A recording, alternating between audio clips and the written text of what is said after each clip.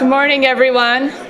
Before we start, I'm going to ask you all to do a big favor to the many people who will be trying to sneak in late. The people who sneak in late will currently have to walk in front of all of you and sit in these rows right in front. So if any of you would like to be generous and helpful to your fellow humans, I encourage you to move forward so that our colleagues can easily join us in the back. So, on 3, 1, 2, 3, if a few people get up and come down, that would be terrific. I am not being very persuasive this morning, clearly. All right, well, think about it. Well, good morning. My name's Kristen Lord. I'm the acting president here at the United States Institute of Peace. It's an absolute pleasure to welcome you here this morning for the Alliance for Peacebuilding USIP Joint Conference, which this year is entitled Exploring New Frontiers in Peacebuilding. And for those of you who are visiting us for the first time, the United States Institute of Peace is a nonpartisan, congressionally created independent institution. Our mission is to prevent, mitigate, and resolve violent conflicts around the world. And we do this by engaging directly in conflict zones, and many of you have met our people in the field, and also by providing analysis, education, and resources to all those people who are working for peace. We also like to convene groups like this to have important conversations about peace building. In October, we have a big milestone. We're celebrating our 30th anniversary. And as we approach this milestone, we're reflecting on what we've learned about peace building and conflict resolution over the past 3 decades. And we're also taking a lot of pride in the contributions that USIP has made to the field. But as we look forward to the next 30 years, we're not just patting ourselves on the back, celebrating accomplishments, and capturing lessons learned. We're also grappling with some very, very tough challenges, and we're painfully aware of how big the challenges are. Like all of you, we're trying to have more impact and to accomplish our missions even more effectively. But as we look around the world at Syria, at Libya, at the Central African Republic, at Iraq, at the DRC, at Nigeria, Pakistan, Burma, and unfortunately, I could keep going with this list, we see a very dangerous environment and all too many obstacles to the people like you, people like us who are working together for peace. I have to give a lot of speeches in this job, and lately I've been underscoring a point I'd like to share with all of you, and that's this. I truly believe that addressing violent conflict is the central challenge of our time. Rising violence is threatening lives and livelihoods around the world, and it has consequences that go far beyond the immediate consequences. They also stretch on for years and even decades. And it's not just about the violence and the immediate destruction. It's a fact that violence threatens every other positive agenda we have in the world, whether it's health or human rights, development or democracy, counterterrorism and national security, or social justice. It is far, far harder to build stronger, more prosperous, more just societies when violence becomes prevalent. So fortunately, we have a day of brilliant speakers combined with the wisdom and experience of all of you to help determine the best path forward and shine a light on the areas where peace building is working, where we are seeing success. Today, we explore the challenges and opportunities facing 21st century peace builders. We'll learn about peace building in Africa and also some cutting edge work analysis that will help us to understand conflict holistically. We'll examine how civil conflict has morphed with criminality and urban violence in many parts of the world, and we'll explore how we can promote peace with our partners, especially international partners like the United Nations. We're going to have what I'm particularly looking forward to is a fascinating conversation with two true pioneers in our field, John Marks and Susan Collins Marks, who founded the global NGO Search for Common Ground. And then after lunch, that's only before lunchtime, we'll learn how a dynamic group of practitioners are using new technologies to both predict and prevent violence, and we'll learn how to be more persuasive as we promote the idea of peace as both a realistic possibility and a serious policy option, at a time when those who are willing to employ brutal violence seem to have the upper hand all too frequently. But now I would like to extend a special thanks to our speakers and our panelists who will be sharing their wisdom with us throughout the day. I want to thank Melanie Greenberg and all the team at Alliance for Peacebuilding. They've been terrific to work with on this. This is the third year we've co-hosted the event. Every year the crowd gets bigger, or a lot, sometimes a little, sometimes a lot, like this year. Every year the discussions become more productive and engaging, and the sense of community and common purpose grows even stronger. And that should give us all some hope in dealing with some of the challenges I mentioned.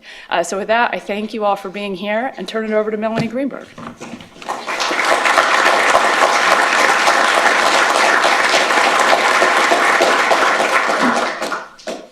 Well, good morning, everyone. It is such a great pleasure to see all of you here today. My name is Melanie Greenberg, and I'm the President and CEO of the Alliance for Peacebuilding. And it's an inspiration to be with all of you here today and to welcome those of you also who are watching this event on our live stream. We're all drawn together today because of a shared passion for peace. We're joined by the sense that today's conflicts, from Syria and South Sudan to Burma, Ukraine, and Egypt, require solutions on a different scale. We need new thinking about the links between democracy, conflict, and social change. We need a wider panoply of options for facing down dictators and bringing the voices of civil society to bear on complex social issues. We need a more holistic sense of the complex regions where deadly violence is breaking out, and a more powerful and creative tool chest for integrated action. We need new conceptual lenses for understanding forms of violence related to drug trafficking and cross-border criminal activity that have not always been considered part of the peacebuilding mandate. These problems all represent the frontiers of peacebuilding, and we look forward to exploring this universe with you today and for the remaining 2 days of the Alliance for Peacebuilding Conference. But before we move on to our substantive agenda, I want to thank you, Kristen, and thank USIP for many reasons. The first, of course, is for hosting us all today in your magnificent building, the embodiment of peace on the National Mall. But we also want to thank you for being such superb partners in planning and co-sponsoring the conference activities today. Sharon can tell you that we were in almost daily contact, and you drew on the full resources of your staff and your board with tremendous creativity and generosity. So a special thanks again to Kristen, to Sharon Morris, Selena Canode, Linwood Ham, and the whole logistical team here, and thank you. But most of all, thanks to USIP for being our nation's premier resource for peacebuilding in all its forms, from brave work on the ground in Iraq and Afghanistan to gathering the best minds in peace building here in Washington, D.C. Your work extends far beyond the winged roof of this building, offering hope, new ideas, wise guidance, and catalytic action in the world's most complex conflicts. Our community is extremely grateful for all you do, and we're very pleased and honored to celebrate our friendship, our partnership, and our collaboration here with you today. So the Alliance for Peacebuilding is a dynamic network of 83 organizations working in 153 countries around the world. Our mission is to amplify the voice of the peacebuilding field, to catalyze new ideas and conceptual lenses for preventing and resolving deadly violence, and to connect the voices of civil society with policymakers here in Washington and around the world. Our members span the fields of peacebuilding, media, development, democracy, health, education, the environment, religion, and security, and create vital new connections between them. These dedicated peace professionals work to build societies that can resolve conflict through dialogue and political processes rather than through deadly violence. But as Kristen mentioned, this is not always easy. As we see right now in the post-2015 negotiation process at the United Nations, for the first time, there's a chance that peace and violence reduction will be part of the development framework that guides the next 15 years of development assistance at the United Nations and around the world. And yet, there are people with a vested interest in the status quo who say that peace building is not a development issue, it's a security issue, or that we're hypocritical in the United States for talking about peace when we export war. It's our job as a community of professionals to push against those arguments and to argue for the integrative nature of peace and peace building. And it's that frontier which we hope to tackle in the next 3 days. We have some very special thanks today. First, and I'm not sure if she's in the room, Emily, are you here? Yes, Emily. Emily, can you stand up? So Emily Malozzi, who is our manager for membership and outreach, was the heart and soul behind today's conference.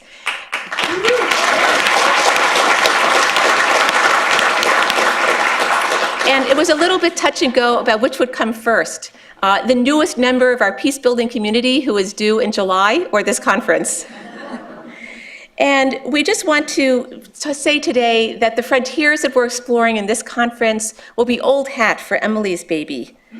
But all our work today, we hope that the world would be a more hopeful and peaceful place for Emily's baby and for all of his baby compatriots around the world.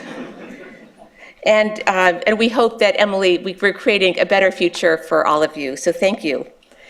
I also want to thank the wonderful staff of the Alliance for Peacebuilding. If you could all stand up so everyone can recognize you.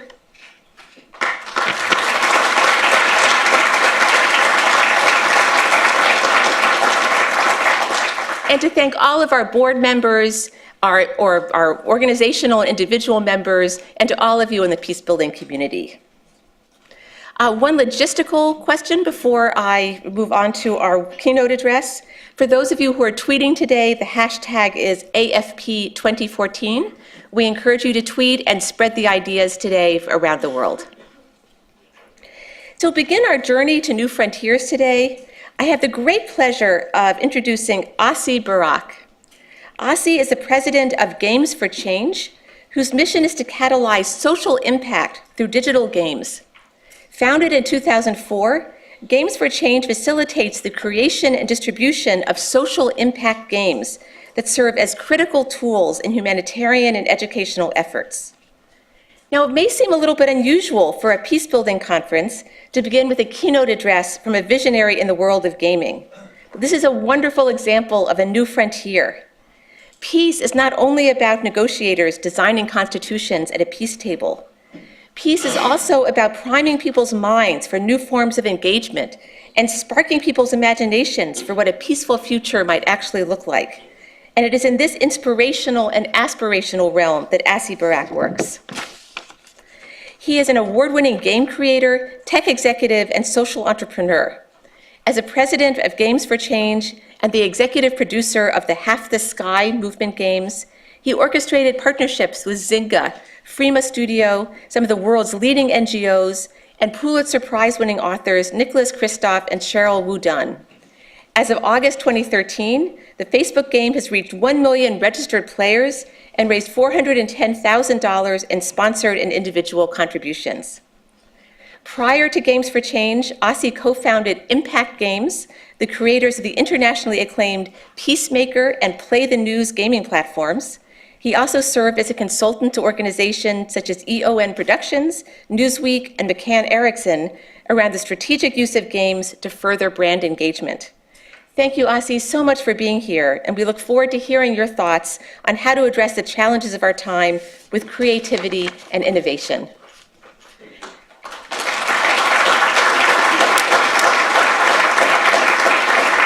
And we're just going to take a moment to plug in your PowerPoint. But you can come up. We'll get ready.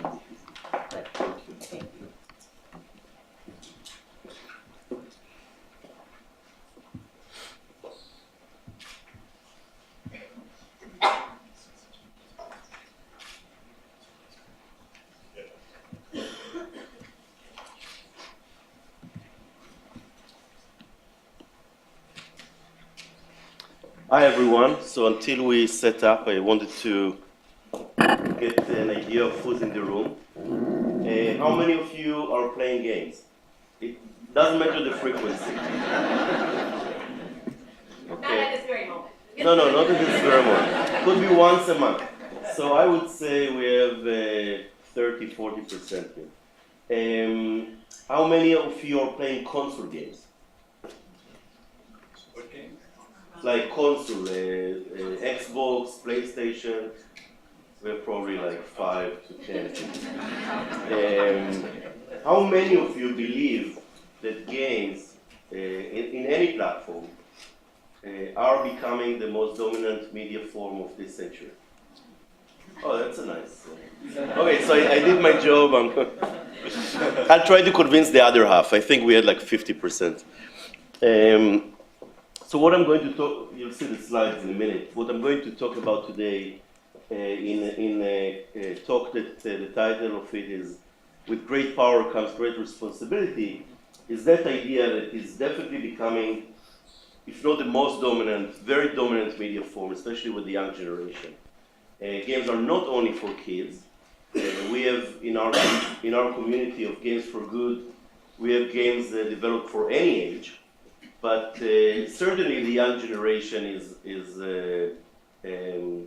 let's say, the most natural audience for games today. Now, what I want to, my thesis, or what I want to convince you today, is that if you have this power in a medium, and you have that reach, and that financial power, and that success in relatively short period of time, you must exercise some responsibility. So as a game creator, game producer, game funder, or anyone that actually cares for social change in media, I want you to join me today in a journey to change the status quo of what games are perceived today into a different place where games, just like any other media, are helping to promote change, to promote positive messages, to promote understanding and different perspectives. Okay, so let's start by asking the question, who said that? Where the quote is coming from? Batman. Uncle Ben in Spider-Man, that's true. Let's try to get to the one appearance before that.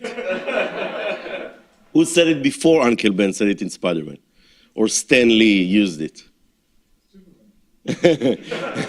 Some say that FDR used it in one of his speeches, but it was never recorded, so it's on debate. It's debated on the internet.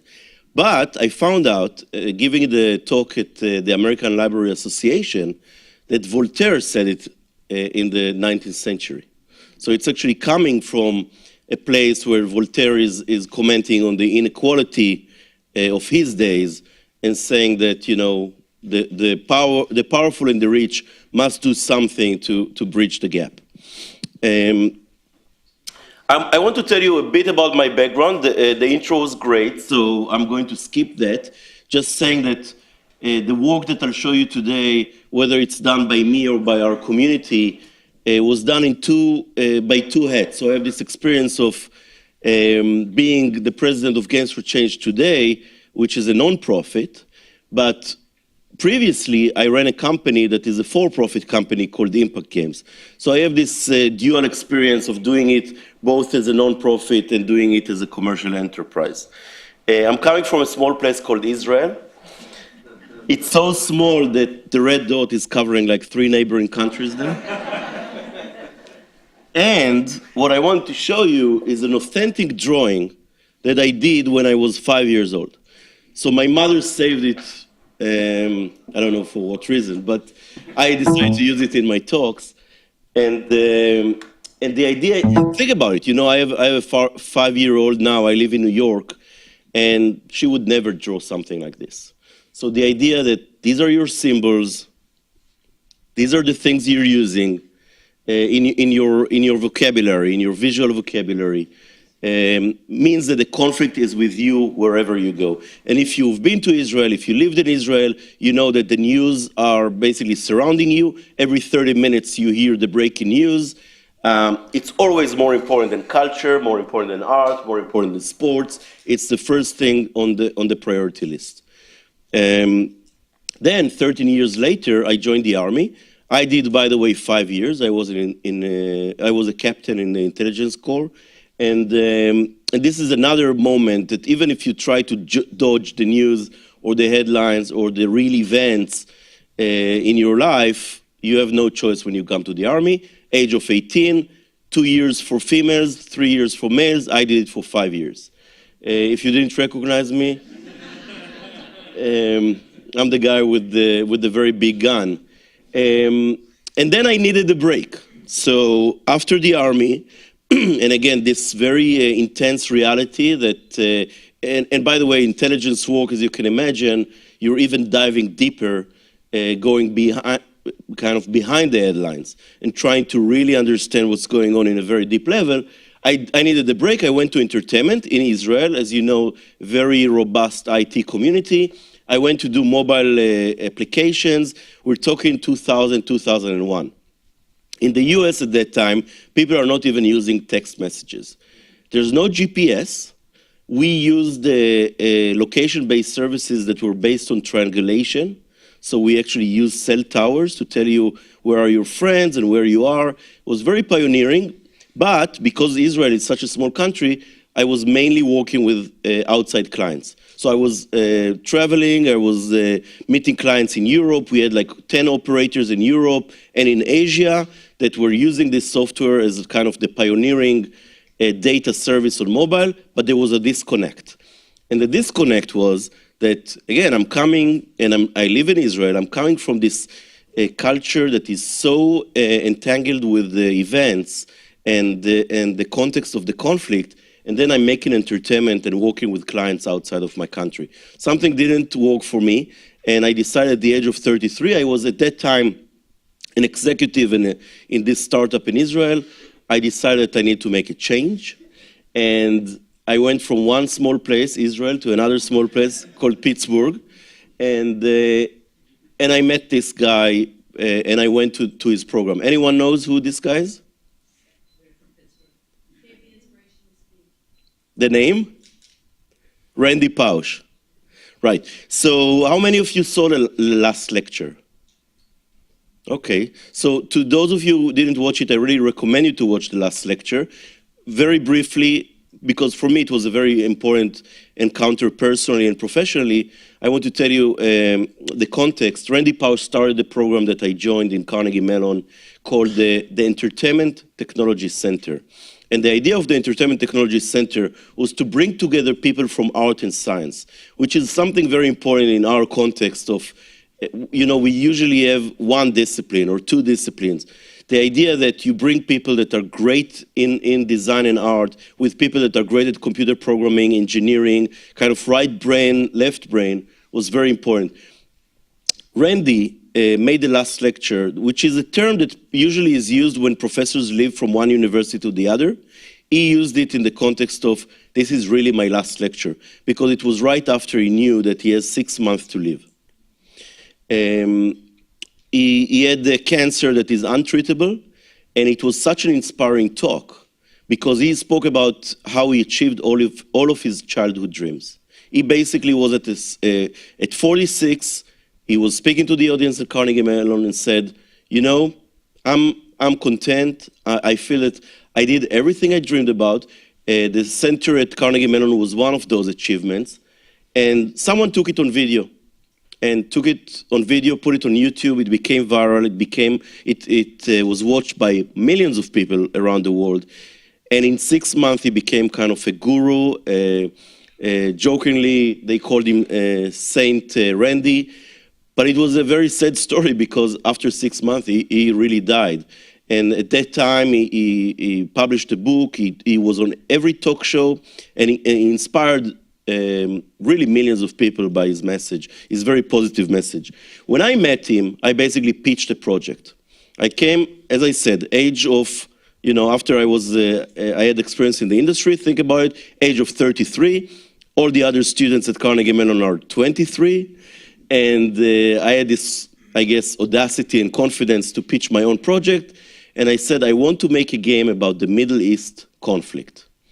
And unlike all the games, 2004, right? Everyone is talking about Grand Theft Auto. It's not even the perception of games today. It's like, really, the only thing you know is of console games, very violent, first-person shooters. It's probably the most negative thing you can think about. And I'm saying, not only that I want to make a game about the Middle East conflict, it's going to be a peace game. So this is what Randy said. Now, to be honest, that's not exactly the phrase he used.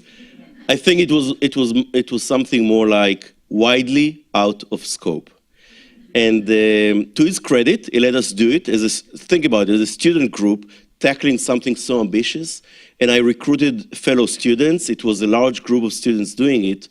And by the end of our studies, not only that we made a game about the Middle East conflict, I'll show you a video in a second, we actually, it was so, the project got so much attention outside of the university, by the press, by community leaders, by people from organizations like the one sitting in this room, that we decided to commercialize it. So we took Peacemaker, and we started a company, Impact Games, and we self-published it because at that time no publisher wanted to touch it. Everyone told us it's very interesting. We went to EA and we went to Valve and all those big companies publishing games, and they said it's very interesting, but it's too political. I remember at that time that when we went to Microsoft, for example, you couldn't put a flag on the package of games. So like they had policies that we couldn't even, get close to publish it with them. By the way, until this day, we're talking about 2014, Apple on the iPhone, on the iTunes store, is rejecting games coming from our community, Games for Change, because they're too political or they're too serious or they're too related to real-world context. There was a game, it still exists, called Endgame Syria, that was rejected by the Apple store, and they needed to fictionalize it and make it like a fake country just to get past the policies. And the most amazing thing was that in the rejection letter, they basically told this company, again, one of the developers in our community, if you want to say something serious about the world, write a book, don't make a game. So the situation is we still have work to do. I want to show you a short video, 2 minutes, about Peacemaker, because it's really the launch of everything I did, but also the whole context of Games for Change and what it means to create games for social impact. It also will show you some of the how it was presented in the media. As you can imagine, it was a great media story. At the time of Grand Theft Auto, a few naive students from Carnegie Mellon making a peace game to solve the Middle East conflict. Sometimes the hype was so big that it was almost like you take the CD of our game, you put it in the computer, and world peace will emerge. And you'll see also the media outlets, the diversity. You'll see in this 2 minutes Al Jazeera. They came especially to Pittsburgh. You will see ABC News. You will see Israeli TV. And I'll speak about it after we'll watch it.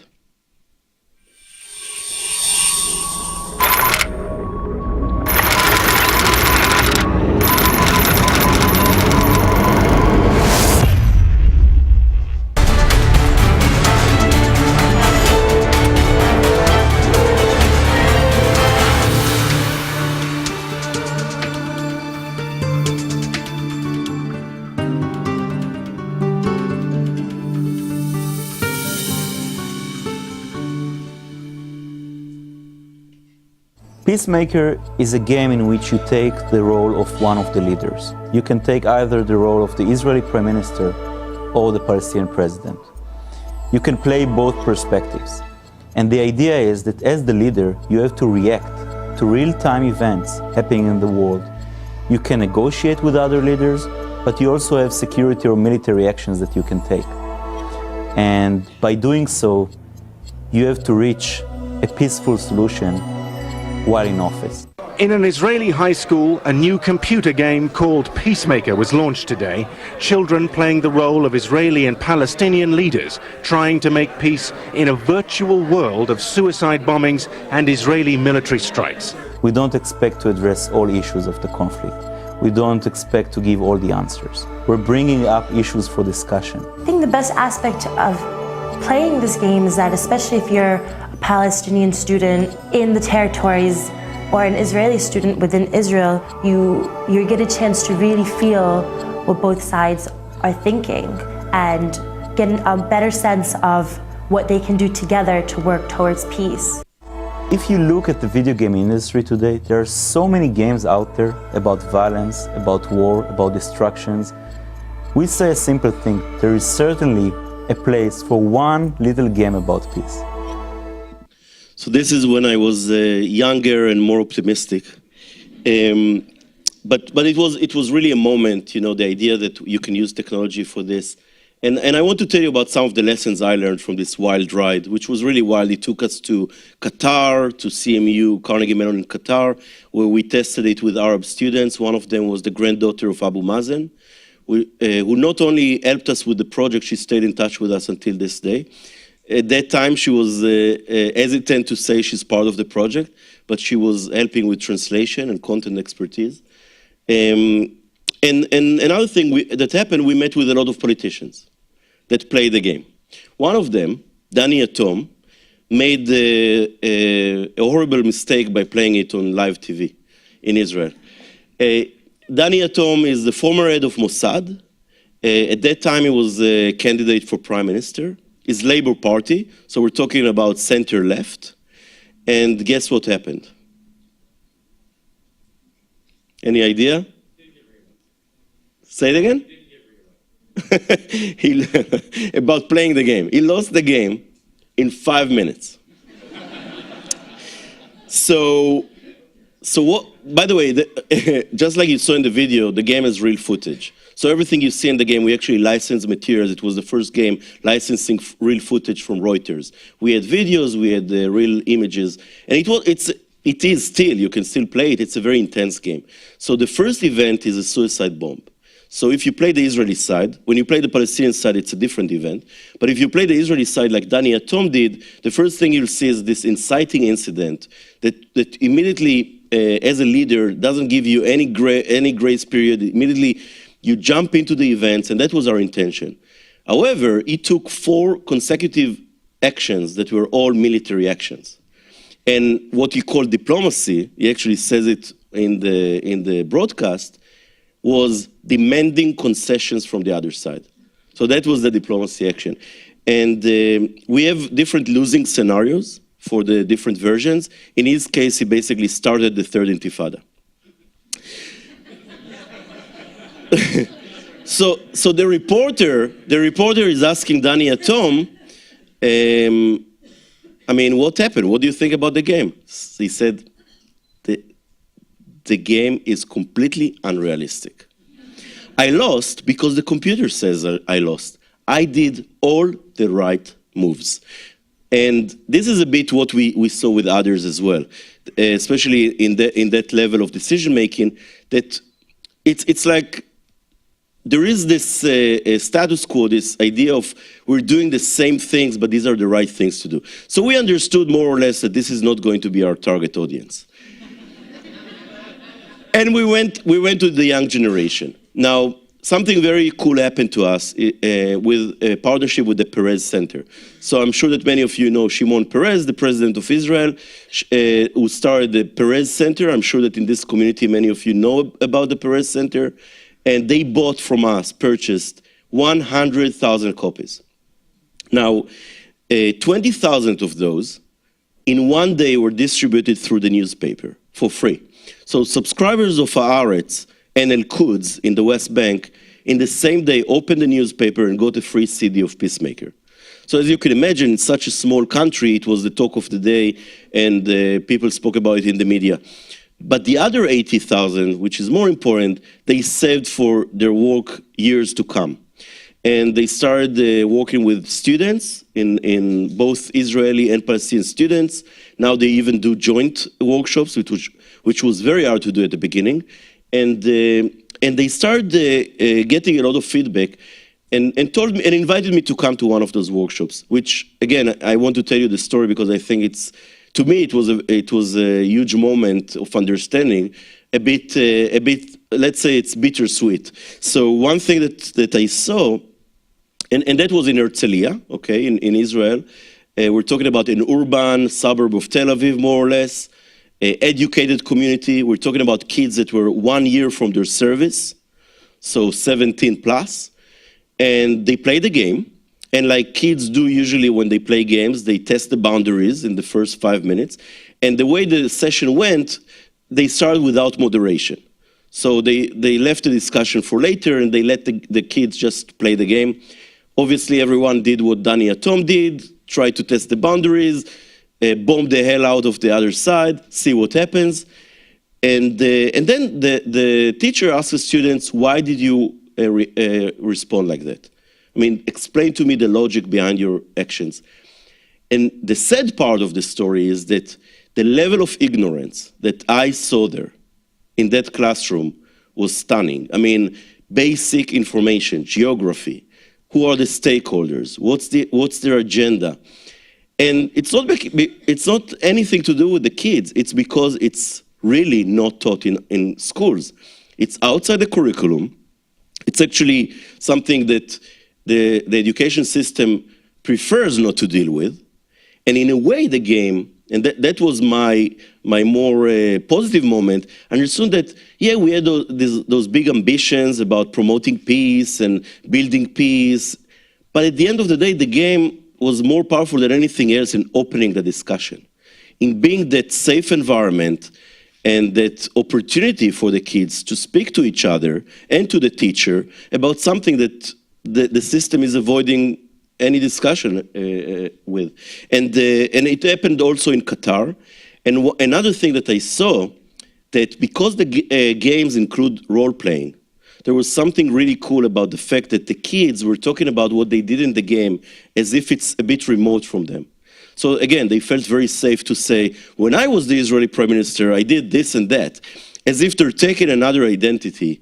And it made it much easier for them to speak about very hard and difficult political issues. So that brought to me the understanding that games could do much more than Peacemaker, and can open discussion, understanding, awareness in many other issues.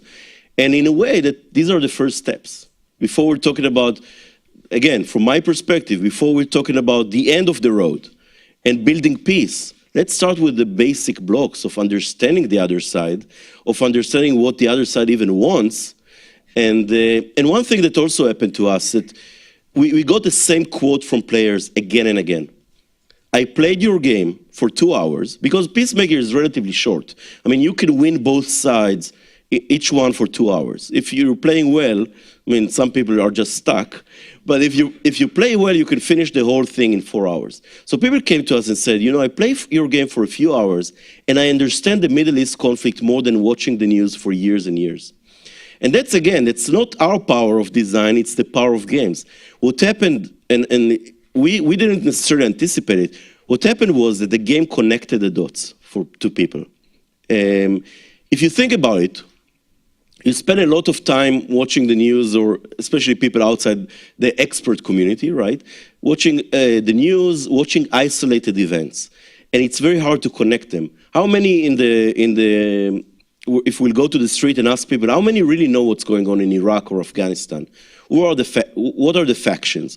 What do they really try to achieve? What are their agendas? What happened in Peacemaker is that rather than watching these linear, isolated events with no connection, because you were really making the decisions, this whole puzzle came to life. And you understood cause and effect relationships, you understood agendas, you understood what the stakeholder really want, and you understood the geography of the conflict. So that was another lesson that, again, before we're talking about the end goals, let's talk about really understanding the basic picture before we even try to solve it. I want to talk now about the larger idea of games for change, because I think that the potential is huge and we're not even scratching the surface. We're trying to do as much as we can, but it's really the beginning. So, larger context of games, this is one of them. Public figures talking about the negative power of the medium. And as much as we're improving and games are becoming more diverse, this is still, especially with the older generation, this is still the public perception. That best case scenario, it's neutral. Worst case scenario, it's addictive, it's violent, it's shallow, and you might prefer any other activity on your kids playing games. By the way, I have now a daughter, as I said, that is moving to kindergarten. So I went to a school tour in New York City, which is, by the way, more like a college tour. And one of the teachers was really, in a private school, was very proud at the fancy equipment. So she's showing the iPads, and all the parents are really happy about it. And then she says, but don't worry, they're not playing games. And then I got worried.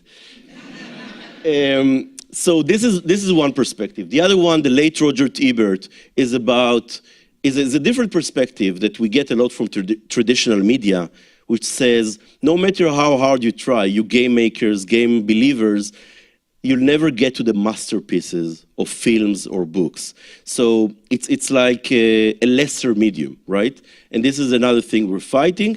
By the way, Roger Ebert apologized for saying it, not for the essence of what he said, but for the fact that he said it loudly, because he got a backlash of thousands and thousands of gamers that were really upset about it. And again, it's also about understanding that it's an evolution. And it took TV decades to get to the place of Mad Men, right? And it took films decades to get to independent film and documentaries. This is how I want to think about games as well. Let's talk about the power. $66 billion, that's a global industry, including everything. In many countries, it's more than ticket sales, movie ticket sales, and music industry combined. 1 billion in 3 days, that's the largest, most successful launch of any media entertainment product in history. Any idea which product it is? Grand Theft Auto 5. And that was November last year. So it's really recent, more than Avatar, more than any other product in history. In 3 days, $1 billion, just by people waiting for it and buying it right when it came out. 30 years old, this is another stat that is very important, the idea that the age is changing rapidly. You know, every year the Entertainment Software Association in DC is publishing this report on the average age of players, and it's going up. It's going up because the gamers are growing up and continue to play games, but it's also the idea that new platforms are coming in, females are playing, and older people are playing. The idea of time. So if you think about it, the real competition of media, of course there is the financial incentive, but it's really about the competition on your time. How much time are you going to spend on TV versus DVD versus Netflix, etc.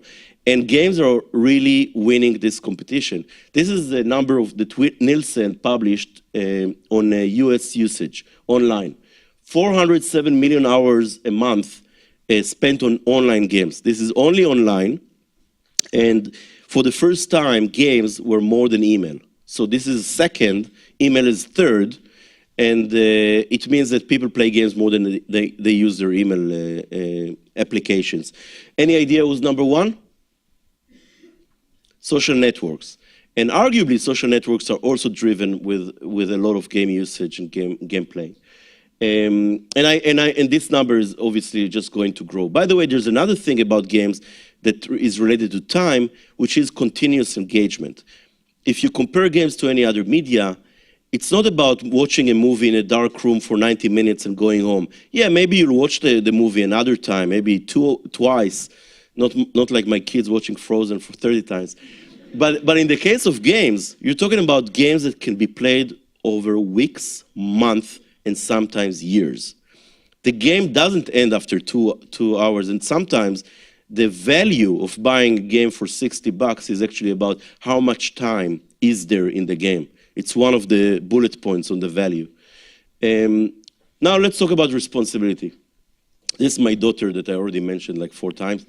When she was 18 months old, to me this is the responsibility. If I'm in this media creation community, we need to change the way that games look in terms of the diversity. So yeah, the criticism sometimes is unjustified, but sometimes it is.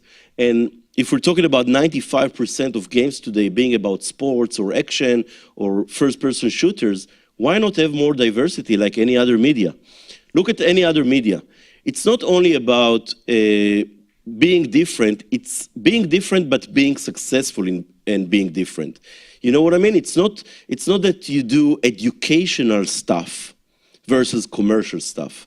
I mean, Charles Dickens, this is also about being widely successful and popular while dealing with the most serious issues of his time. Persepolis, Mouse, graphic novels, success, being widely success financially, but also in acclaim, and being so successful that the media name, okay, the medium name has to change. Comic books are no longer good enough to say what this masterpiece is. And now they call it graphic novels, and you can go to a bookstore and find them. So maybe in games we'll have a new name one day. MASH, I'm using MASH because it was the most viewed TV episode, the last episode of MASH before the 2 last Super Bowls. And the idea that you can also be, you can also do satire, you can also be sophisticated, you can do something in a very serious context, but take it from another. So unlike Peacemaker that is very earnest and very straight to your face, you can actually make things that are more sophisticated as you grow up. Documentaries, obviously, think about Inconvenient Truth.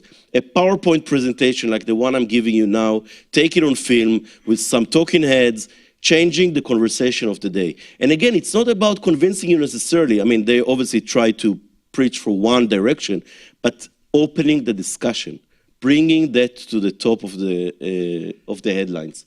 And the example that I like most, look at the Oscars. You can't be more mainstream than the Oscars, right? Blockbusters, success in theaters, and look at the winners of the last 5 years.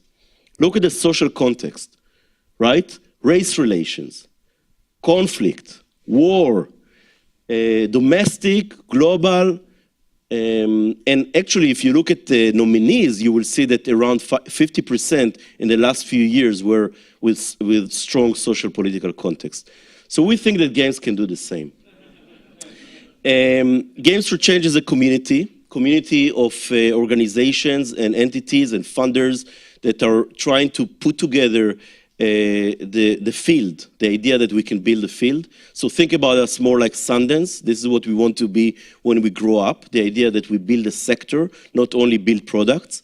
We have a festival every year. This year, for the first time in April, we did it with Tribeca, with the Tribeca Film Festival in partnership. It really got us a lot of legitimacy and support. This is the convening, the place where people from this community, the cause owners, let's say, or the people that understand the subject matter are coming to meet with the people that can create the media. We had great speakers over the years. And no gaming conference can say that they had Vice President Al Gore coming to speak, or Sandra Day O'Connor. This is, again, the very interesting nature of the community, that people like that say, there's something here. There's something we should take advantage of. There's a new media, a new way to communicate that is beyond the converted. Can we actually use our messages with this medium? Research, relatively young, but a lot of research is piling up about this medium and about how, unlike traditional media, that puts people in a very passive position, this medium can actually get kids, especially young adults and kids, to participate, to make decisions, to see consequences, to learn in their own pace, to fail and see what happens when they fail in a safe environment, to think about systems. If you think about it, all traditional media is about stories. For years and years and years, going back to our ancient times, we're telling stories. But games present something new. They have stories, that's true. By the way, it doesn't have to be about stories, because Tetris, as an example, is a game with no story. But there might be a story, but the most important thing that games have is a system. There are rules, someone designed them, there is a way to proceed, there's a way to level up, there's a way to understand different strategies, different ways to beat a system. And in a way, when you simulate a system, you know so much about the system. What we did with Peacemaker, we made a claim that it's not an irrational, chaotic system, that the system has rules and logic. Yeah, there are random events, and there are some radical groups, but at the end of the day, it's about a system that you can simulate. Some organizations that maybe some of you know about their investment, maybe some of you don't, but US government, foundations, corporations coming and saying, we want to invest in this medium. Now when I'm coming to DC often, I'm meeting with NEA, started funding games 2 years ago. NEH is starting to fund games now, the White House, NASA is doing it for many years, but also family foundations and some of the big foundations like Gates and MacArthur. It's a very interesting community, as I said, very diverse. I'm going to skip that, but the idea here is that in order to make a successful project, you must learn how to work with all those different sides. And I want to show you a few cases quickly, and then maybe we'll have a time for a question or two. The first one is about civic education. I told you about Sandra Day O'Connor coming to speak. She didn't only come to speak, she announced a project. How many of you know that Sandra Day O'Connor is making games? So this is something we need to change. I want one day to come to a room like this and everybody knows that Sandra Day O'Connor makes games. She started a project when she retired from the Supreme Court and announced that games would change. And she said, you know, I don't need research. I'm looking at my grandkids and I'm asking their friends, what do you know about the US government? Do you know the 3 branches of government? Guess what? 2 out of 3 have no clue. But when she asked them who are the 3 judges on American Idol, they all know. Now, she doesn't get depressed. She says, okay, it's an insight. Popular media is succeeding where our education system is failing.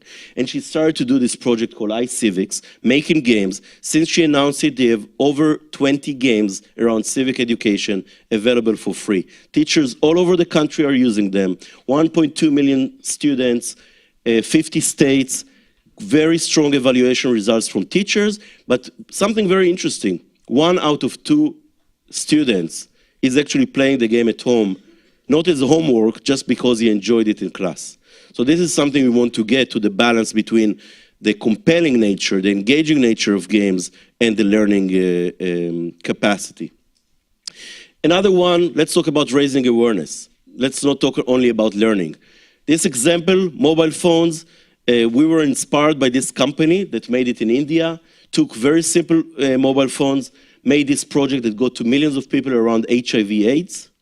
And the power of this project is that they went not with technology forward, as we always, people are always talking about the cutting edge. They actually went backwards to the technology that is most dominant right now in India and Kenya. And we followed them with After Sky, making games for feature phones. I want to speak about free rice that many of you probably know, mainly about how free rice is breaking the boundary between the virtual and the real. And people that are playing free rice are actually helping by donating rice. Every day, 2,500 people are getting fed by the sponsors that are triggered by this gameplay. Another one that breaking the boundaries of real and virtual, Fold It. How many of you heard about the game about folding proteins? It was a big news story, and the idea is that players who were able to solve in 10 days, okay, a problem around folding proteins that supercomputers could not solve in 10 years. Now, those of you who might not know say, so what's the big deal? What's about folding proteins? The big deal is that folding proteins is the key to some of the most serious questions around HIV/AIDS research or cancer research. So this is the game, this is the story from Time magazine, the idea that the players could do creatively and collectively things that the supercomputer could not. I'm going to skip that, and I'm going to tell you the last story is about Remission. Remission is a game created by Hope Lab in Silicon Valley, and they're not only good at making the products, they're also very serious about the research. They're taking the research to the limit. They're doing evaluation in some of the most robust ways available today, including randomized trials, and they proved that not only did they change attitudes and they changed perspective, they actually changed behavior. So kids, it was aimed at young adults with cancer, kids that played Remission. This is a quote from a study that they published in a medical publication, not in a game publication, but a medical publication, showed that the kids that played the game were much more consistent in their treatment than those in the control group. So gameplay alone not only got them to understand what they're going through, it helped them to deal with what they're going through in a much more robust way. My last slide is your game is here, because I hope that all of you will join me in this journey and will help us make great games and great interactive products that can really make this world a better place and make it change. Thank you very much.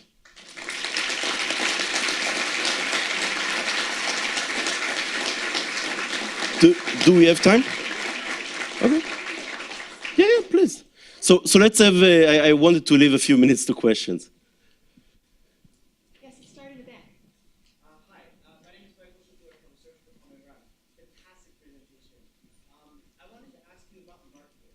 What will it take to get games like the ones that you've just shown us into a truly mainstream market, so that when you say the 1.6 billion grossing game is not Grand Theft Auto 5, but thinking about World Peace or whatever? Yeah. What will it take for us to do? So it's a long conversation. I'll give you the highlights. I think that one thing is for organizations to think about marketing as part of the budget. A lot of all the failures in our community were people investing 90, 100% in development. The ratio should be more like 60-40. Okay, that's one thing. Get big partners. We got a lot of people playing After Sky because we worked with Zynga, and Zynga helped us in kind to publish it. And the last thing I would say that things are working in our favor. People are now publishing themselves. A lot of indie games are becoming very successful out there without the big machines and the big systems. So I think that, there's a good chance that we'll get there. Middle East peace is one thing, but how about Congress in the U.S. and how about working with Senator Connor on a video game for American kids? Yeah, so iCivics is exactly that. I kind of went very quickly on that part. But if you go to iCivics.org and you look at some of these games, you can play the President of the US, you can look at how the Congress works or doesn't, the court system. There is a game there that I love. It's called Do I Have a Right? Do I Have a Right? You're an American lawyer, and people are coming your way. Just like in Diner Dash, you are a waiter and people come to eat. So in this game, you're a lawyer. People come through the elevator and wait for you, and you need to serve them. But you need to make a very quick decision. Do they have a case that aligns with the Constitution? So it teaches kids in America about the very basic ideas of the Constitution. And sometimes they need to tell people, you don't have a case, because the Constitution says that, and you're trying to argue against it. Hi, I'm Doris Mariani, Chief Executive Officer of Nonviolent Peace Force. We're all about conflict solving it in a nonviolent way. So thank you for this presentation. Thank you. My question to you is, we have about 225 people on the ground, like boots on the ground, trying to facilitate conflict, make peace. Make peace, not build peace, really. Right. And create that safe for dialogue. How would you propose we can use something like this in actual conflict zones? Like, I have 125 people in South Sudan now in the middle of conflict, places like that. So to be honest, this process takes much longer. Usually when we or other developers are working with someone like you, it's probably going to be a few days of discovery and understanding the audience. But I would actually say, from what you described, it might not be a technology-based game. You know, there are people in our community now that are making card games and board games and physical games that have the same qualities, but they're not on the computer. So if you're already working on the ground, and I'm sure that the access to technology is not great, why not try a non-traditional, a non-digital game and to use this to get the same impact?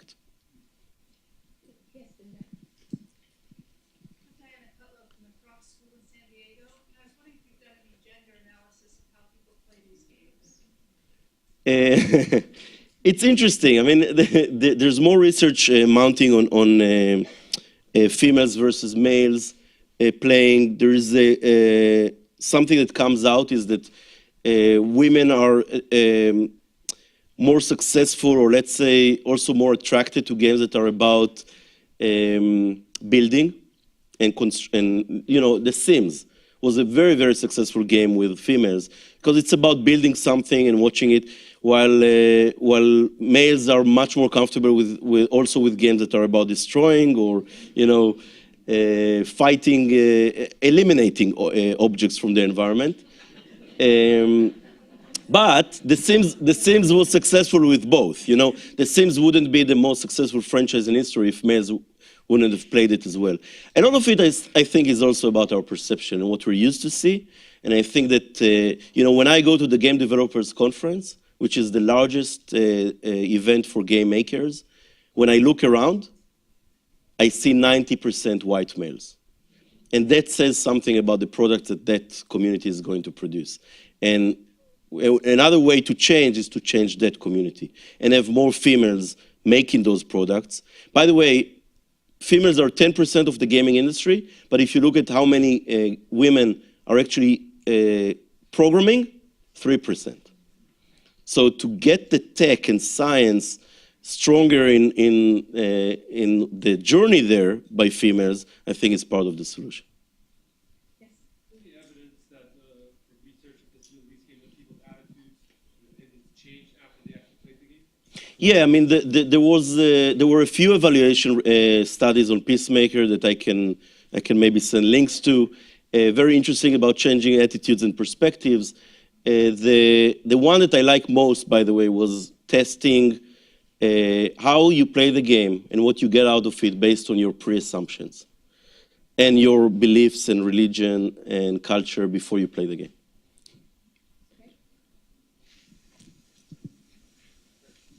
Thank you very much for the presentation. Craig Zelzer from Georgetown. Just a quick question. So most peace builders are not that tech savvy. More and more of us are getting that place. So do you have any recommendations for, let's say, peace builders or organizations who want to better engage with the gaming community? How to do that? Because a lot of us had bad experiences because the tech world speaks one language and we speak another language. And who's doing it well? So just kind of your general thoughts and recommendations. And of course, attending your conference is one step. Absolutely, and the conference is just 3 days a year, so we're trying to do all year round advisory services. We have a discussion list with great developers that are already prone to this type of work and can help. But my one advice would be never do it without them, okay? To me, it's less about the tech proper, because tech is more about execution.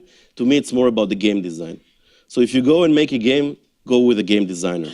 This is the director. Okay, just like if you make a video, you would probably go to a movie, creator. The game designer is probably the most important part in this process.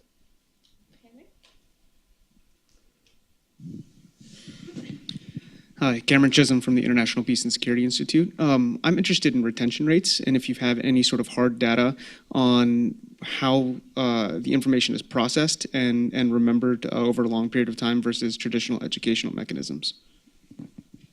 It changes from game to game, and it also depends on the intentions of the creator. I've seen games that have the long-term effect, and they do it very well. I've seen games that it's a much shorter term. The one thing I would say about it is, with all the excitement and the hype that we have in our community, it's also to remember it's one tool, it's one strategy.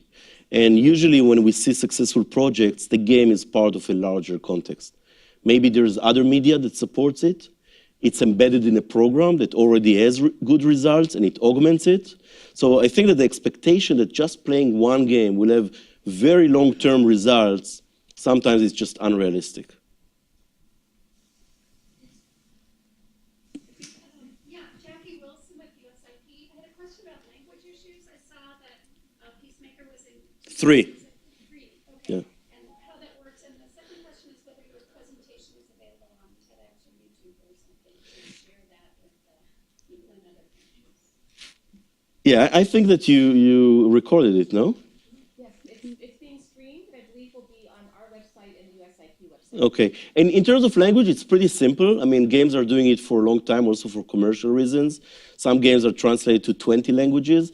It's just a matter of budget and getting the right translators. The one challenge that we faced is that we needed the translators, but we also needed someone, just like, as I mentioned, Hala, the granddaughter of Abu Mazen, someone who understands us and the project that can tell us that what was translated is, it's not only about accuracy. Is it in the spirit of what we're creating?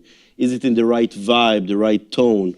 So there was one layer to kind of verify it. Yes, Becca?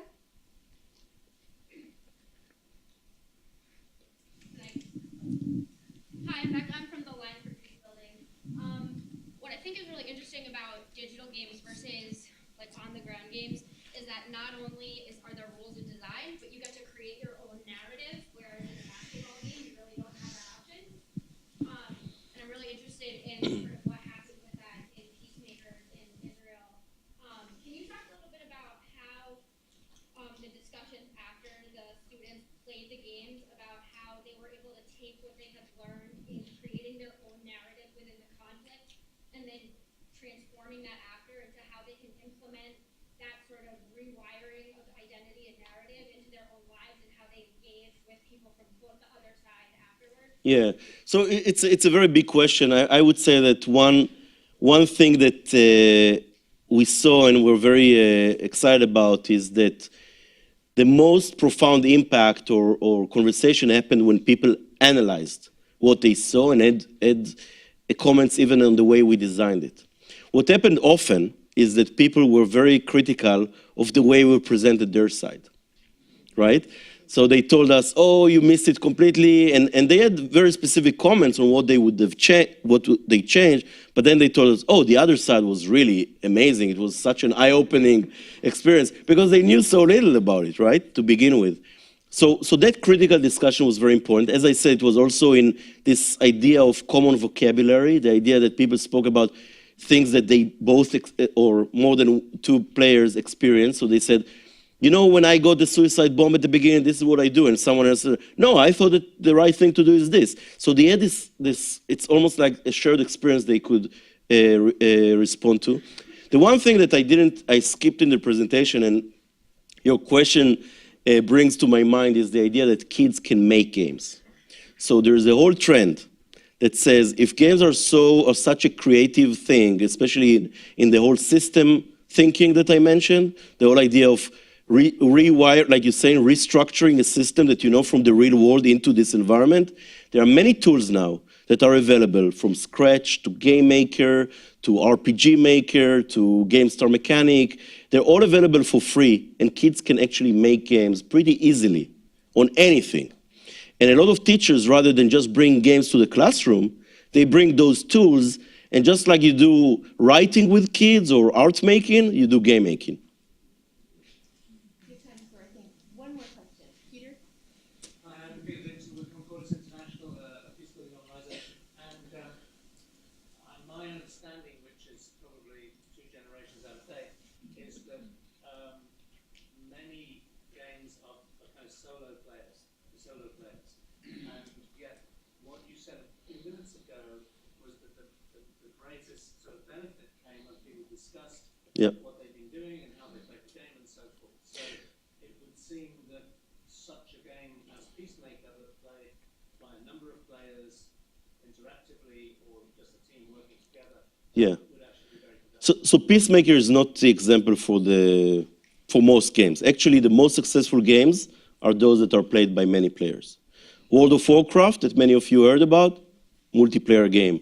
A lot of the games on Facebook, you know, that's the success of Facebook as a game platform. When it came out, Farmville, played by many people. In a different manner, but played by many people. The hardcore gamers, those that play Grand Theft Auto, they actually, or Call of Duty, they actually many times prefer the multiplayer mode than the one-player story mode, what we call. Maybe they'll play it, they'll finish it very quickly, but then they'll stay for that multiplayer experience and, you know, playing with others across the planet. So actually games are very social, and with the new platforms, they become even more social. With smartphones, Facebook, a lot of the consoles moved recently, I mean, 2 or 3 years ago, to online modes that they promote more than anything else. So I agree with you that it would be very effective, and it's just the only challenge is that to make a good multiplayer game is just harder and might cost more. But it's definitely a way to go. And Peter, since you traveled from The Hague to be here, you couldn't have the absolute final words. Thank you very much for a very wonderful presentation. Thank you. I'm with the Global Partnership for Prevention of Armed Conflict, a network of civil society organizations focused on peace building. I was trying to think of, you know, your games for change. What is your theory of change for peace? I want to exemplify it because, you know, I completely buy into many things that you say. Yeah. You know, when it says, you know, this sort of games helps children suffering from cancer to improve, or it can spread information on HIV and many other things. Yeah. But violence is created often in other settings, in communities, you know, where children perhaps are being taught to hate other children. So, do you have information, for example, whether your first game managed to penetrate communities of Jewish settlers, yeah, and to engage their children? You know, I'm interested to sort of pose the sort of harder questions, precisely because your approach is so interesting. Right. So, thank you. So, I think it's a legitimate question, and what I'm going to do, I'm not going to dodge it, but I'm going to say one thing. At the end of the day, me or people in our community, we're the experts on making a game. And let's say that over the last 10 years, we developed some skills, not only in developing engaging games, but also the idea of how do we take subject matter and expertise and putting it into a successful game and getting from the other side some impact, right? What I mean by that is that at the end of the day, you're the subject matter expert. If your theory of change, if you came to me, okay, and it said, let's partner on a project, to me or to any other developer, but you said, look, my theory of change is that what you're doing with the Perez Center, that's fluff. Let's say that that's your approach. That's fluff, you know, that's people that are already educated or that they're kind of in the mainstream or in the center. I want to make a game that will change, that will do something with settlers or Hamas, or I want to go to those neighborhoods. It will be a different game. You know what I mean? The theory of change and the way you're coming from and your definition of audience and context will lead me to create a whole different game. So that will be the subject of next year's keynote. That game, right? Please join me in thanking Aki Brown. Thank you.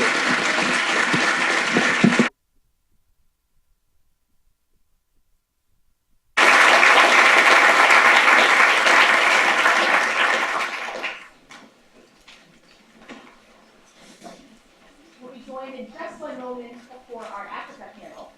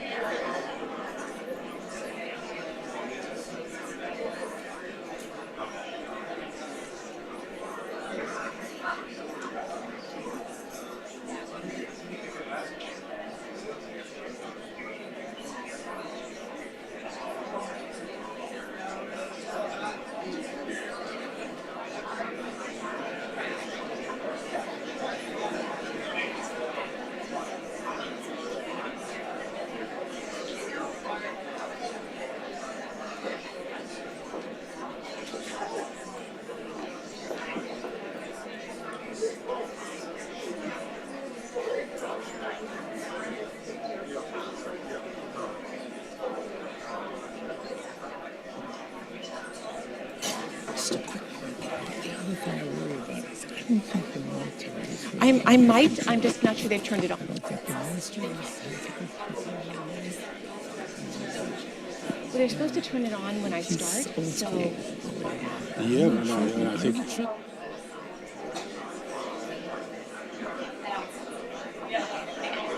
The other thing.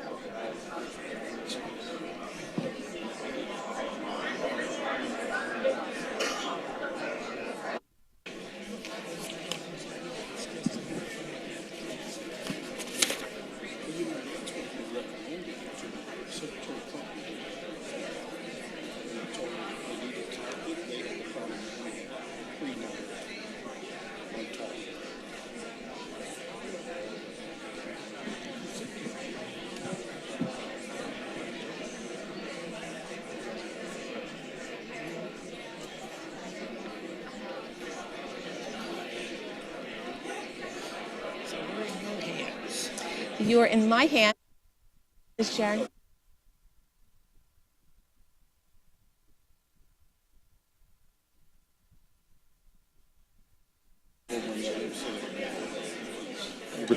Say, huh?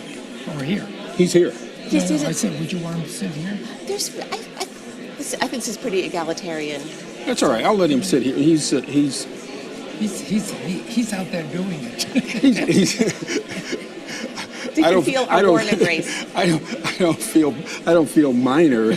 I'm sure Princeton doesn't, but he still is the one who's the most senior U.S. government official. I'll give him the deference. He is a special envoy.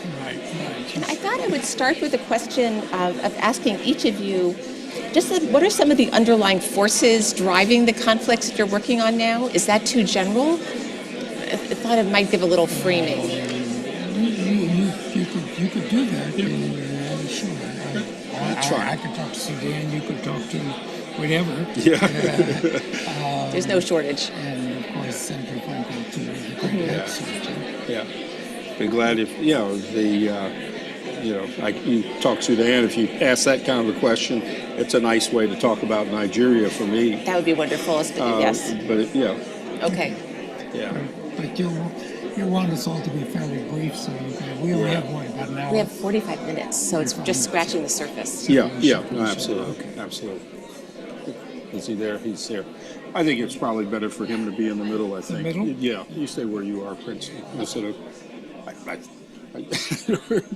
get back into my old role. Right. Your roles too. Yeah, I know. But I think. Here he comes. Yeah.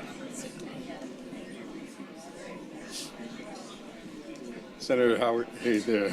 How you doing?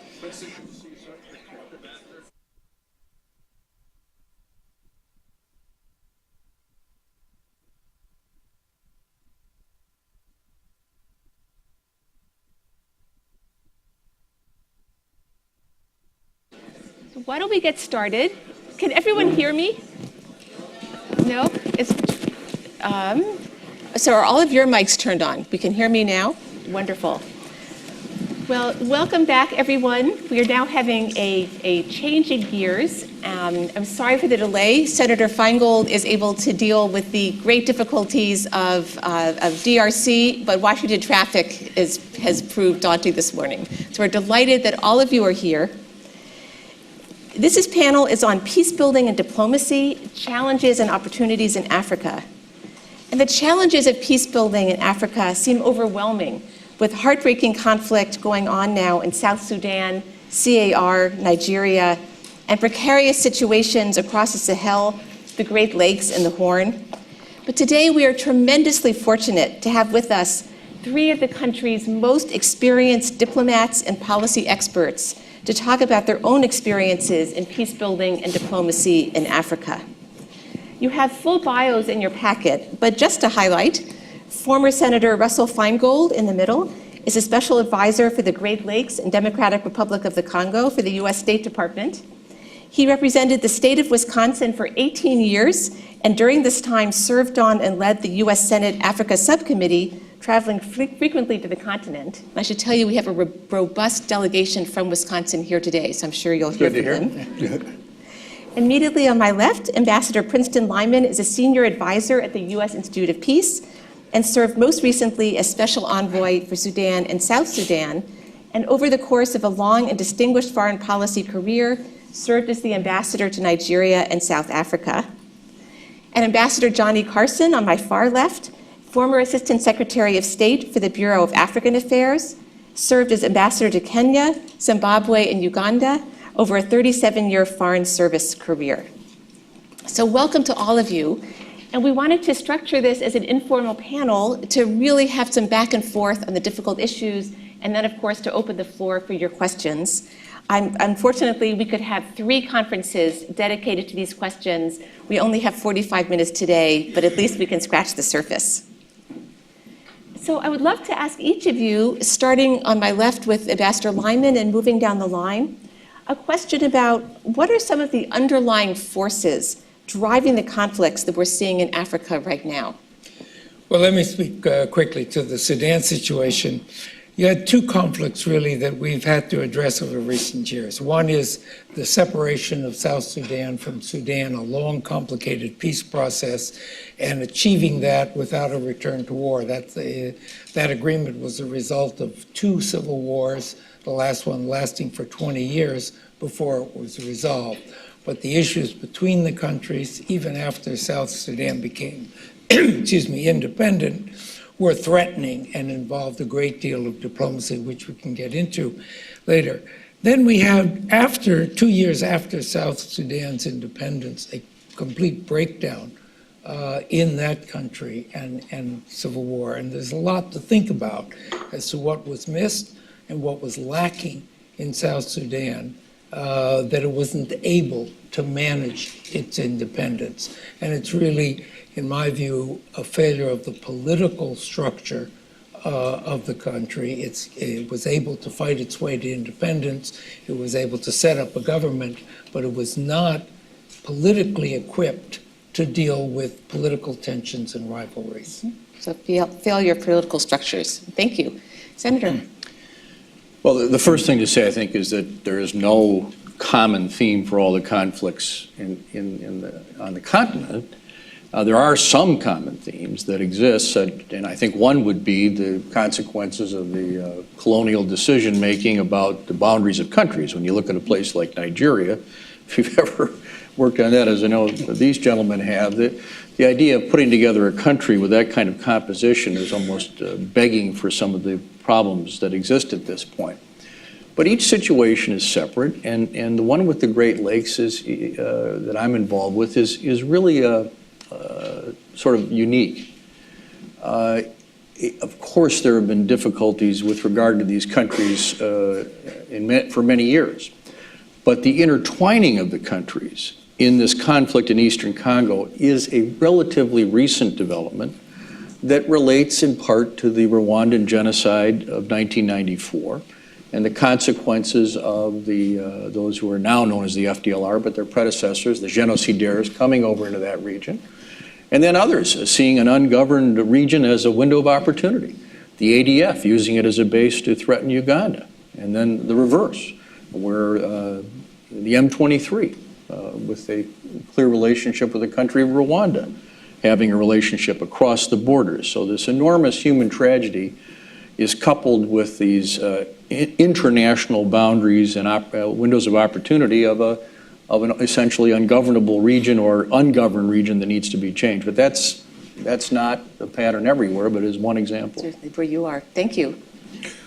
I agree with Senator Feingold that the reasons behind conflicts in Africa have both similarities and dissimilarities. But let me say something about a country that is in conflict today, and that is Nigeria, and what drives the insecurity in two parts of that country. In the northern part of the country where Boko Haram has been particularly brutal and responsible for the kidnapping of some 276 Nigerian schoolgirls, and a second conflict in that country in the middle belt of the nation. In the north, the problems and the drivers are a result of sustained economic decline and underdevelopment.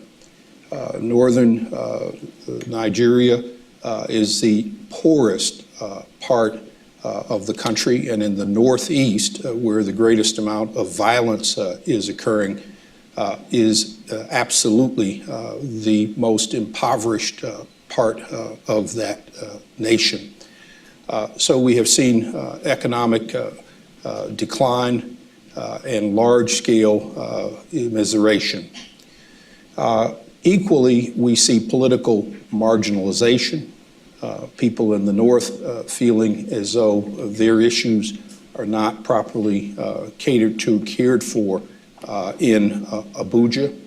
And we see a flawed security policy, which has been heavy on the retaliation side and not nearly as sharp and sophisticated as it should be in terms of investigation, capture of terrorists through intelligence and surgical operations.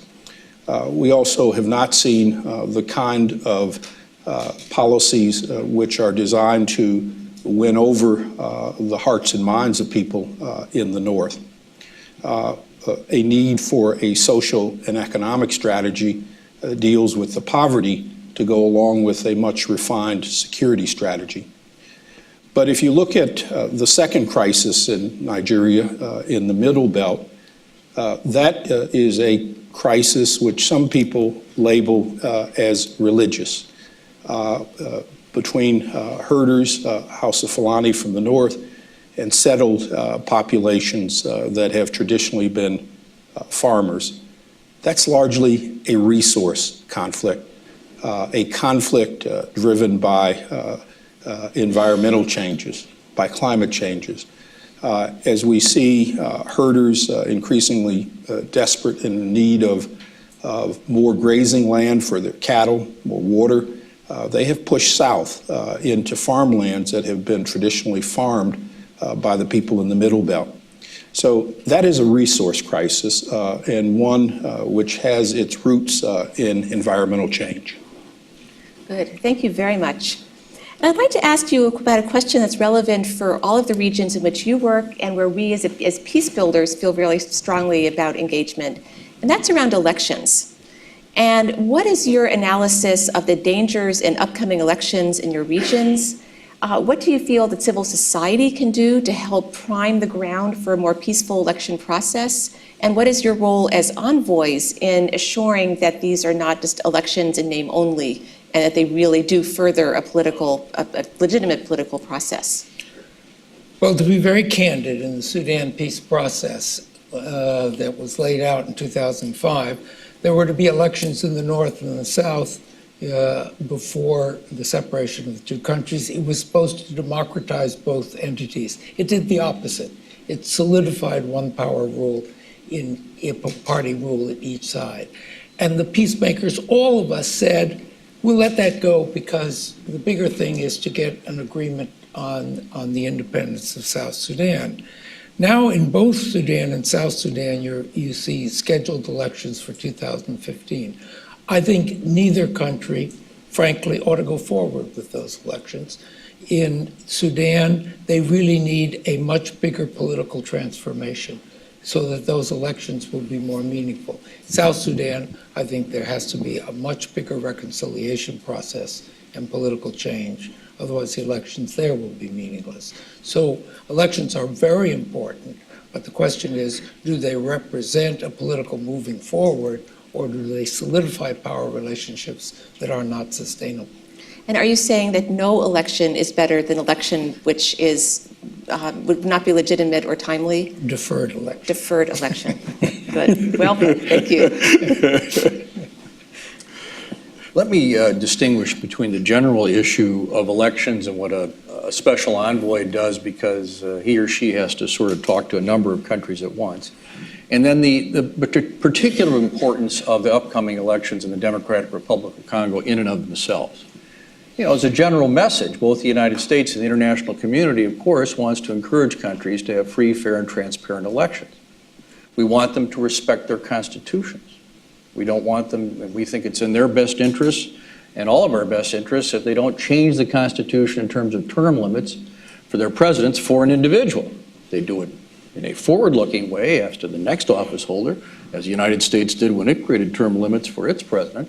Well, that's a different story, but too often it's the reverse. And as a general rule, it's been our observation that those countries that have allowed a clean transition from one executive to another have done better. So that's a challenge, because if you start focusing in on one particular country and saying, you really need to do this, they will say, as the DRC is saying to us at the moment, you know, you need to give this same message to all the other countries. And we're trying to be as consistent as possible. But sometimes a particular election in a particular place is so important in an overriding way for the future of a particular country that it goes beyond the exact principles I just stated. Such is the case with regard to the DRC. When I was in the Senate in 2006, these gentlemen truly are experienced diplomats. I am a 10-month diplomat. But I remember being in the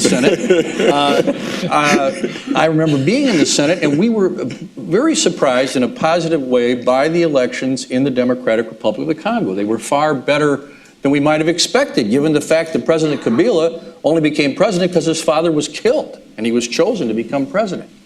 That was the good news aspect of the election. Unfortunately, in 2011, essentially the reverse occurred. Elections that were not credible. Elections that the international community, the Carter Center, and others could not say were good elections. So my staff warns me on these trips not to use American cliches, but privately I'd say this one coming up in 2016 is the rubber match. This is the one that will determine whether this country is really going to go forward respecting the Constitution, having legitimate elections, whether local or provincial. And what it has to do with is not just sort of a general democratic value.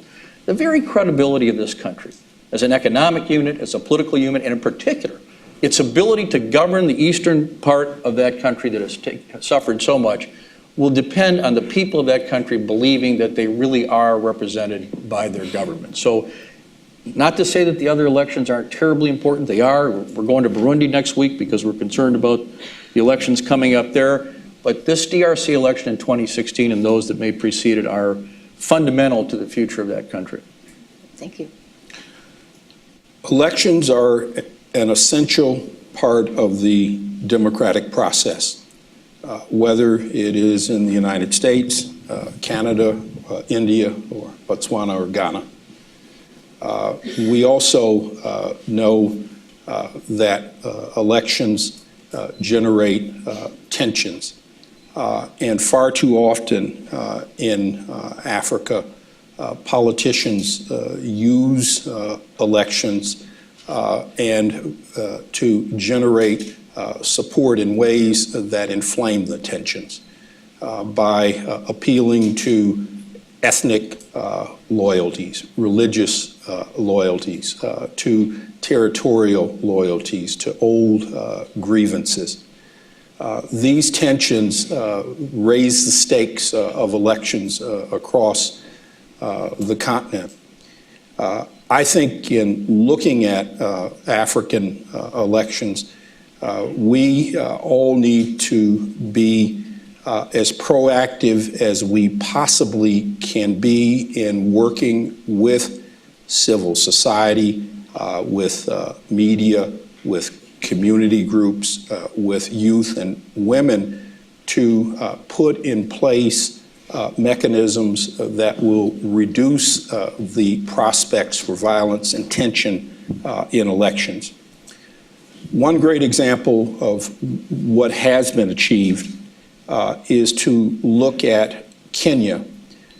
Following the December 2007 elections there was widespread violence across that country in January and February.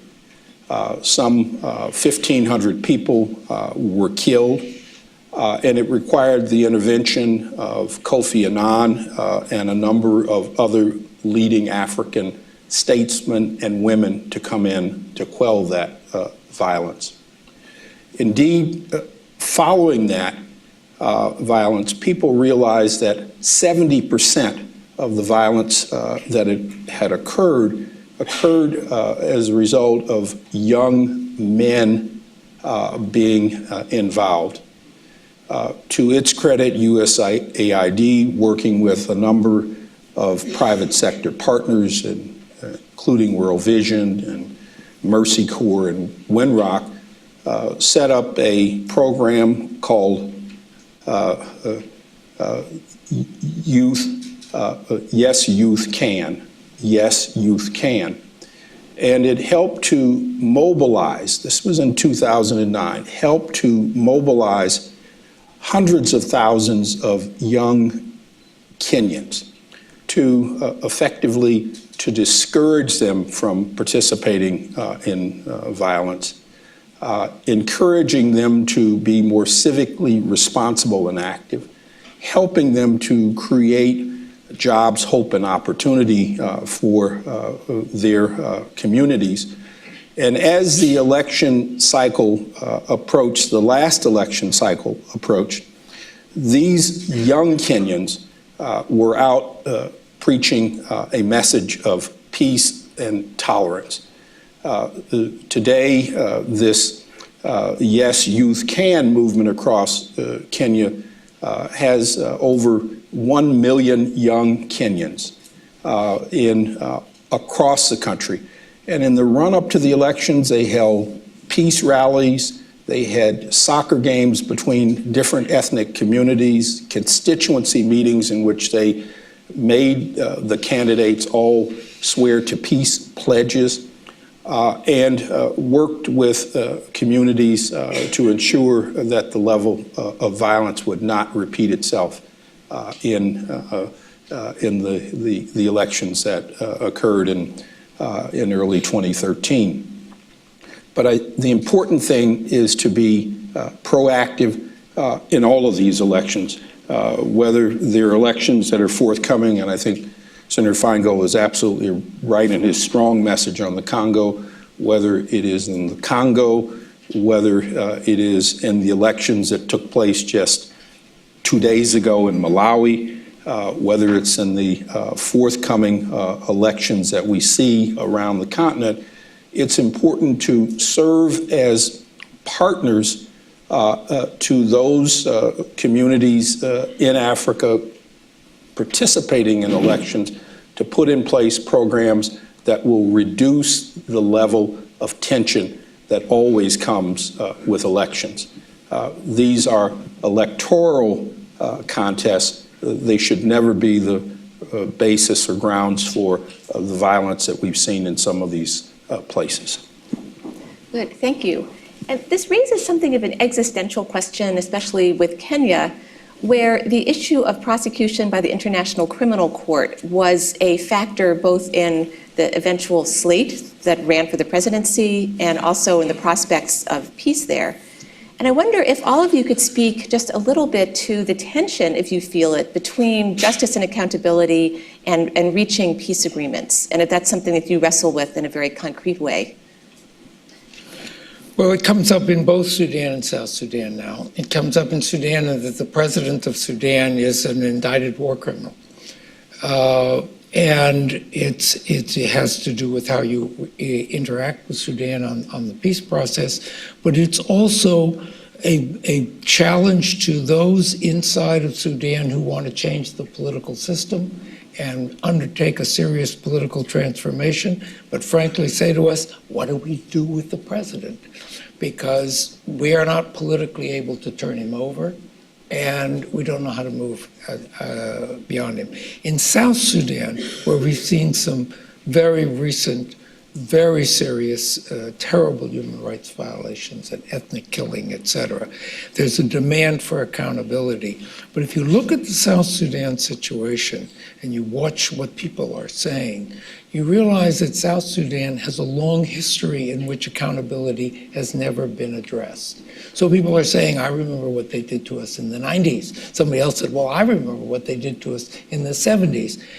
Before one sets up tribunals and starts to try people in South Sudan, I feel the country needs to have a real conversation about justice, accountability, and reconciliation, and come to an agreement as to how do they want to deal with this, through a truth and reconciliation, through some tribunals, through political questions. But you can't just go and impose something on it without recognizing that this is an issue this country must deal with in a very fundamental way itself, and then decide how it can balance justice, accountability, and reconciliation so that they can move on. And I think it's a difficult process, and I hear voices on the South Sudan. Ban Ki-moon says we should set up an international tribunal, and others say refer them to The Hague. And yeah, there are some people you can single out that way, and the government has done that.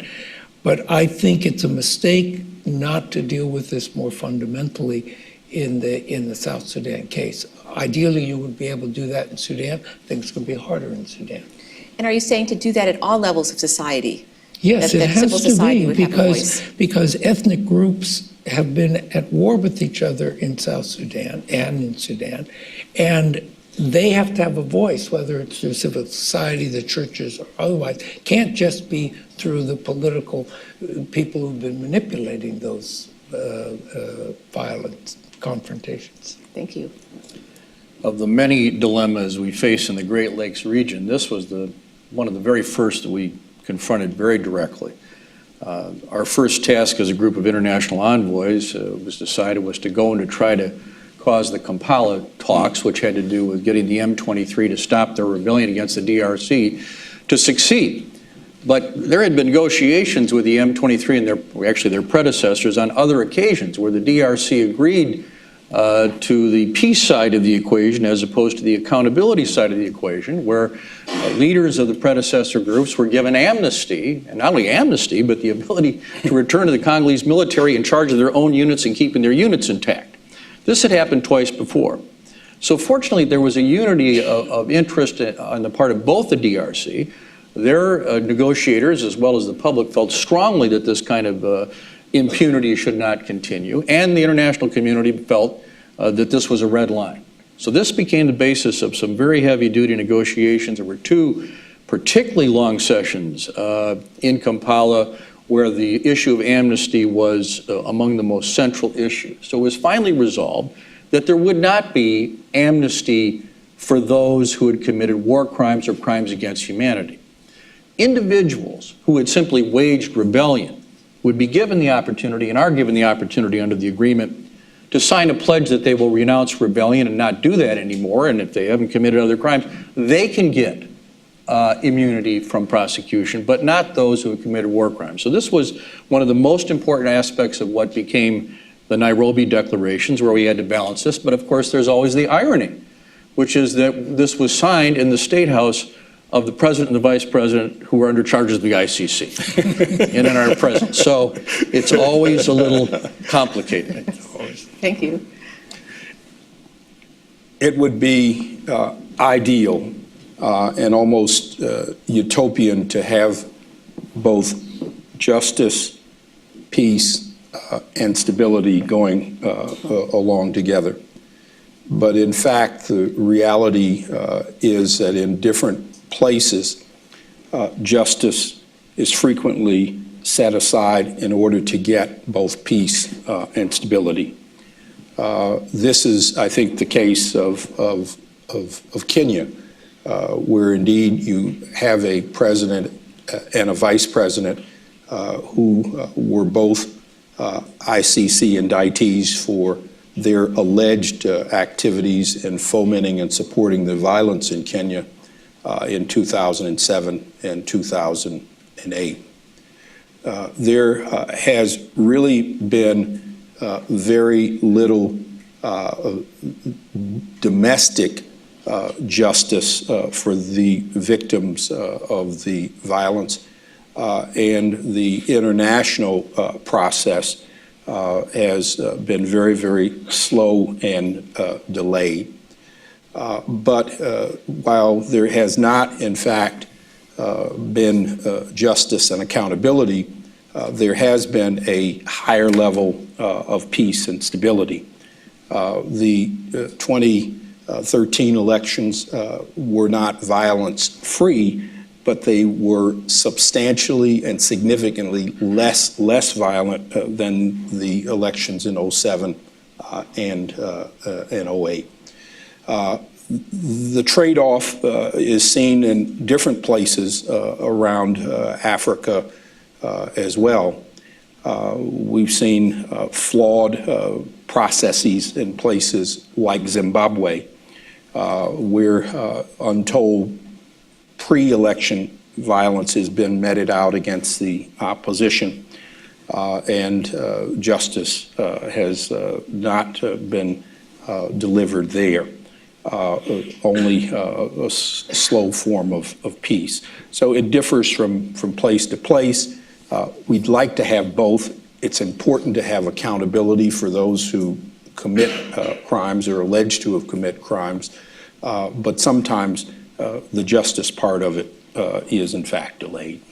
I just add one thing on this. I think one of the important things is you don't ignore the history. Yeah. If there was one value to the Truth and Reconciliation Commission in South Africa, it was what people were able to get the history out. De Klerk wanted to just amnesty everybody and forget the past. That would have left it simmering. Mm-hmm. The Truth and Reconciliation brought it all out. People had to face what had happened and then decide how to deal with it. That, it seems to me, is important, that people understand the history and acknowledge it, and the things on both sides, and then figure out, okay, now how do we move forward? And even since the South Africa case, there have been a number of hybrid kinds of processes where you can face the history without necessarily going to the International Criminal Court, that there are shades of gray. Yeah.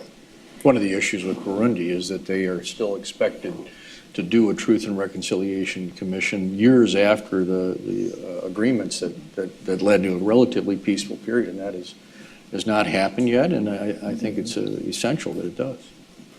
So let me ask you a final question before we throw it open for our Q&A. And earlier this year, when Mali was coming into the final stages of its crisis before the elections, and the United States was having its own the government shutdown, an ambassador from the Sahel said very poignantly, we look at what's happening in Washington, and we look at the Chinese model, and we say, it might be a lot easier to go the Chinese model route.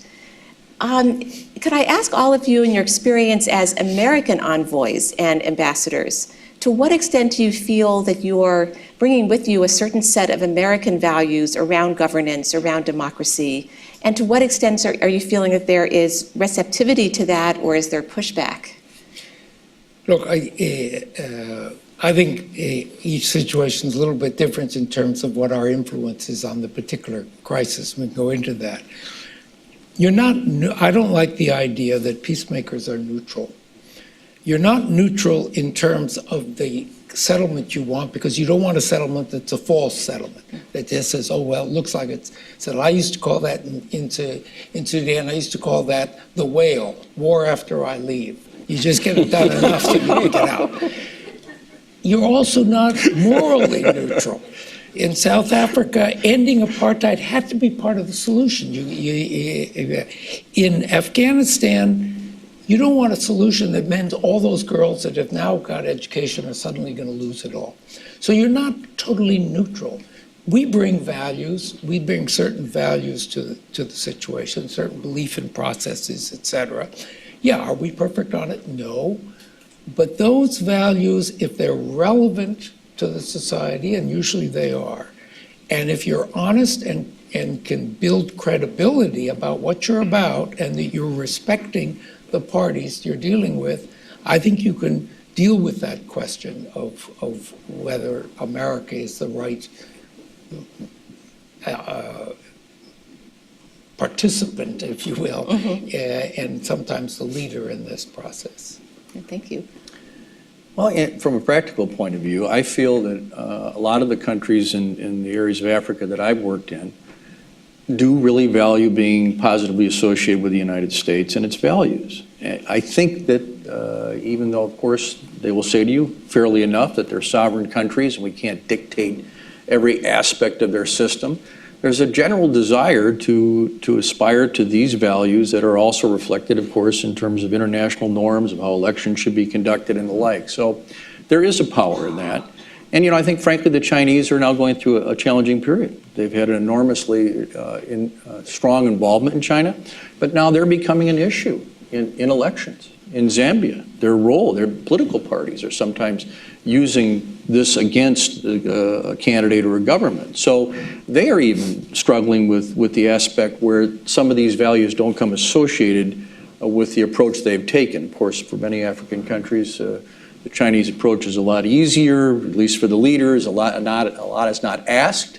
But I think, as I've indicated, I think to be involved in the long term, being consistent with these sorts of values, things like the Foreign Corrupt Practices Act, the fact that our country took the lead in having a law against bribery, passed by a Wisconsin senator from the past, I might add. Not this one, but somebody else.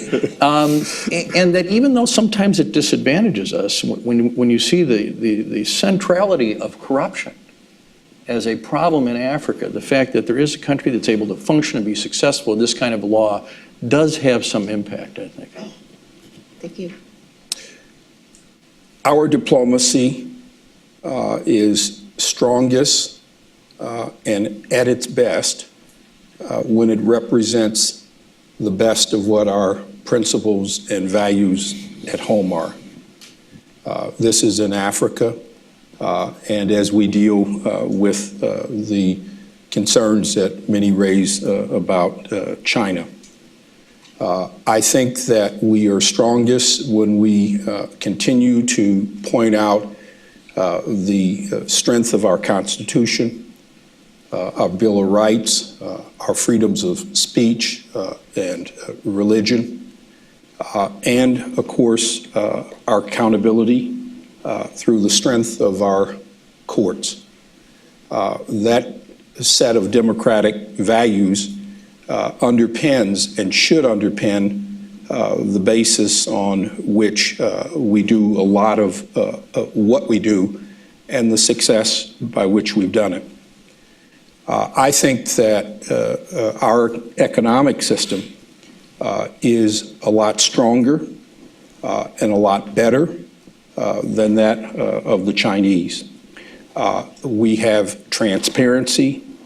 We have accountability. We generally follow local labor laws, local environmental standards. We transfer technology, and we incorporate Africans into the process. The Chinese system in Africa does not come with transparency. It does not come with a respect for labor laws, environmental standards, nor does it come with a great deal of technological transfer or technological inclusion. It's fast, it's expeditious, but it is not bureaucratically transparent. I think that if, in fact, one is trying to build a strong society You build it on the basis of openness and a commitment to values and principles. The democratic values and principles that protect civil liberties also protect intellectual property rights. They protect citizens and they protect companies through transparent courts of law. China does offer a different model, but that model in Beijing on the political side does not support transparency, and it is in many ways a very corrupt and corrupting model. Thank you. We have just a few minutes for questions. Yes, Nejla. And could you please wait for the mic? I'm very sorry, but the people who are on video can't hear unless we have the mic. Thank you very much for an interesting panel. I'm Nejla Shergi, and I teach at the University of San Diego. I teach courses on peace building and post-conflict peace building. And we all know that prevention is more effective than post-conflict peace building. And for the last 3 years in my courses, I've been using South Sudan as a case study. And we knew all of the risk factors in South Sudan, what could go wrong. And we saw it coming every year, that there was violence building up. And my question is, what could have been done differently from July 2011 to December 2013 to avoid the bloodshed in South Sudan? And whose responsibility is it to do that? And I'm building on Ambassador Carson's wonderful example of how much we invested in Kenya after the 2007 elections. Why were we not, as an international community, able to support South Sudan to avoid the bloodshed? And why don't we cluster a couple of questions and then answer as a panel down here in the green?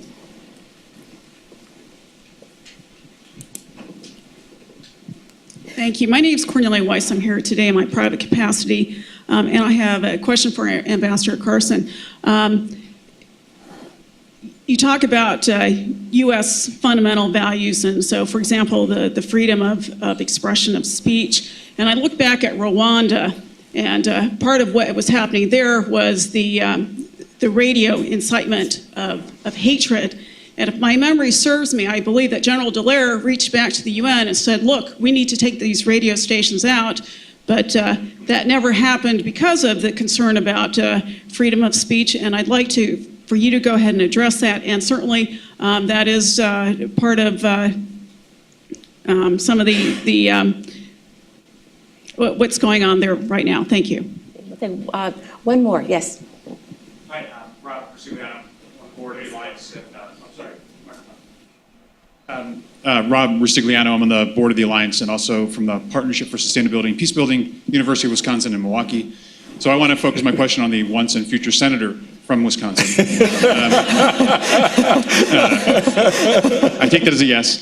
And so one of the critiques, and it maybe goes to somewhat of Nejla's question, of the international community's engagement around Africa is it really tends to be focused on dramatic events like elections or crises like the kidnapping in Nigeria or M23 taking Goma a few years ago.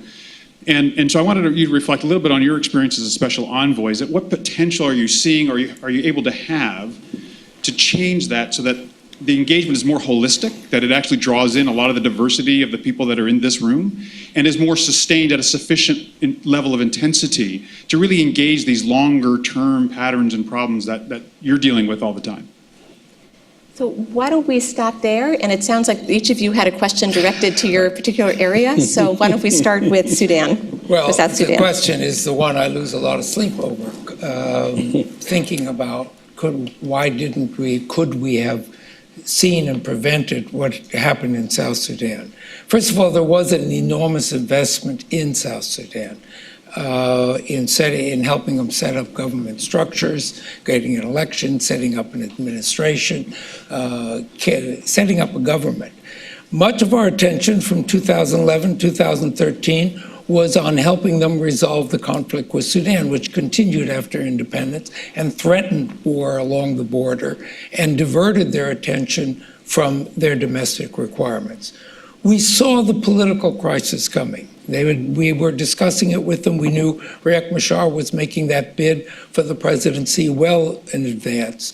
And we said this is an issue the political party needs to address. But our efforts to help them strengthen the political party were rebuffed, even though they said we had a team out there from the International Republican Institute they never used. And basically you had a government that was more a liberation army than a political. And when the crisis came, President Kiir dismissed the party and tried to deal with it militarily. I think there perhaps more we should have done and could have done. I was very critical of South Sudan on a number of occasions, particularly the leadership's preoccupation with the issues with the North relative to the needs of their own people. And that came up over and over again. But I also think we failed in another respect, and it had to do with a lot of differences and problems within our government as well. We didn't have a strong military-to-military relationship that allowed us to see that that army was ready to fracture. Because if the army hadn't fractured, you wouldn't have what you have today. And we should have seen that coming. So there are a lot of things we could have done and look back on it. And I think, and this is a general long-term proposition, we spend a lot of time thinking about civil society. We don't think enough about how you build political democratic movements. Not civil society goes out in the streets or talks or writes papers, but wins elections and are committed to democracy. And that the SPLM wasn't. Good, thank you. A challenge to us. Senator. Not surprisingly, a terrific question from UW-Milwaukee, but it happens to be what I was thinking about on the way over here. When I was talking to my staff, crossing the street, looking both ways, I was holding forth on the fact that when we came into this job, it was a very serious crisis in the DRC. It continues to be, but the thing that was on people's minds in Africa was the M23 conflict.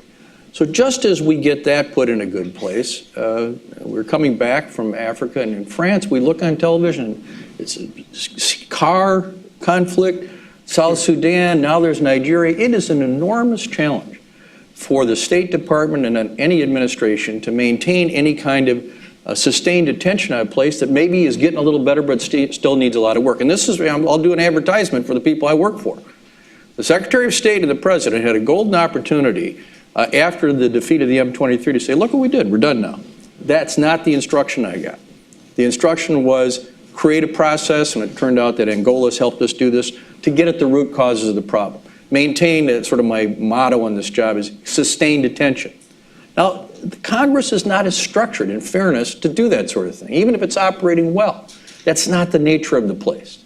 That has to come, now having served in both environments, that has to come from a sustained commitment by an administration to be more engaged in a place like Africa, and in particular the Great Lakes. That's what this administration has decided to do. And if they keep doing it, my hope is that people will begin to see the value of the United States developing a good reputation for promoting peace and the values that the ambassador spoke of in a way that makes us look very responsible and fair in the world. So this is the tough challenge, and you're not going to, people aren't going to run for office getting a lot of votes based on what they've done in Burundi, but it creates an impression of being a mature, responsible country that wants to lead in a fair way. Thank you. Rwanda. I don't want to revisit the history of Rwanda in any great detail. There are lots of lessons to be learned from that. But the genocide that occurred in Rwanda in 1994 was horrific. And what occurred was a set of international policy failures. I think that many people who were involved and associated here recognized that we probably could have and should have acted sooner. I think there are individuals across Europe who also believe that. And I think there are people in New York who are a part of the UN institution, past and current, who recognize that.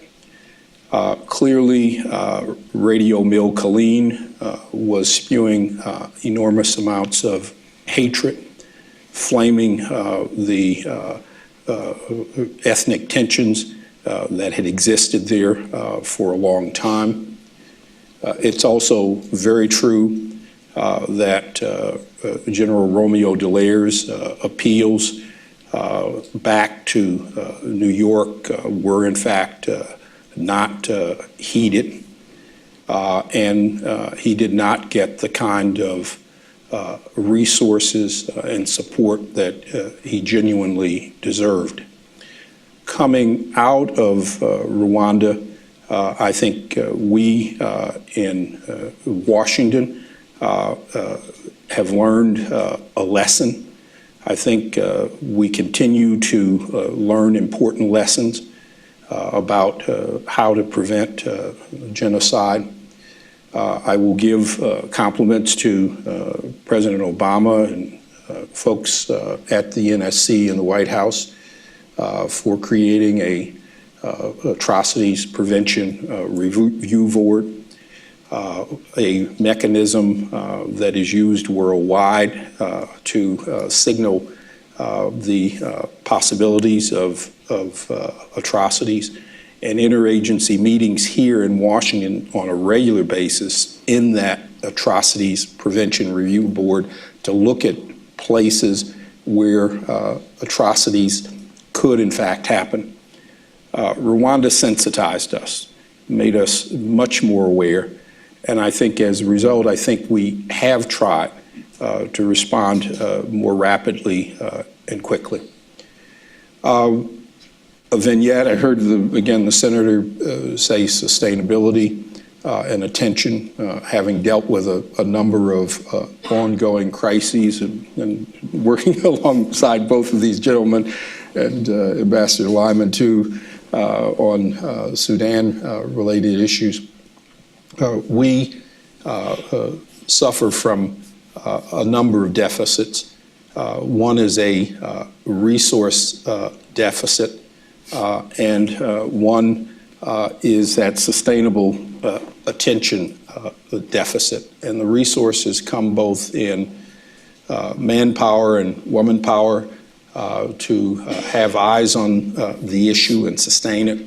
The other comes with money and the need to have the resources. And the attention means being able not to drift from one crisis to another.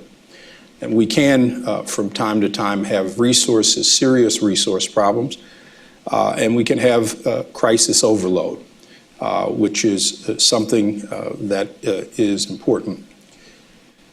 In my last ambassadorial post was in Kenya, and in 2003, I think we and the embassy, as well as parts of the Western international community, felt very, very pleased that we had witnessed a successful and peaceful transition of government, where one of Africa's longest standing leaders, Daniel Arap Moi, one of the big men in Africa, had stepped down, and an election had occurred between the recently outgoing President Mwai Kibaki and the current president, Uhuru Kenyatta, who was running against him, who's now president.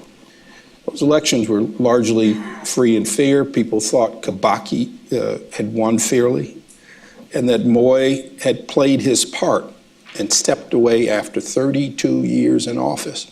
Things went very smoothly.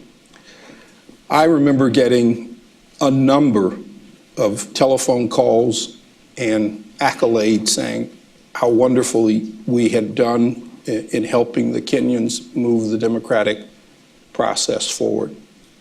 But one of the calls that I got was from someone who said, You've done a great job out there. You're to be congratulated. But the primary reason for my call today is to say we've got to cut back on our development assistance funds to your country. And just at a time when we should be reinvesting, as we did after '07 and '08, with greater engagement and greater support, we cut back. We cut back. And it is that sustained attention. An election is essential to democracy, but it is only a process in the selection of those democratic leaders. After we've seen that democracy work, we need to double down in helping to further strengthen the institutions, further strengthen civil society, and engage as aggressively as we can to build on what has been achieved and not to applaud ourselves for a success and then turn off the attention span and the resource spigot. Thank you. On that note, I want to thank all of you for sharing your wisdom with us and being here today. And I know that many people will want to follow up with you, but thank you.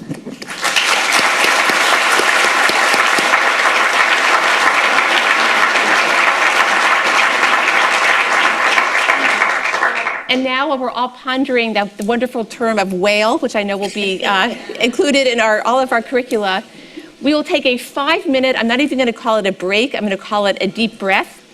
That the systems panel will start here at 11:16. It's now 11:11. And the UN peacekeeping panel will take place in B241, which is just across the atrium.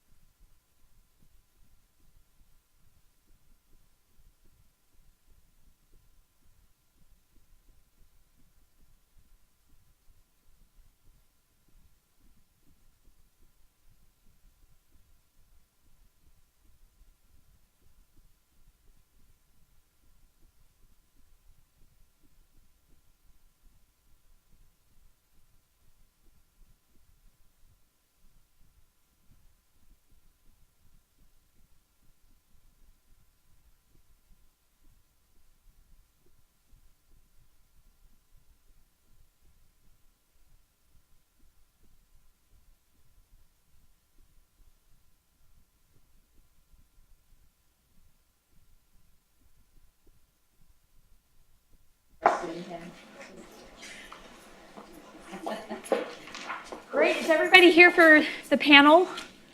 You're in the right room? Very good. We're going to get started because just to kind of give you a little sense, our panel has been cut a little bit short. We're going to actually have to end at 12:35. We've got a video for you. That's an interview that prepares us for the lunch talk with the Marxes. So welcome. Thanks so much for coming. This panel is entitled Engaging the Complexity in Peacebuilding, a Systems Perspective. So no one here probably would argue that peacebuilding and conflict resolution processes are complex. They are. They're complex. They're messy. They're wicked. They're wicked and messy and complex problems and processes. And undoubtedly, we all experience the pain of that reality at some level every day in our organizations or in the communities that we work within. Sometimes it shows up as confusion about what we're doing and why. Maybe it shows up as a difficulty communicating with our funders or our boards or our leaders that we're working with. Sometimes it shows up as not being on the same page with the people you're working with or outright conflict. So, it's not that we don't think of things holistically, we do. But the problem I think sometimes we have is being able to juggle all the complexities and put that together to kind of think about what we're doing and what kinds of effects we expect. So in setting up this panel, what I did is we have a really esteemed group for you, and each of them has a bio that just warrants me applauding them and telling you a lot about them. But I'm going to refer you, since we're on such short time, to the packets that actually have people's bio sketches. But what I did in pulling these folks together and asking them to speak to you was I asked them to think about what questions would you want folks to be asking about the context in which they work? And once they're asking those questions, what kinds of tools or ways of practicing would you be encouraging them to use to better answer or engage those questions? And sometimes that engaging those questions just means being able to ask better questions. So I don't want to take any of their time in speaking to you, so I'm going to go ahead and turn it over right away to Mr. Robert Sigliano, who's going to get us started, and we'll go from there. And hopefully at the end we'll have a little time for questions. But if they haven't helped you see by the end of this how it is that you might be asking better questions of the context you work within and the work that you're doing and what kinds of tools you might be using, be sure to tackle them at one of the breaks or in another session, because that's what we're here to give you. So we'll get started. Thanks, Rob. Great. Thanks, Karen. Good morning, everybody. Happy to talk about my favorite subject. First I want to say that I could explain complexity and peacebuilding to you, but it's just too complex, so you wouldn't get it. I won't go there. So I want to also say that there is a certain difficulty in talking about complexity and systems approaches to peacebuilding in that it's hard to do that without implicitly criticizing all the good work that's happened in the past. I mean, granted, there are good, bad, and ugly outcomes that we've had in this field. I do a lot of work with a family of organizations or initiatives that, under the umbrella of the Amidyar Group, and they did this is funded primarily by the Pierre and Pamela Amidyar, and he's the founder of eBay, and so it's the proceeds of that endeavor that they're pledging back. And they did a report called The First Decade, The First Billion. So they had given $1 billion in philanthropic resources to these various initiatives, peacebuilding and social change. Hope Lab that Ari mentioned is one of their organizations that they support. And what's been great about that is that they said, look, we did great work. All these organizations did great work in the last 10 years, had great impacts, and we are wanting more. And that's hard. I work a lot with the people that work in these organizations, and there's a bit, they feel that, like, so we did something wrong? I mean, and it's not that, it's just that we're saying, let's look at a different way of being, different level of impact, a different way of operating. So I want to jump in on this. These are my answers to Karen's questions that she gave us. So if we're that short on time, I could stop now, Karen, because this is the quick presentation. So the key question I want people to ask, or I wish they would ask, is what they're doing, is the issue they're working on, is the cause that they're championing something that's fixable or something that's complex? And more directly or more elaborately, to what extent is what you're working on a fixable issue? Where if it took some resources, it took some technology, it took some information, and you would then get a sustainable and effective outcome, to what degree is it that? And to what degree is it much more complex? It's much even harder to understand, let alone engage with and have impact on. I'll talk a little bit about this concept of a systems practice, which is really not a specific tool, but it's a set of tools for how we engage that complexity. And I want to leave with, I think, the one fundamental, there's lots of changes I would see in our practice, but the fundamental one is to help us collectively and individually break out of what I would call the vicious, virtuous cycle, which basically says that it's the very good intentions and practices that allow us to be effective to the degree we are effective that actually undermines our ability to really engage systemically and holistically over the long term with many of these most difficult problems. So again, I think a lot of you know this list of issues that I won't call a lot of attention to these, but there is a general feeling like there is something wrong, we want something more. I hear donor fatigue a lot, and I want to call attention to the fatigue that is felt by so-called beneficiaries, which I think is actually much larger than those that donors feel. All these are symptoms, I think, of this basic problem. So the question that I talked about is, it's almost like we live on two different planets, or there are two different ways of being effective in the world. There's the planet fixable world, where you actually can directly fix things. You can build a well and have access to fresh water in an impoverished community. And then there's planet complex, where our best habits, our linear logic models, our engineering principles are much less helpful to us than they are in the planet fixable context. And so I want to just elaborate a little bit on what I see as the distinction around that question. So I'm unlike Ari, I'm not a graphic artist or game designer, so these are not very sophisticated graphics. So if that black blob represents the context within your work, that's the Congo, that's Nigeria or Pakistan, and the yellow dot is the thing you care about, that's, say, poverty alleviation, gender empowerment, access to fresh water, whatever it is. What distinguishes planet fixable from planet complex is the degree of interconnection between the thing you care about and the surrounding context. So if it's a relatively straightforward connection, that's fixable. So the simple example is like a spark plug in an engine. It does interact with the rest of the engine, but it is not so interdependent on the rest of the engine that if the air filter breaks, the spark plug breaks. Right? So it is something you could actually fix by replacing the spark plug or repairing it in some way. Complexity says there is a much different interrelationship between the thing you care about and its surrounding context. And if that's the case, then this system, that sort of messy set of gray dotted arrows there, that is the point at which you need to engage. Because engaging directly in the problem, like going directly after the poverty or the fresh water, may not be the way to long-term sustainably address that issue. And so the challenge is, how do we address the system? And so fundamentally, that's the system's perspective to me. So for me, that's the reason why you ask that question. Is if you should be addressing the system, don't try to treat it like it's a fixable problem. So in a sort of simple example, that if you take a village in Malawi, say, needs access to fresh water, is the reason why they don't have fresh water a function of the fact that they just need a well? If it is, dig the well.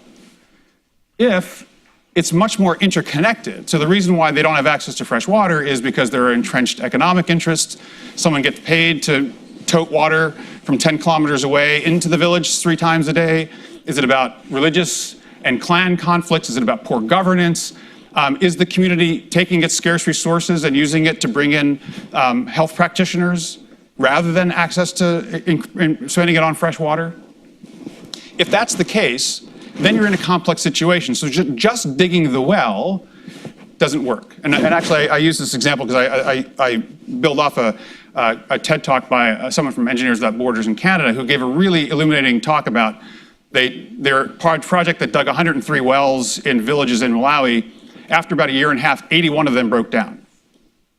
And it was largely because they were treating it like it was fixable and not because it was complex. And that was really what the source of both the breakdown and the lack of repair came from. That mess of gray areas came from the system.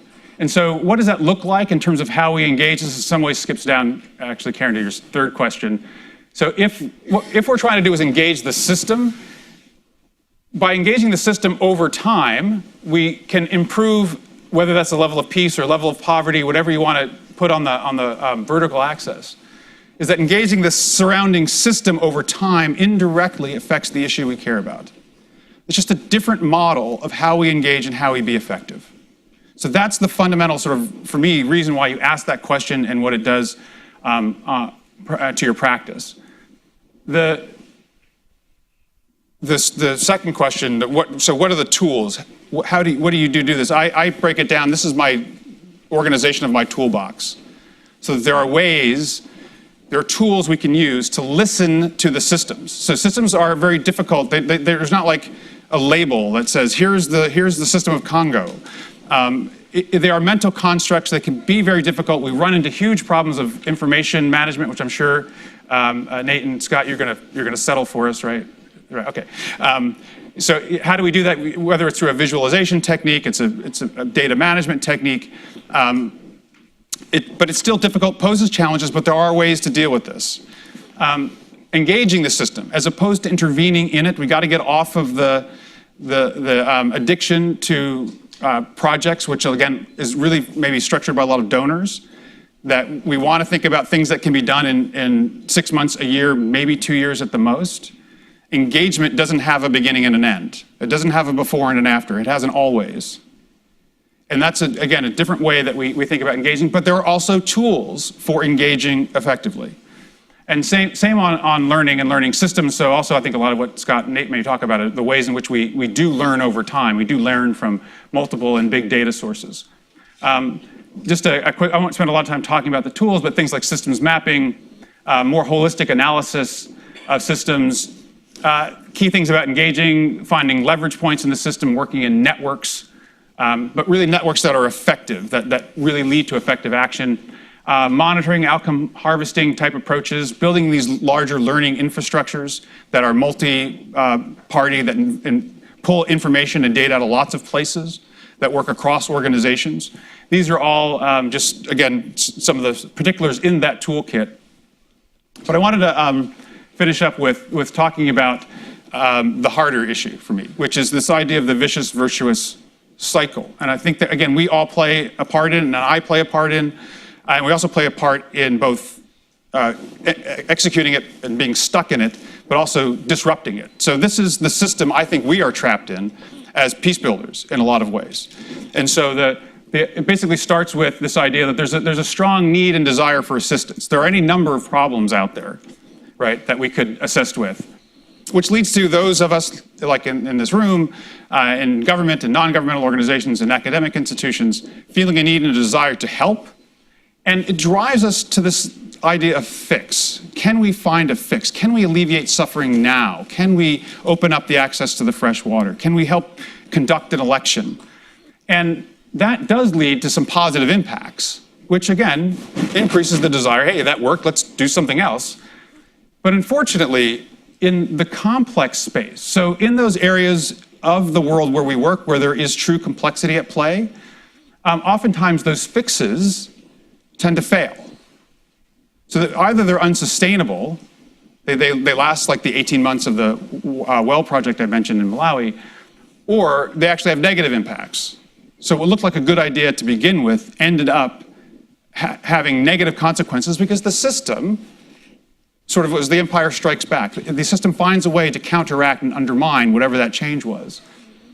Also, I think our attempts to sort of fix in the short term undermines our ability and our desire to engage for the long term. So it was like the question I asked Senator Feingold about the fact that we tend to engage around crises and dramatic moments and not deep, long-term, underlying root dynamics and patterns that we see over and over, but we keep falling into again and again. So that for me is the vicious part of this, is the two sort of red parts of that diagram, where we tend not to have incentives, we don't get rewarded, we don't get funded to engage deeper systems. People in those bureaucracies know that there is a larger system at play, but say, and I in my program at USAID or wherever, I don't have the ability to structure funding long-term, flexible, adaptive mechanisms that will allow you to use that systems practice that I mentioned. And so I guess what I want to leave you with is where are we in this, and how can we break out of it? And I'll come back to the work I do with the Omidyar folks, it's on a much smaller scale, but working with all layers within that organization, both the people who are writing the checks, the people who are leading the organizations, and the people who are executing. It's a microcosm of our peace-building universe. But working at all those levels and having a conscious effort where we sort of, what is it, the 12-step program start with awareness, right? And it's just even being aware of this, I think, is a huge step forward for us. And we have a role to play in that. And I know people have to meet budgets and write grant proposals and all that. I think we do have the potential to address this and to not fall victim to it year in and year out. Thank you. That's me. Thank you. That's perfect. Perfect timing. Where's my mouse? Ooh. Nate, you want to come up and get us? I don't know how. I'm a Mac. Does anybody know how to do that? Okay, where is it? Is it right there? Slideshow, maybe. Okay. There we go. Forget how to use a PC. Hello, everyone. So, as we all know, it used to be, when we talked about conflict assessment and early warning, we were implicitly or explicitly talking about conflict between unitary and monolithic states. So the tools for assessing such things and for building peace around such a framework were very different than what they are now. Now we're concerned as much or more with intrastate conflict or cross-border conflict, and intrastate conflict could telescope down to every level of granularity. You can be concerned about intercommunal conflict or intracommunal conflict, sectarian conflict, political conflict or criminal conflict. So it's become a much more complex and dynamic problem that we're trying to deal with. So because of that, we've all accepted, as gospel truth that we need to be dealing with complexity. There's a million models and tools and things, and we all recognize this. We know that we need to be thinking about second and third order effects. We know we need to be looking at cross-cutting issues. We know we need to be looking at the different variables and understanding the relationships between them, whether they're antecedent, independent, interdependent, whether they're leading indicators or lagging indicators. We recognize this. We know this. We know that we need to be looking at multi-level analysis, because what happens at the state level looks very different perhaps than what's happening at the local level. So we've accepted this as truth. However, in practice, it's much easier said than done, perhaps. In Nigeria, where I work mostly these days, I think Nigeria is a sort of the poster child for complexity. You've got issues in the Niger Delta. You've got that's trending in a positive direction since the amnesty program in 2009. Meanwhile, you have the issues that we've been seeing on the news lately in the Northeast. And then you have issues in the Middle Belt, which are very different, although some of the stuff in the Northeast is now affecting stuff in the Middle Belt, and likewise as the election approaches in 2015, what's happening in both of those areas might start affecting what's happening in the Niger Delta. So it's extremely complex, and it's much harder to to address in practice than it is to simply accept the fact that, yes, it's complex and we need to take a systems approach to these things. So just quickly looking at specifically what happened in the Northeast recently, in 2009 there was an insurgent uprising in Bauchi, which then spread to Borno and a few other states. After the leader of the uprising, Muhammad Yusuf, was killed, violence dropped down almost to baseline. And then in 2011, it began to spike increasingly, becoming worse and worse over the last couple of years. In 2013, in May, there was an emergency, state of emergency declared. And then in April 2014, there was a Chibok incident that we've all heard about. So this is Borno State. This is the data we've been collecting through our systems and our networks. And the red line is Maiduguri, so that's the capital of Borno State. And you see at the very apex of that line, that's May 2013 when the amnesty program, when the state of emergency was declared. You can see that it had a huge effect on the trend of violence, right? It dropped. However, the blue line that you see there is all the other local government areas in the state. And that had an extremely adverse trend since the state of emergency was declared in May of 2013. So over here you see these heat maps. Before the state of emergency, you see almost all the violence was concentrated around Maiduguri, and then during the state of emergency, this was about 6 months later, you can see it's almost like there was a fist that stomped down and spread all the violence across the state. So to me, this shows how hard it is to actually deal with complexity or a systems approach. Too often you hear in the public sphere, oh, they were doing too much, right? Before the Chibok incident, they're being too aggressive, they're being way too hard in their approach. And then after the Chibok incident, they're saying, oh, they haven't been doing anything. It's obviously much more complicated than that or complex than that. We need to be taking a systems approach if we're going to be successful in dealing with all of this. So back to fundamentals now. We talk about second and third order effects.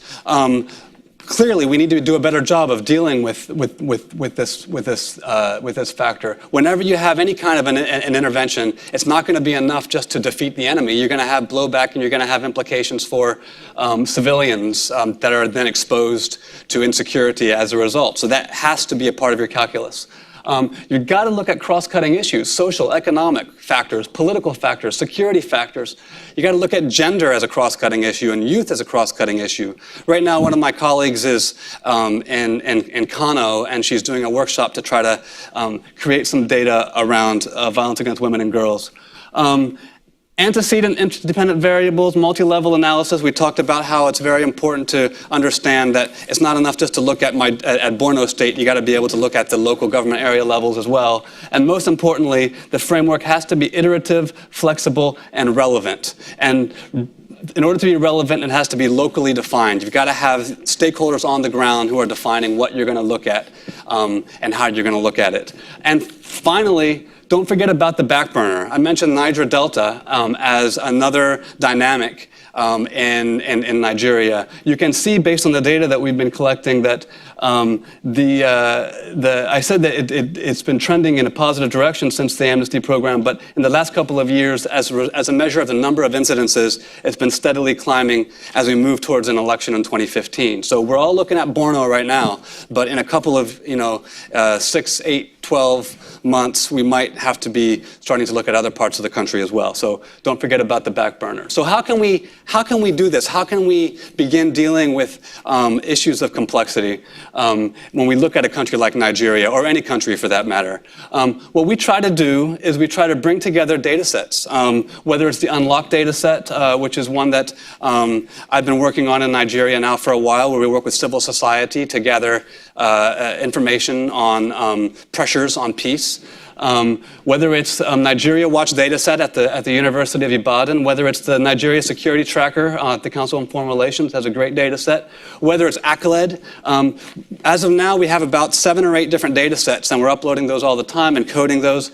And we look at multiple sectors. So we look at demographic pressures, refugees, economic pressures, group grievance, and then you can drill down to about 70 different sub-indicators underneath that. And the purpose of this isn't just so that we can make pretty pictures and say, boy, isn't it complicated, but so that stakeholders can begin to engage with the data in a practical way.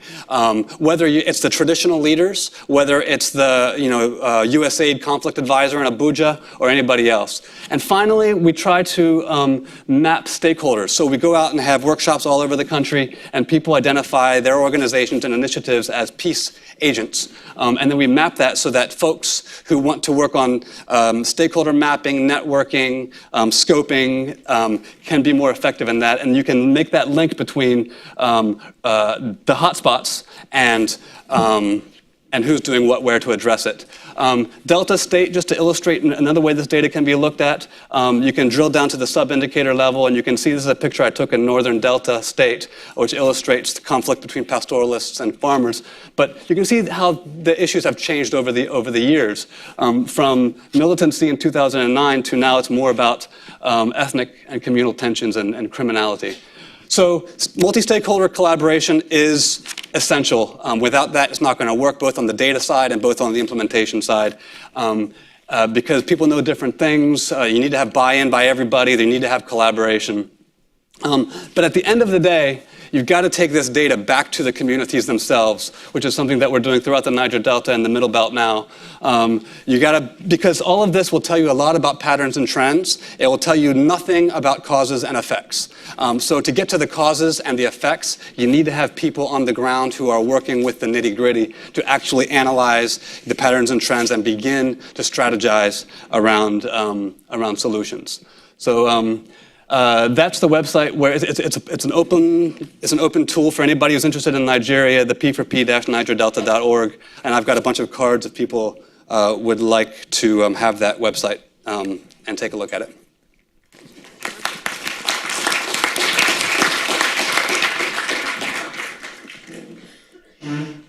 All right.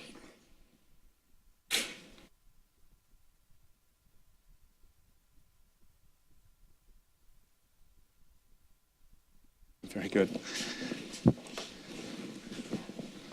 Thanks very much, Karen, and thanks to Nate and Rob for setting up the conversation so well.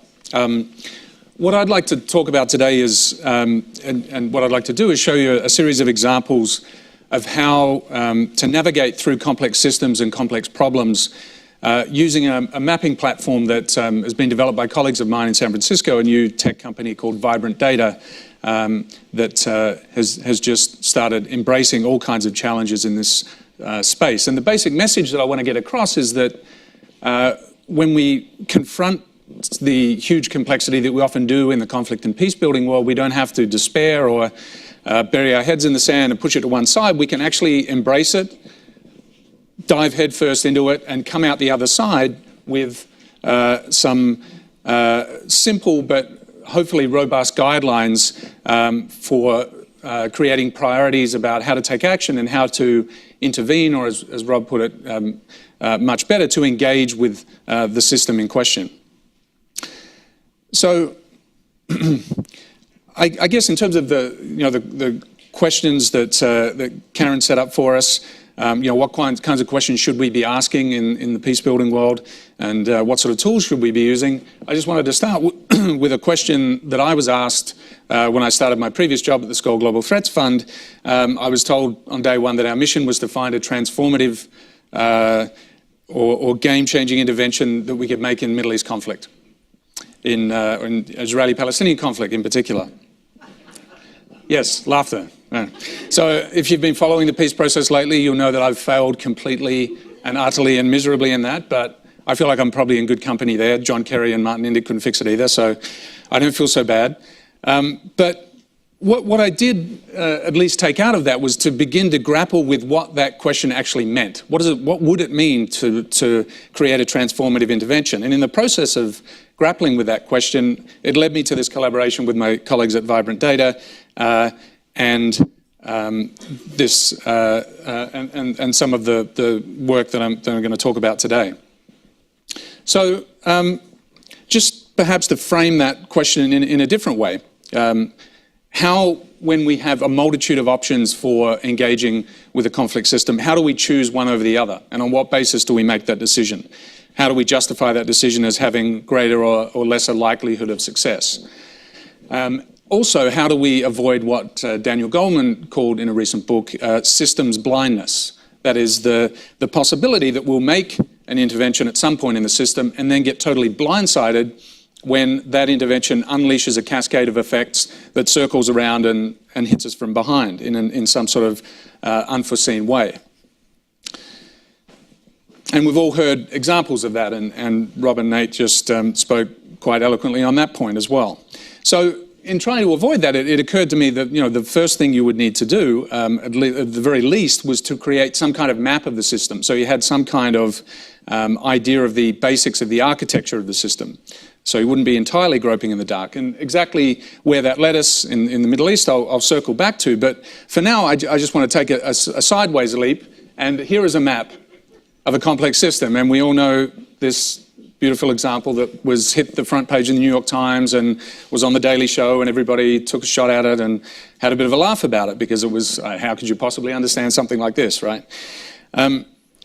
So I think there's a serious point to be made here, which is that whenever we see something like this, I think we're paralyzed by two extreme urges, one of which is to try and understand the system as a whole all at once and say something meaningful about it, which causes our head to explode very rapidly. And the other is to try and zoom down and zero down on one particular issue, screen out the complexity, and just hope to God that you can intervene at this point and everything else is equal and you don't have to worry about the system effects that we know might be lurking in the background. What I want to talk about today, I guess, is kind of a middle way, where a technique for stripping down systems like this to something manageable, something that can give you a strategic roadmap that's simple enough to be comprehensible and to be actionable, but at the same time, which still takes into account those system properties and hopefully doesn't lead to you getting blindsided. So around the same time I was grappling with my challenge, my colleague Eric Berlow, who's the founder of Vibrant Data, decided to use this opportunity to give a TED talk about this issue, and to make a simple point about the kind of methods that you could use to reduce these complex problems to something more manageable. And he started with by converting this into a network diagram and starting with the point that the whole objective of this was to increase popular support for the Afghan government. And if you then turn this map into an ordered network, this is what it looks like. And if you look 1, 2, 3 degrees of separation away from that ultimate goal, then actually the network reduces quite quickly in size to about a quarter of its original size. Eric's actually published some work in the Proceedings of the National Academy of Sciences suggesting that even going 2 or 3 degrees of separation away is perhaps more than you need to, that often effects in these networks are quite localized to the first and second connections.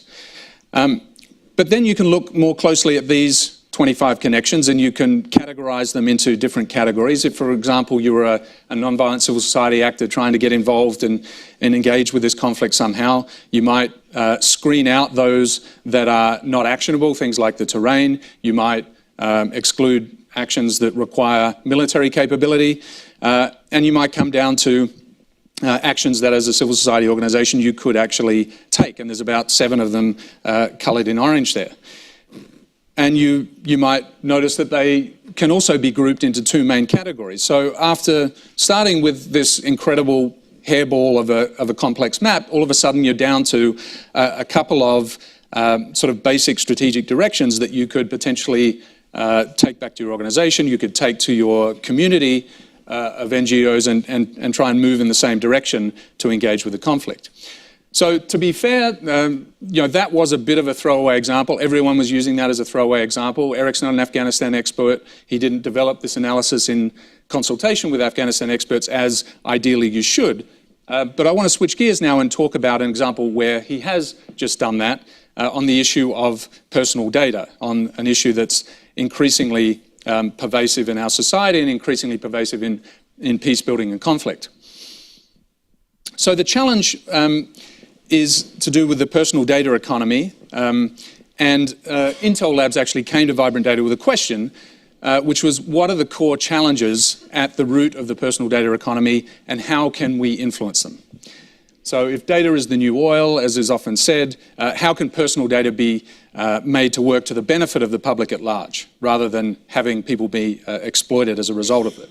So they gathered 50 experts on this issue and asked them to name the key challenges in this arena. They came out with about 100 different issues. So this is clearly a complex system.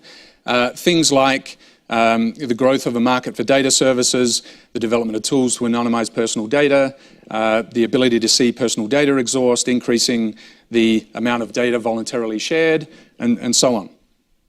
And then they asked how each of these 100 or so issues are connected to each other. Are they connected, and if so, how? So for example, if you make an improvement or you solve one of these challenges, does it make every other challenge in the system easier or harder? So for example, if you develop tools to anonymize personal data, you might increase the amount of data that's voluntarily shared. So an improvement in one node leads to an improvement in another. That's not necessarily the case. Some of them might go the other way. So they looked right across the system, and lo and behold, once you go through every single pair of issues, they came up with about 6,500 different links. And so, we're back where we started again with this horrible hairball that's very intimidating and makes you want to run away. So what do you do now?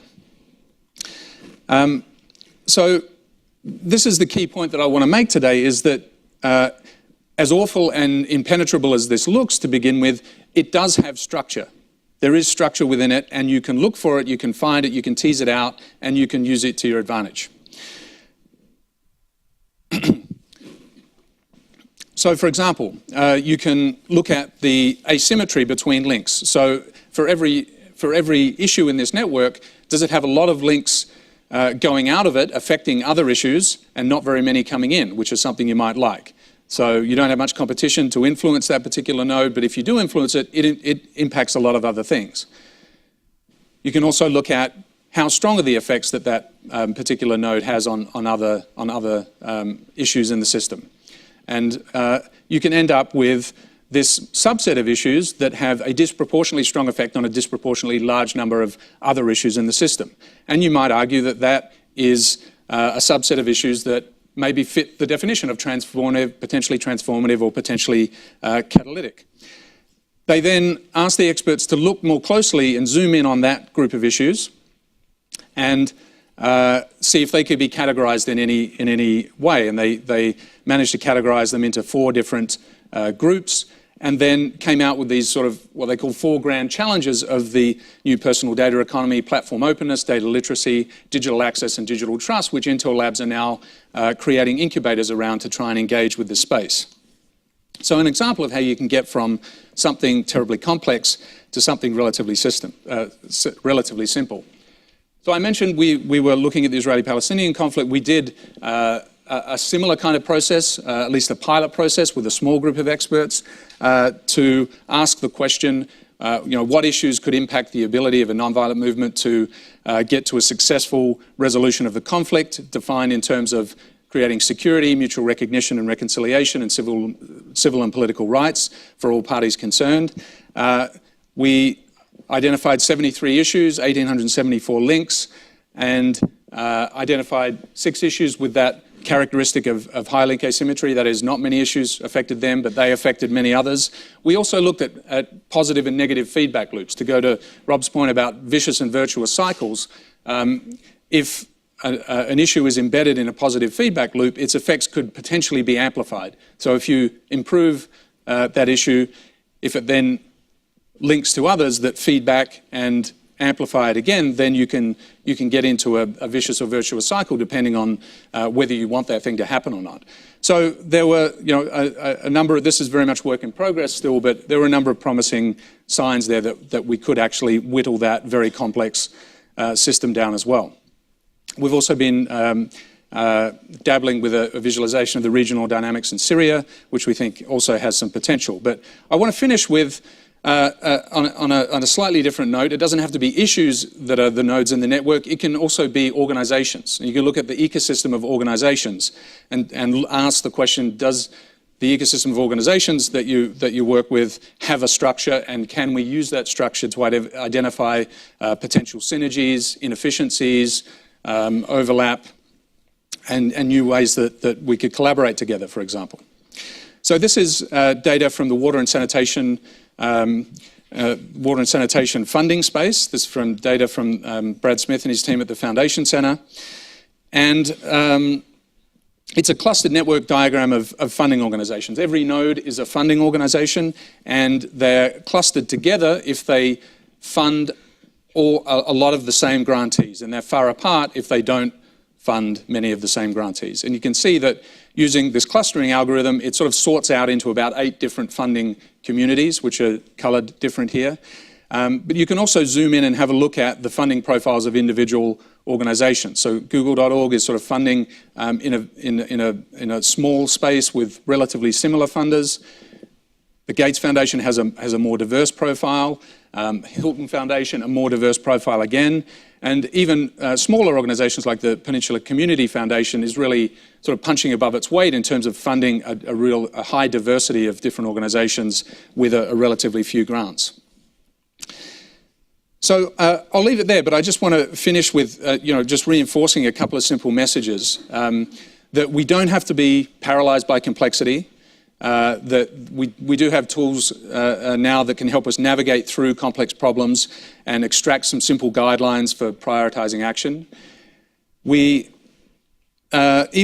the most messy, complex problems have structure to them. And if you can extract that structure, you can find it and put it to your advantage and make it work for you. And lastly, nothing that I've talked about today will ever be a substitute for granular expert knowledge. In fact, all these analyses are built on top of granular expert knowledge, and once they're done, they should be returned to experts to decide whether they make any sense or not, and how exactly they should be implemented. At the end of the day, these analyses are not about providing answers really so much as they are about hopefully enabling people to ask better questions about the system that they're engaging in. I'll leave it there. Thanks.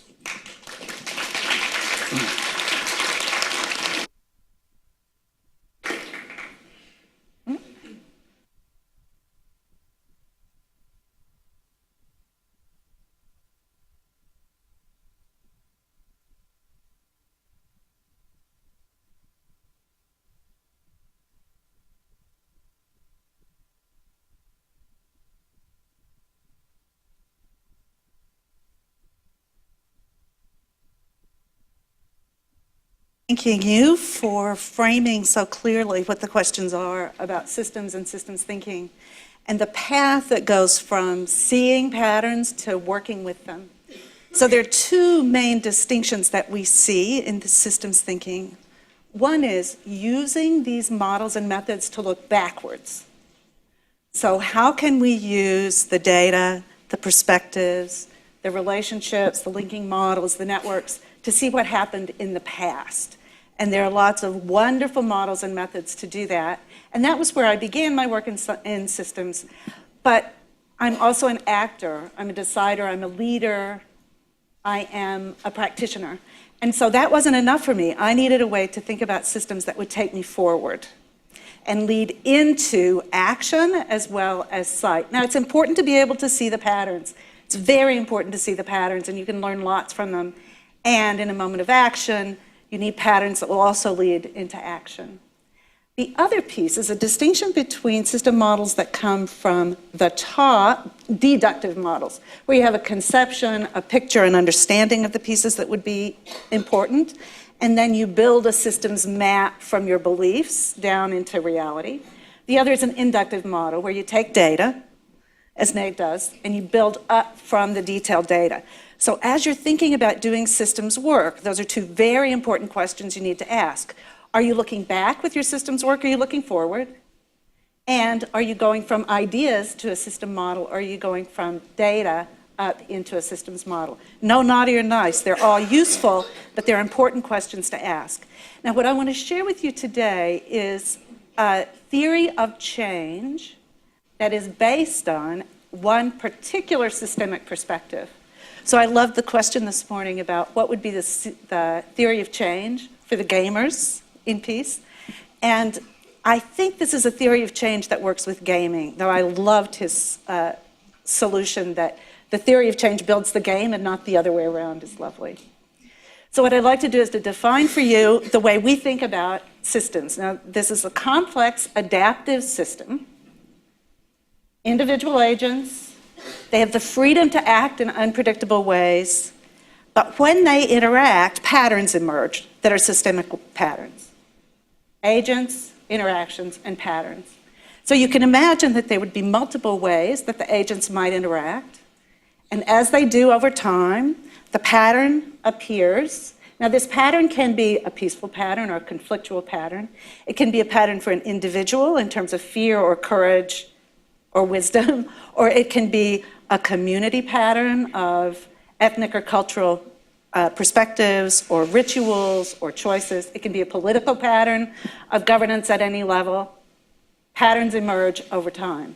Now those patterns then constrain the actions of the agents in the next cycle of coming to be. So once a pattern begins to form, the degrees of freedom for the agents in that system are constrained in the future. And so we have agents, interactions, and patterns, and then perpetuating the pattern in the action of the agents. Now this is happening at many scales and many ways. And if you begin to think about the peace and justice context in which you're looking, and you think about this kind of causality, not A causes B, or even nonlinear causality, A causes B causes A. But if you think that this is the way that patterns of peace or conflict emerge, then there are three really important questions you want to ask. What are the agents that are engaged? And that's the kind of work that you're doing, Scott, is finding what those agents are. How do they interact? And interactions can be physical, social, informational, with money. What are the interactions that are there? And finally, what are the patterns that are showing up? What are the agents? What are the connections? And how are they engaged? What are the boundaries that lie among sets of agents?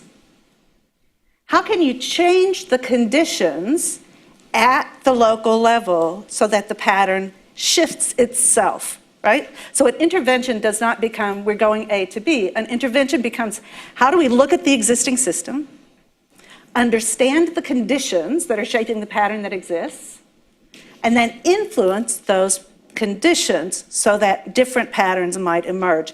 Now the trick is, you can't predict what's going to emerge because you're not the only one setting conditions for that system.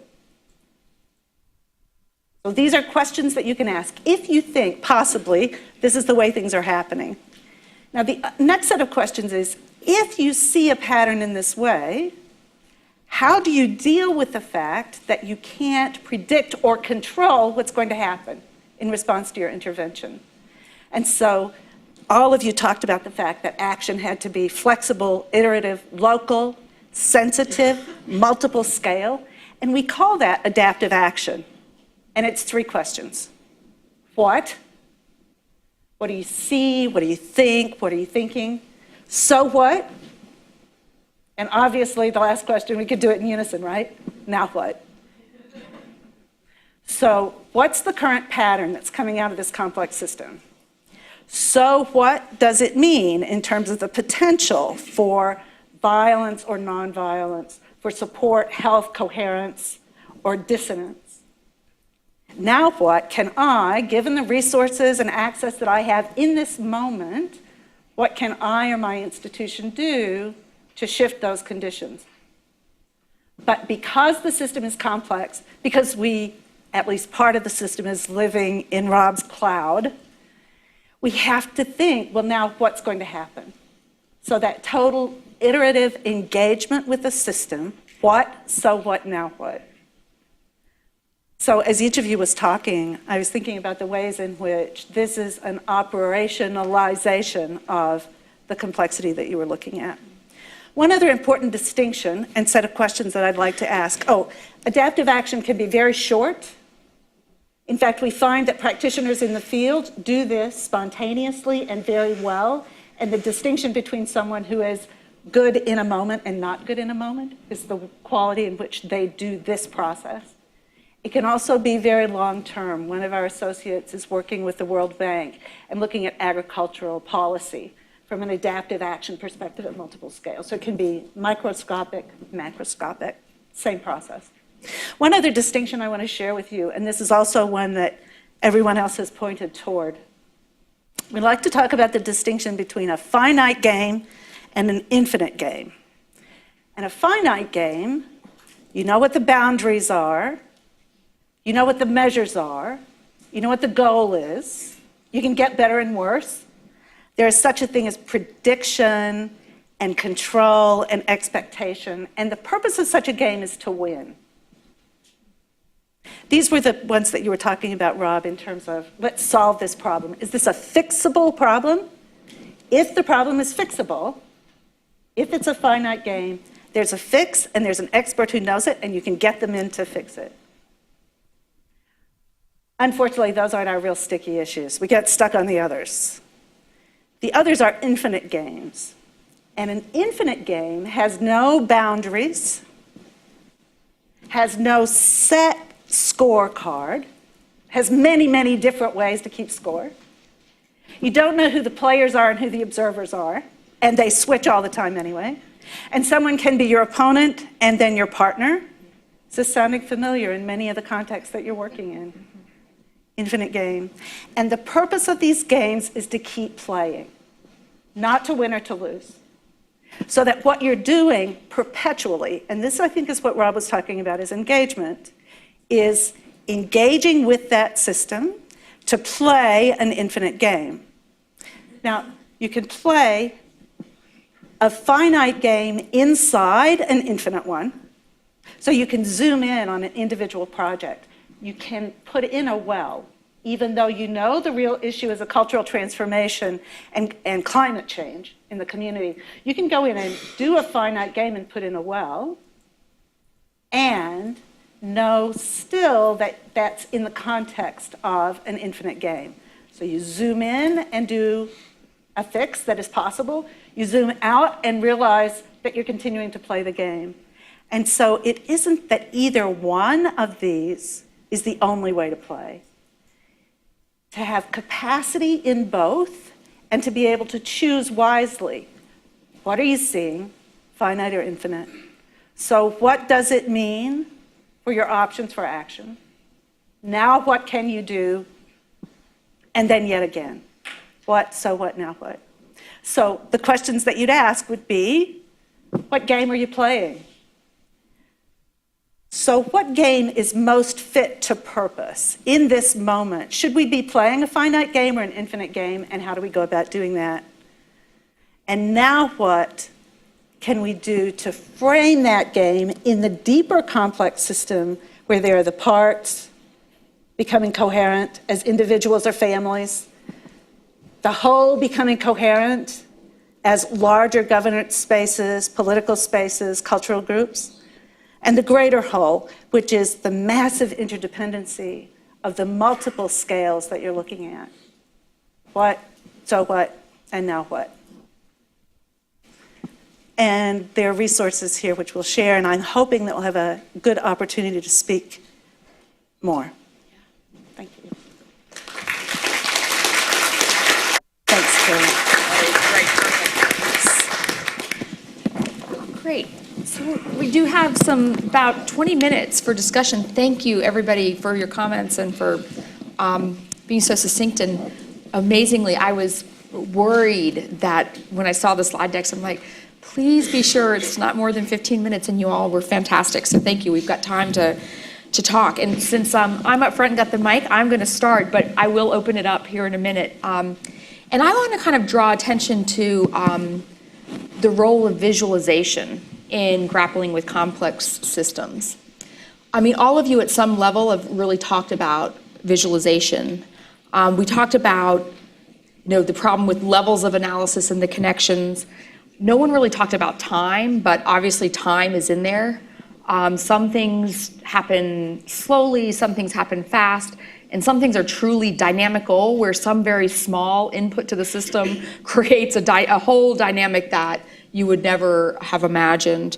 I mean, the reality is these are unbounded systems, and we can drill down, but we are working with infinite games and agents that have changed the rule sets for us regularly.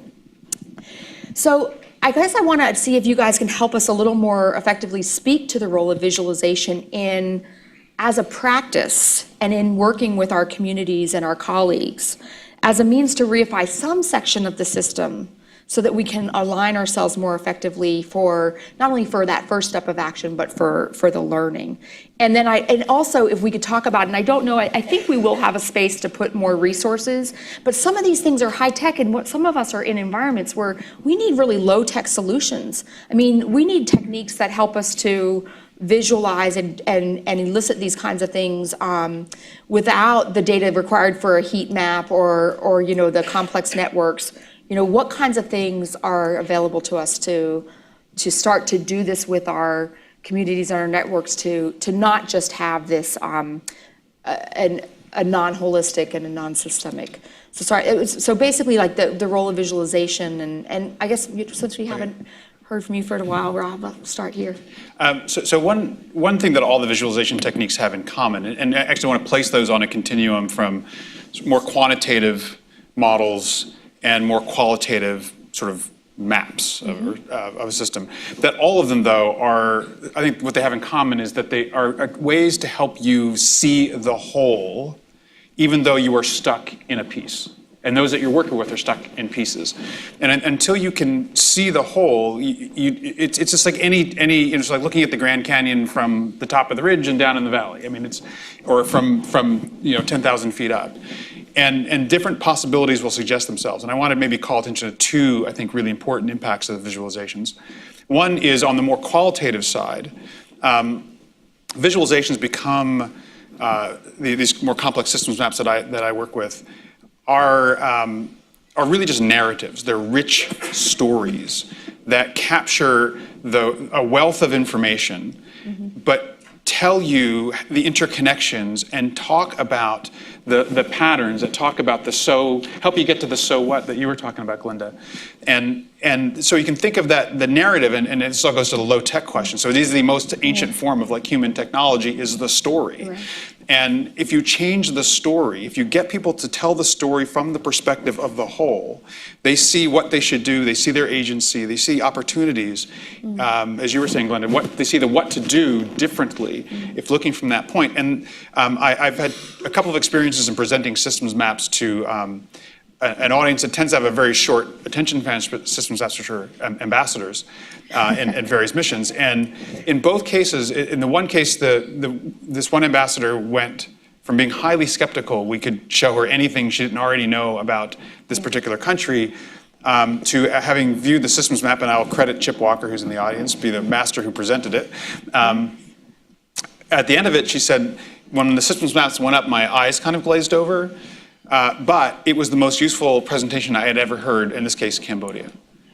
And that's where it was just the power of the story you're able to tell from the map. The map becomes a table of contents for telling this rich story and holding truth that you really can't hold by knowing any one piece or looking at any one event. The other one is I want to share a person I met a couple months ago who is a particle physicist. And his name is Garrett Lisi. He's got a TED Talk, so L-I-S-I, Lisi. And in his TED Talk, he talks about more of the pictures that Nate and Steve were talking about, which is looking at, he took all the subatomic particles that are known. So there's a couple dozen of them, right? And I can't tell you what they are. And he looked at 8 dimensions of relationships. We plotted 8 dimensions of relationship, which I can totally begin to explain to you. But what was really fascinating about this is that they produced these diagrams, they produced these visualizations that suggested where new particles might be found. And he said by looking at the visualization, you could see patterns, and in those patterns, you could see gaps. And in those gaps, you could theorize what should be there. And then physicists could start looking for those things. And that's how they go through the process of theorizing and then experimenting and uncovering these various particles. And I think there's an analogy. It's not quite as neat on the peace-building side, but we can look at those maps. And either we see key leverage points, or we see gaps or opportunities that we wouldn't see if we didn't see the pattern. Nate, can you tell us anything? I mean, are these kinds of heat maps, are they easily accessible, or is it something also we could do in a low-tech way with communities? Well, what we do is we recognize that our local partners might not have good internet access, for example. So we try to produce bulletins and publications and things, and then also recognizing that they might not have email, we then go and take it to them, and we have a discussion around it. So we found that people who are like living in a particular local government area in a particular state, you would think that they might know everything about the conflict dynamics, that they could just reel it off. But when they look at a map, new insights definitely emerge. And so we do find that a hard copy is essential for actually stimulating that kind of discussion. And then at the national level, we work with, a working group with the larger NGOs and the donors and things, and then we have a more high-tech engagement with the platform. But yes, a low-tech option is absolutely essential for our particular tool if it's going to be successful at engaging the local stakeholders in the process.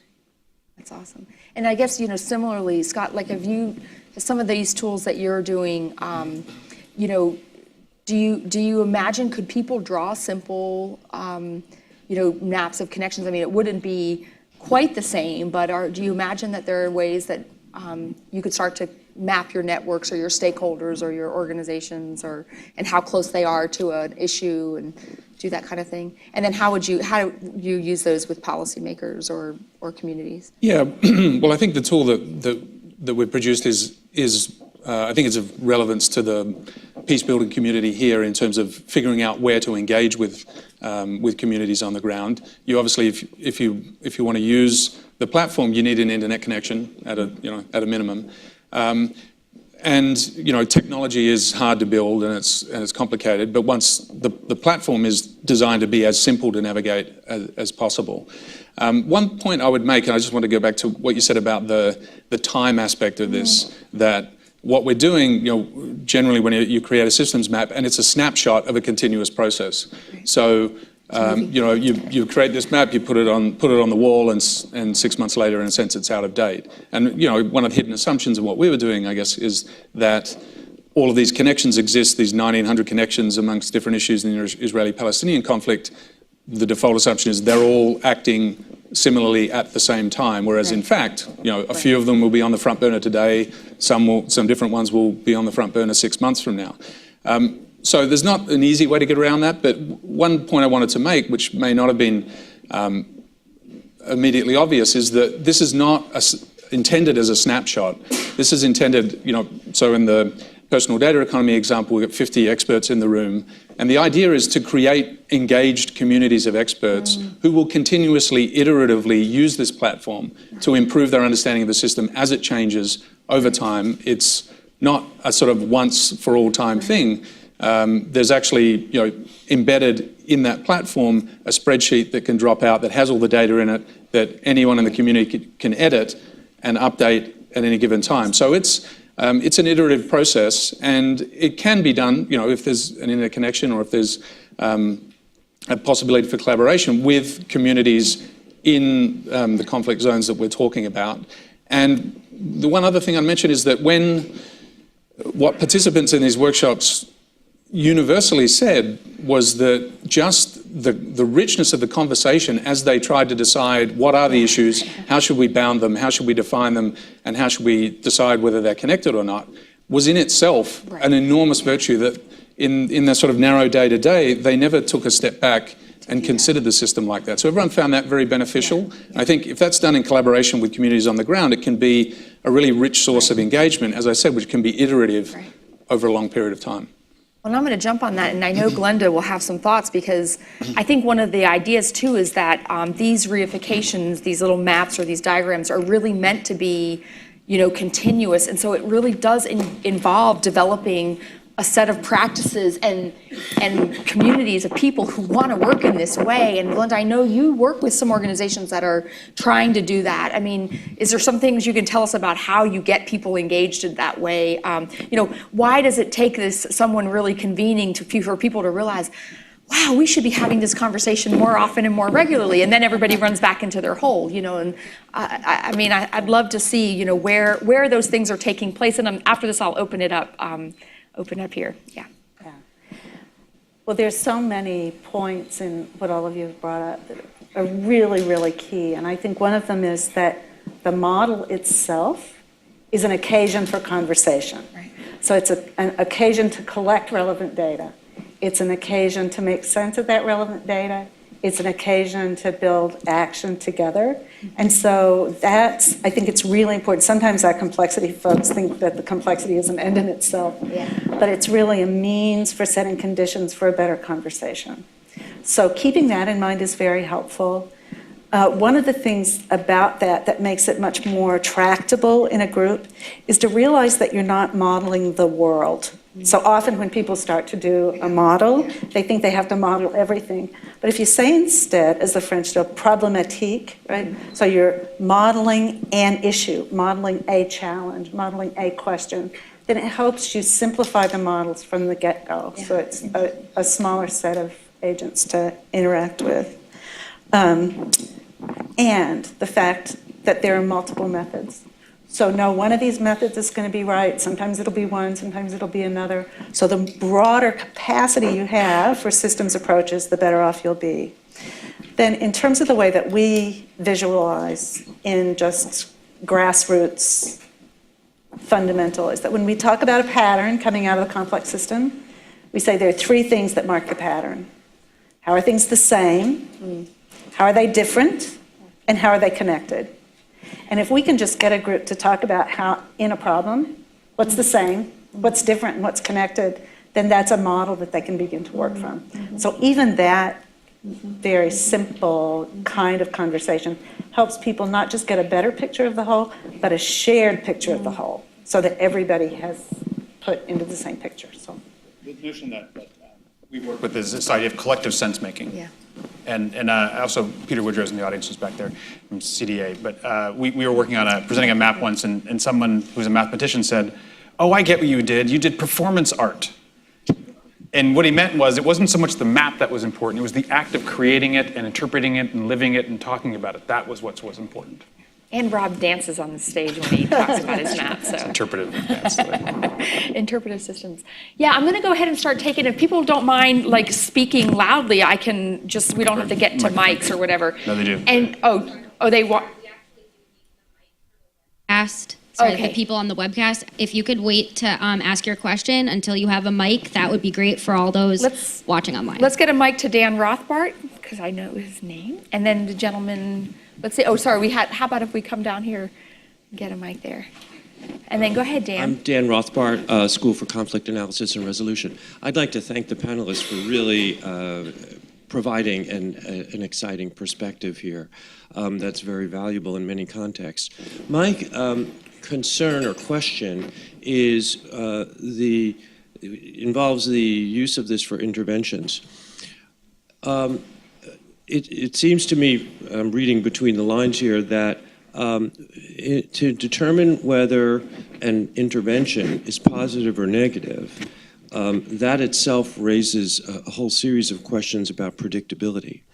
And since the systems are in a complex system, and that complexity is not only at one level, but it's at multi-levels, as was implied, even at microscopic, even complexity of people in a room, in a dialogue session, in a mediation could be considered a complex system.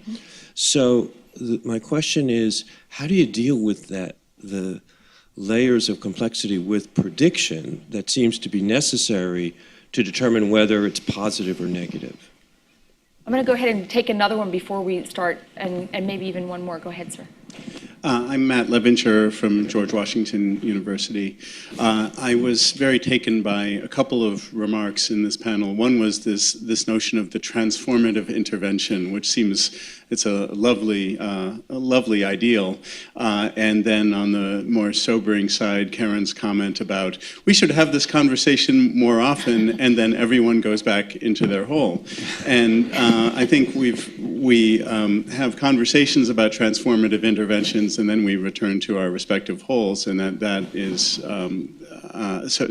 what I applaud about this panel is that you're really encouraging us to think and act more systemically. So the question is that I have and that I'm grappling with in my own work is how do you transform networks of information sharing into networks of action? And it seems to me the transformation we're looking for is to build communities that act in concert rather than simply understand the situation in concert. And how do you build that? How do you sustain that?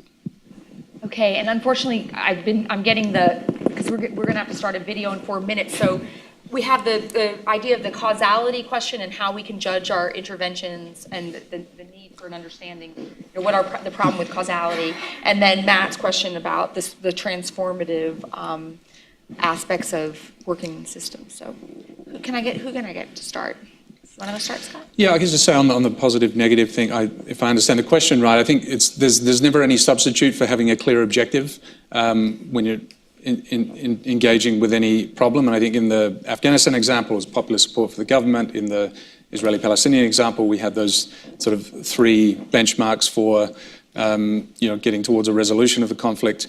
And I think you judge your engagement or intervention based on whether they're bringing you closer to or further away from those objectives. So it's not a matter of just engaging at any random point with the system, but keeping in mind how it's ultimately reverberating through the system to have an impact on the ultimate objectives that you're interested in. Anybody else? Or go ahead, Rob. So I just maybe to Dan's question a little bit is that so one is I'd say prediction is much less important than learning. And so even though it will be difficult to predict how to affect a certain part of a system or a dynamic within a system or even a factor within a dynamic within a system, you want to be in a situation where you're set up to learn whether in fact you had it right, either the understanding of the system or how to engage it right. And then to the degree that you're not, you're set up to be able to adapt. And so I use the phrase fail smart. You want to be set up at the least, if you're going to fail smart. So you minimize the damage and you maximize your potential to learn from what you do. And the other one is that I work a lot with people on goal setting, and they want to set goals in terms of substantive deliverables, which you can maybe do in a 1, maybe 2, 3-year frame. You can't do in a 5-year frame. When you're talking that far out, you've got to talk about changes to underlying dynamics and patterns, not just to events or conditions. And that, I think, hooks the first question to the second question, because things are uncertain in infinite games. There's nothing that's going to make it certain. So the question is, do you have a way to deal with that certainty or not? And if you do, then how do you move into action? And so the only way that you become more certain about the system behavior that you learn is to do something. And so it leads into this adaptive action cycle. So when someone or a group is talking, it's an information sharing space, they're stuck in what we call the so what space. And if they'll just do something and see how it affects the system, they'll get unstuck. They'll begin to move again. So this whole question about the adaptive action doesn't always work, but when it doesn't work, you can have some idea what to do. And it doesn't really matter what they do, to some extent, just to do something so that the system begins to move. Okay, I'm getting the wrap up. Can you do it in 30 seconds? Yeah, sure. Just a very quick response to the problem of everyone going back into their holes after having these wonderful, rich conversations. I think that was the purpose of creating a platform that can be a visual representation of a consensus, expert consensus about the shape of a problem and promising and less promising points for intervention, and to keep that platform alive and keep that conversation, keep people returning to that same conversation over and over. The reason I think people go back into the holes is it's been too hard up till now to keep a complex system there, and I think we've got the tools to do it now. So please, at breaks, I'm going to have to wrap it up here, but please, at breaks and across the next couple days, engage these folks, engage each other. I think there are places on the website where we can put up resources. I think there's low-tech resources, there's high-tech resources that are now open source and platforms that can help you with your data. And I think right now we're about to start a video. Thank you very, very much for coming, and we hope it was useful. Thank you. Awesome, all of you. Super. Moving into the... Oh, we're going to watch the here. video here. Okay. No, we're going to sit here. Oh, we're going to go ahead and get down.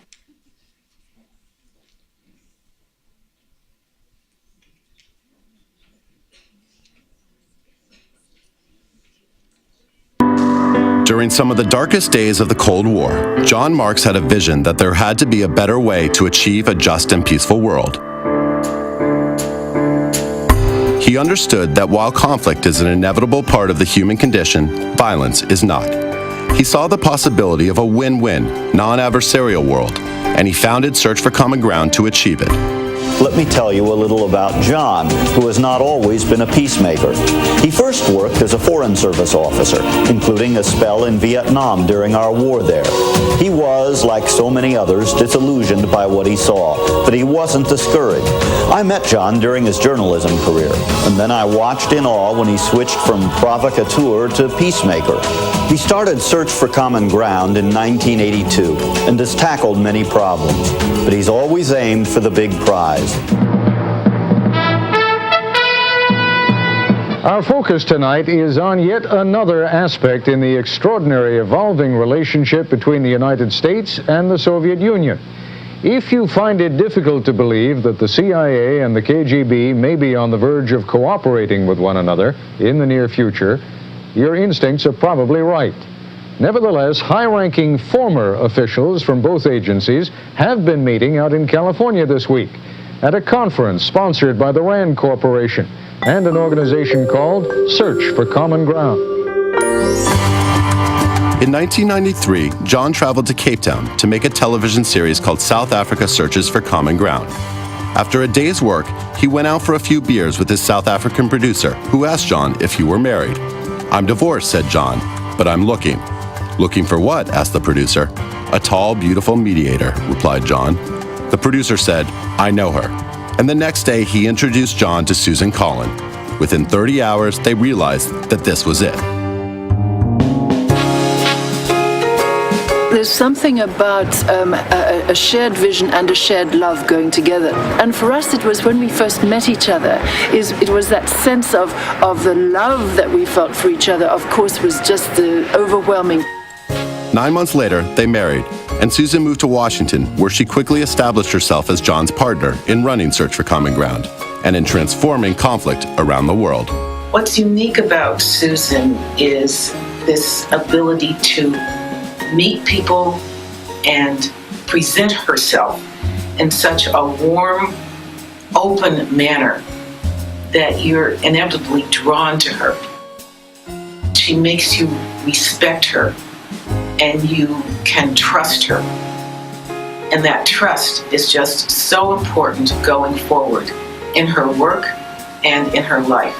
Susan's also a spiritual person, and she brings that dimension to her work in negotiation, mediation, and peace building. We share a vision. We have something we can talk about incessantly. We are able to do work that complements what the other person is doing. We're able to combine the characteristics of two people, which makes us a much more powerful individual and couple. No one has done more to advance the field of practical conflict resolution around the globe. than John and Susan Marks. And they've done it with initiative and intelligence, with head and heart, with passion and persistence to advance the cause of peace.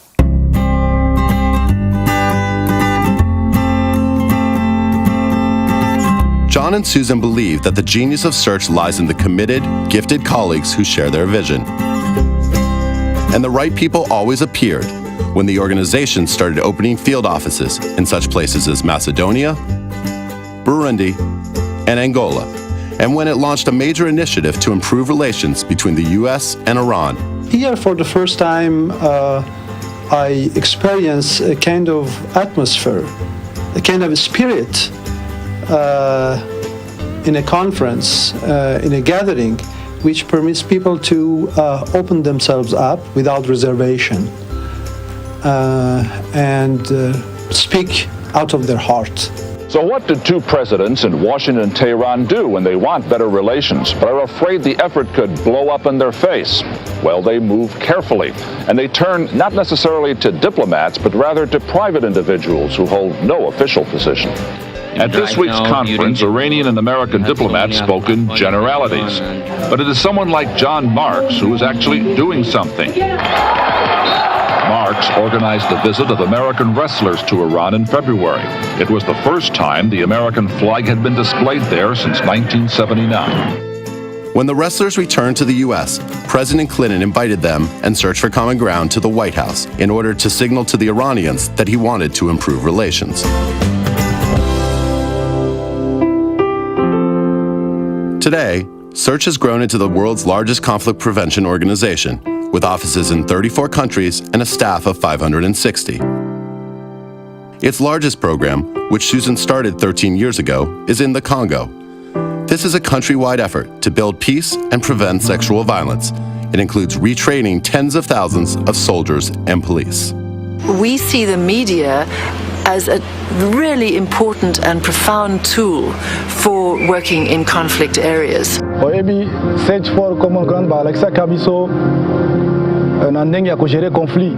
For one thing, you reach a huge amount of people, and so we see it as a way of putting the spotlight on the approaches to peace building that normally people get through dialogues or through a workshop, but then you're reaching 20 or 30 or 40 people. With the media, you can reach millions of people. Movies and TV around the world are saturated with images of violence and horror. But is it possible to use pop culture in a different way to promote peace and understanding across a country? It's for a new soap opera series that's taking on one of the most serious issues for Kenyans today, the hatred and violence that arise from tribal divisions. John Marks is the visionary behind the soap opera The Team. Call it soap opera for social change. The key to peace is to be the peace we want to see in the world. And this is how we do it, by everything we think and say and do. So the answer to the question, what can I do, is such a simple one, is to live that peace every day in whatever our circle is of our lives. And in that way, we truly do contribute to peace. So given that peace is really about walking each other home in a peaceful way, about caring and compassion for ourselves, each other, and the planet, let's do it together.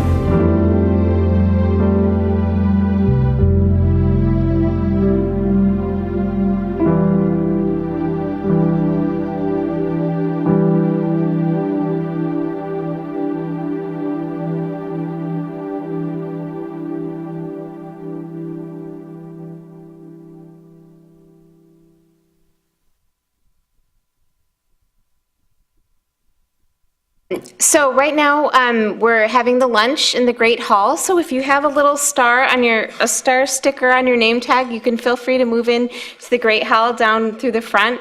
And otherwise, feel free to stop by the registration table, and we have some information about some outside lunch options.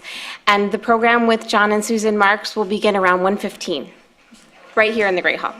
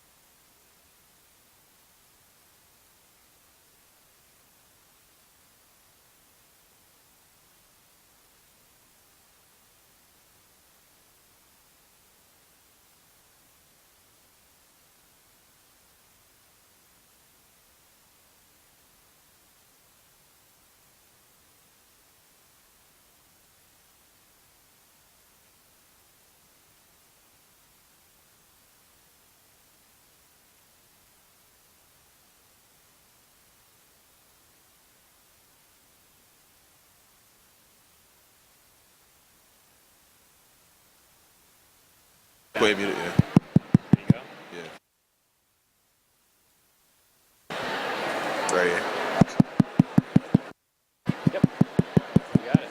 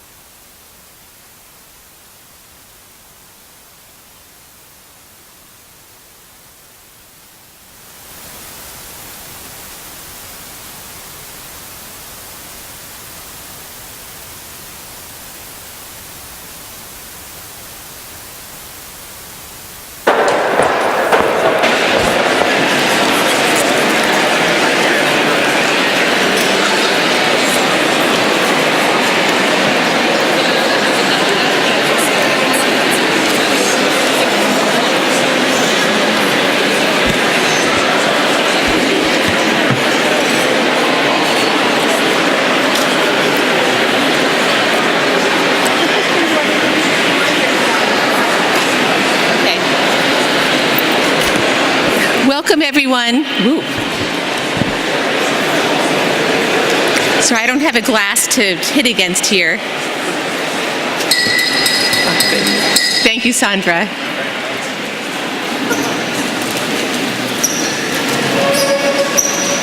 So crinkling of potato chip bags is allowed.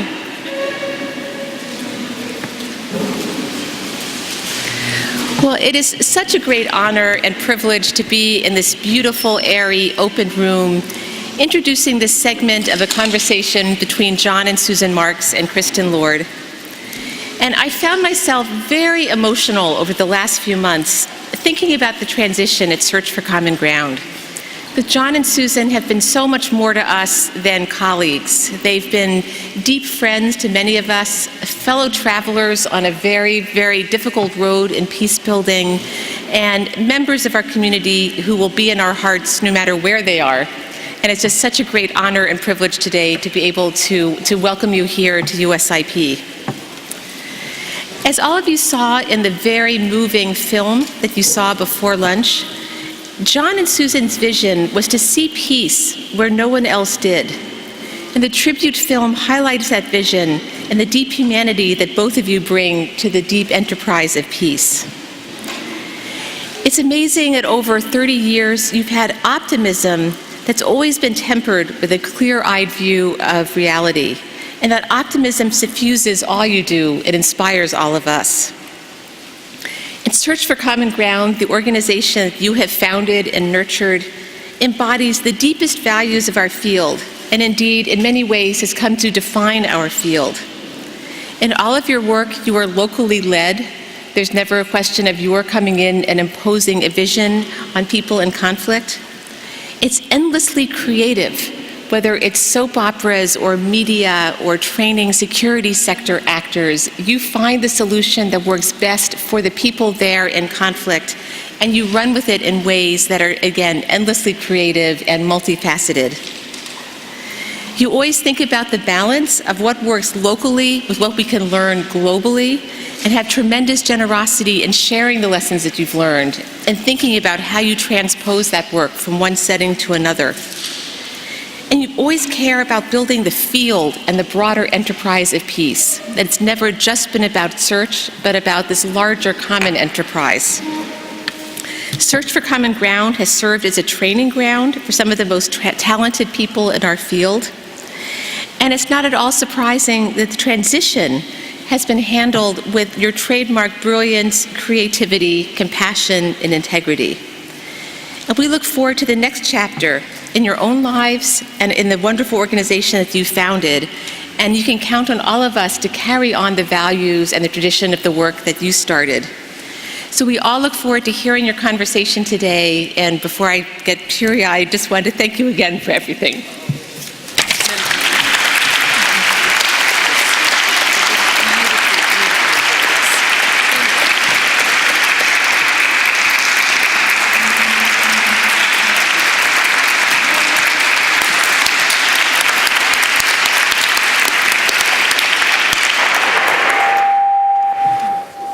Well, you know you're dealing with special, are we okay on that? Okay. You know you're dealing with special people when your moderator tears up at the introduction. So, John, Susan, thank you so much for being here with us today. John, let me start with you. Can you tell us a little bit about starting Search for Common Ground and how you've both then seen it change and grow over time? We all saw the video, but give us your own personal perspective on not just the starting of the organization, but really the evolution of the organization. Okay. Well, I have a confession. I started out, I was adversarial to the core.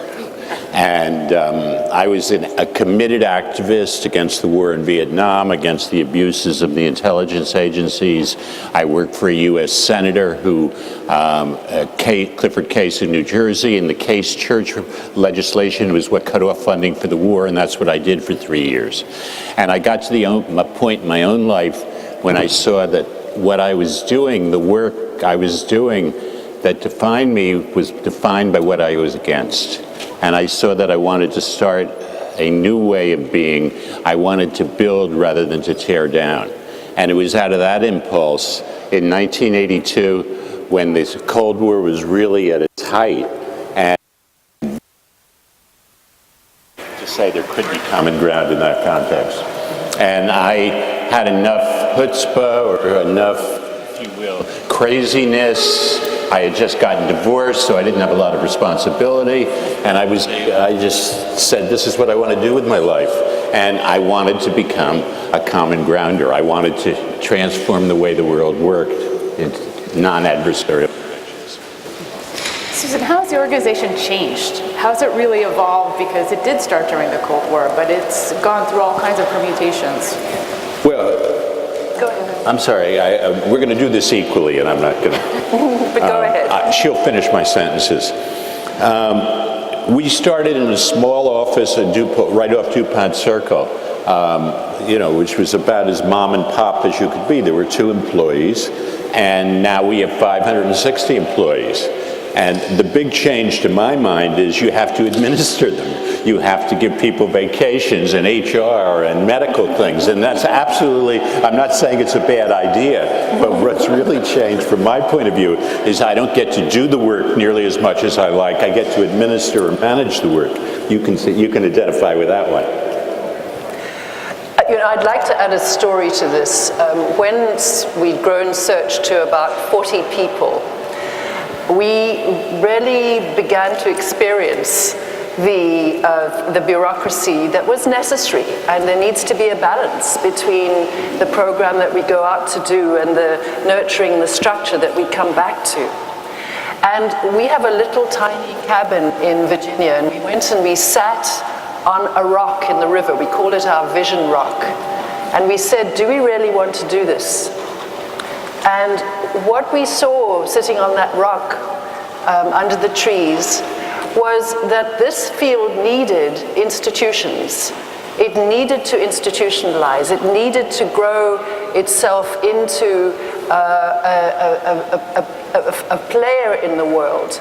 And we thought that we could build one of those. We think there should be, many, and indeed there are. But this is way back, this is a long time ago, and we decided that this is something that we would do. So it was a very conscious decision to grow Search from the small beginnings. And when I joined Search, Search was about 11 years old when I came in. We were about 12 or 15 people. And from there we we just opened our first field office. And we now have 55 offices in 34 countries. And we saw that that was the model that would allow us to be immersed on the ground, have people who are there year in, year out, trusted, part of the culture. And one of the principles, and I'll end with this, was that we would always have people from the different sides of the conflict working together. And so we would model on the ground what it is we want to see in the world, our vision for the world. So for instance, in our Jerusalem office, we have Palestinian and Israeli co-directors, both women, by the way. And that is mirrored throughout the organization. Yeah, I just want to add, because Susan sloughed over it, that for the first 10 or 11 years of Search, we went along pretty much like this. It was a level, not growing, not shrinking existence. Susan joined us about 20 years ago, and since then we've grown at the rate of 20 to 25% a year. Now that's not a coincidence. And I don't think they teach at Harvard Business School that the way to expand is to marry your expansion. But what happens is that we have combined qualities that make for a much more powerful leadership. My skill, if I have some, is probably setting up projects and dealing, and always in the cause and within the context of our work. Susan is much better with people than I am. And that combination works very well. So you've talked some about how the organization has grown and expanded, but actually let's reflect for just a moment on how much the world has changed since Search started. I mean, this was an organization that started during the Cold War. You saw the Cold War end. You then saw the genocide in Rwanda, the wars in the Balkans, many civil wars in Africa actually come to a close, then 9/11, and now flashing forward to today, all the conflicts I mentioned at the beginning of the day, you know, Syria, DRC, Afghanistan, and so on. What have you learned about preventing and mitigating and transforming conflict in that time? And I'm particularly interested if there are views you had earlier that have really changed. Well, I came directly to join Search from the South African peace process. And that's really where I cut my teeth, was on the front lines. We were discovering how to do what we did every day. I mean, the secret that nobody really knows is we didn't have a clue what we were doing, and we did it anyway. And we learned through trial and error. And we did something extraordinary. We, the people of South Africa, we, the people of the peace process, we, the people who said we will move towards a new South Africa, just as today you meet with people in Libya who hold the vision of a new Libya despite what happened on Sunday, and they still do. So for me, there was a basis that I came into this with, where I'd learned some things, but what I immediately knew and discovered and learned was, of course, that every place is different. However, there's a dance there. And the dance is that while every place is different, and everybody we ever speak to and we interact with and engage with in any conflict will say, well, of course, mine is different. And you feel that. We felt that in South Africa. At the same time, there are many principles and practices and lessons learned that can make a huge difference. They can save so much time. They can leapfrog us all forward. And I think that understanding that all you can do is come and say, look, this is what we've discovered. These are some things that have worked somewhere else. Is there anything here that can work for you? And offer that experience to allow people to make it their own. But at least what you're doing is holding a basket of experience, a place to start. In South Africa, we felt that we were starting right from scratch. And I have to say that the trainers who came in right in the beginning to help us, many of them were American trainers, including Jim Lowy, including Bill Potapchuk, including others that I'm just at this age. Oh, and so it was very important that we were given some tools. However, what we then did was to make those our own and refashion them in our own way. And I think that from that place, it's possible to keep moving, to keep engaging in the many different conflicts of our world, which are so diverse, in an open way that is not just going in and saying, what do you want us to do? Because when people came to us in South Africa and said that, it wasn't very helpful. But in saying, what is it that, these are some things that we can offer, is there anything here? And I think that was a big understanding that I got only once I'd left South Africa and started to move in other places in the world. And I think I got about that same time. In fact, my trip to South Africa, where I met Susan, had a really important effect on this. But what I got was that you could work societally. You could work across entire countries. I think before that, I had been into workshops and trainings, a more individual approach. And in South Africa, I saw a whole society transforming and actually a peace process at the heart of it. Susan was on the Regional Peace Executive Secretariat in Cape Town, but I met the people who were doing media. I met the people who were doing community convocations and the like. And what I saw was a whole society transforming using the methodology that was coming out that I wanted to use. And in fact, some of it was born because American conflict resolution experts went down there in the 80s. But the conflict resolutions guys and women all went home. And what happened is South Africa took some of those principles, developed what I think at the time was the best core of conflict resolvers in the world, and found ways to apply it across their whole country. When I came back, I'm not sure if it was exactly at that moment, but I sort of came up with this concept of societal conflict resolution, societal conflict transformation, that if you worked in a multi-pronged way, in other words, if you did many things at the same time, one or two might even be effective, and that they would feed on each other, and having the whole becomes greater than the sum of the parts.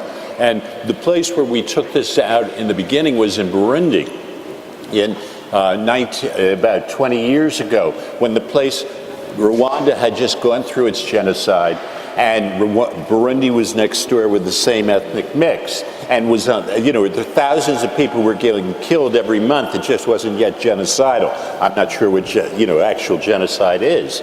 But we went in and we did radio, we worked with youth, we worked with women, we had a national drumming contest. You want to communicate with people in Burundi, drumming is where it's at. Well, that hadn't been in my toolbox before, I want to tell you. And it wasn't something that I even could imagine, because I was sitting 5,000 miles away. But Shamal Idris, who is my successor, was our country director in Burundi at the time, and he said we should use drumming. And one of the strengths of Search has been that we have field directors who are don't have to sit there and do what headquarters tells them. They have a great deal of autonomy in terms of what's going on in the culture and what programs you should use. And that's one of the secrets of our success, it seems to me, of not trying to centralize this. From a programmatic point of view, it's our local leaders, our local staff that comes up with the best kinds of ideas. Well, all of this I think I knew on some level, but I never knew how to apply it. And it was being engaged. Napoleon said, "On s'engage puis on voit." One becomes engaged, and then you see what the possibilities are.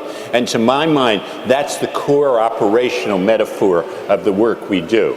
And try to sell that one to a foundation or a government funder. And I'd just like to add that Sandra Malone, who's Search's Executive Vice President, and I'm sure known to most of you, was our first director of our Women's Peace Center in Burundi. And so she went out in those very difficult days.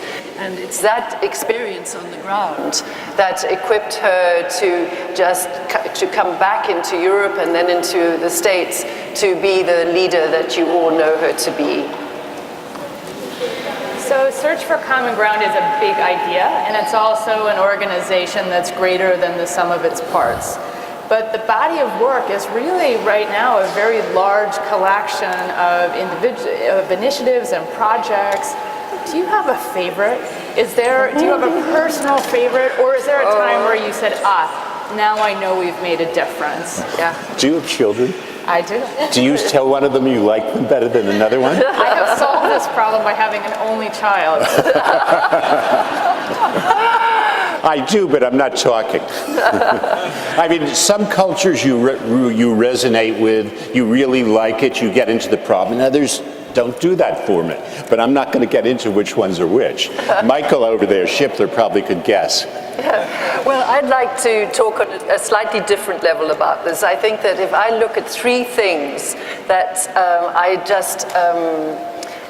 when I see the growth of the organization to where it is today, and I see the treasures of Search, which are the people who come to Search. By the way, 81% of our colleagues are nationals. So this is very much rooted on the ground. And when I go out into our programs and see who we have in all our different offices in Washington and Brussels as well, the treasures of our people who have come to us, who've been drawn to us, to me this is a magical thing. It's complete magic, because all the right people, as the video says, turn up at the right time. The second thing is the pioneering of media for peace building has made such a huge difference. And for us, it's not just the media, because what happens is in the DRC, you saw a tiny clip of it, but the programs are taken out on mobile cinema. There are facilitated conversations. The programs are used for listening groups, and these are radio and television programs around the world. And so often the media becomes the jumping off point for much deeper conversation and program. Because for people, it's quite often really hard to talk to each other, and this provides a gate through which they can go, as well as, of course, reaching millions of people. And the third area that is a particular love of mine is our work, Track 2 work. We have a Track 2 division. We actually, for our Track 2, our quiet, behind-the-scenes work that we do, as well as the people-to-people work that we do. This, and you saw on the video a little bit about our work between the United States and Iran. That's been going on for 18 years. It's again, this longevity is one of the things we've learned, is staying with things and staying with things through the tough times. And when they dip, and we all feel like giving up because nothing happens, that's the time when we can actually do a lot. Because keeping the connections going, keeping the contact, keeping ourselves in good order and good shape, keeping ourselves optimistic is an important piece of then being able to work with the players, with the protagonists. And so staying with things when times are hard is often difficult and extremely important. And it's something that we can do even on the phone or with Skype. We don't have to be there. We can do it without money if the funding runs out for a while. But it means that when something starts up again, we're in place, we are connected, we're known, which has happened, for instance, with Iran. And of course, there are many other places that we're working, which I won't mention.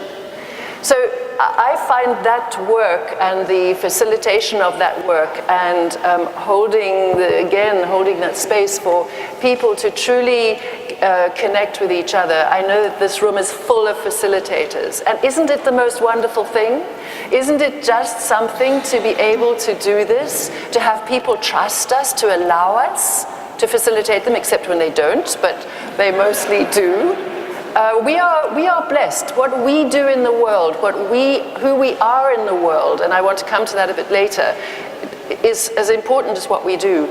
But what we do is an extraordinary thing because it demands that people allow us to do it, and they do, and they do because of who all of you are, not in your titles, but in your essence, in what you bring, and that passion and commitment and care that you bring.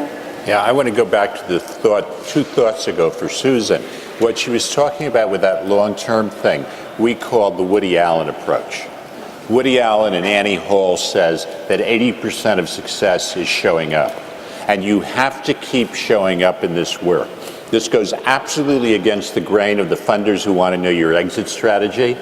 We've been showing up between the US and Iran for 18 years. Every 5 or 6 years it gets really interesting. But if we're not doing it, if we're not there, we lose totally the ability to keep doing the work. And we were able to, or Ambassador Bill Miller, who works as our Iran coordinator, was able to be the key negotiator in the freeing of the hikers, because we had been showing up.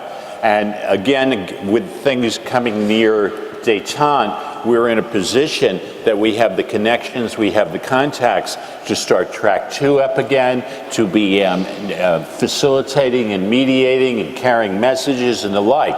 And that is impossible if you have this break or you go off and work in something else or whatever. And it's just a very key part of our work. Well, let's talk about the tough times a bit. The film's a lovely tribute to you both, and you know, this luncheon is very much a tribute to you both. But I think you both also know all too well how very hard this work can be. What are the biggest challenges you see for all of us, for the peace-building community going forward? And what are the things we most need to get better at in order to deal with some of those challenges? I think that the biggest challenge is being taken seriously in the annals of government, and where this work needs to be something that policymakers call on. They don't right now. It's an adjunct. They might fund an occasional workshop or training, but it's not part of the core thinking. And I could get into long reasons why that's so, and the like. It doesn't fit. The field has some problems and all of that. But I think getting taken seriously and having real resources put into this. I'm not talking about the kind of resources that we all scramble around to get. I'm talking about serious kind of resources, because you can do things. And then beyond that, I think that the notion of preventive action needs to be assimilated. It needs to be taken into the guts of people in the policy-making world, because it's not now. There's no government I know really practices prevention. They practice crisis management. They practice after the fact, post-conflict. I think post-conflict is a dangerous concept, because it's pre-conflict is the much more interesting place. It's the place we can be much more useful than in the post-conflict world. But governments move from crisis to crisis, which means it's already gotten to the point where there's nothing to be done, probably, because they're in a crisis, or the war started, or the genocide started. We need to work much more preventively, and the policymakers need to understand that. And I would just add to the first point about being taken seriously, starts with us taking ourselves seriously. And I don't mean taking ourselves seriously in our work, we all do that, but taking ourselves seriously in relation to policymakers, in relation to high levels of leadership. It's a difficult thing in some cases, because many of us come into this field because we care deeply about community, and we're not necessarily that good at connecting with those high levels. That's endemic around the world. But there's another piece to it. And that piece to it is for us to stand with our feet firmly on the ground, recognizing our own worth. Recognizing our own worth not only as individuals, but as people who are doing this work and knowing the difference that this work makes in the world. And you know, there's a real shift in energy when we stand for who we are. And I think so often we go cap in hand, or we go feeling a little bit, we may not name it as this, but we go feeling less than. And this is an old chestnut. But I do know that every single person in this room and all our colleagues who do this work have the right to stand and be counted and be listened to and taken seriously. And we need to claim that in our hands, so that is what energetically we communicate to the people that we're with. And never doubt that that energy is really the essence of what we all receive from each other and we all give to each other, and that's operating every second of our lives. So stand for who you are. You are wonderful. You are amazing. You are doing extraordinary things in the world, and what we need to be doing is be doing more of that and taking it into places where we get the resources, where we not only get the financial resources, but we get that credibility that allows us to move forward. Let me ask you one more question before we turn to questions and answers from the audience. Do we have microphones available for the audience? Good. So we're going to ask you to just identify yourself and where you're from before you ask your questions. But before we turn to you, let me close with this. What words of wisdom or advice would you have for all of us? These people here assembled today are working hard every day to promote the shared vision that you and we all have. What words of advice would you share? Well, I'd like to expand on what I just said, which is to really recognize that who we are as peacemakers in the world is what makes the difference. That the transformational is what makes the difference. The technical is in service of the transformational. The technical is in service of the transformational. And so we have to look to our own lives, look to our organizations, look to our partnerships, look to our relationships. And we're all going to be making mistakes, and we're going to be, I know I do every single day. Every single day I fall off this line that I set for myself, that I aspire to, that I want to be. What I've learned to do is pick myself up and come back again and again and again, so that I can really live the way that allows me to be effective. And it's all about effectiveness. It's what the military calls the readiness. It's about readiness. And who we are is about readiness. And when I did some work with the United States military, I've worked with militaries and police all over the world. When I did work with the United States military at DOMI, the Defense Equal Opportunity Management Institute, what I discovered there to my absolute joy was that who we are was seen as one aspect of readiness. And so this isn't just me. This is something that is recognized. And I offer to you that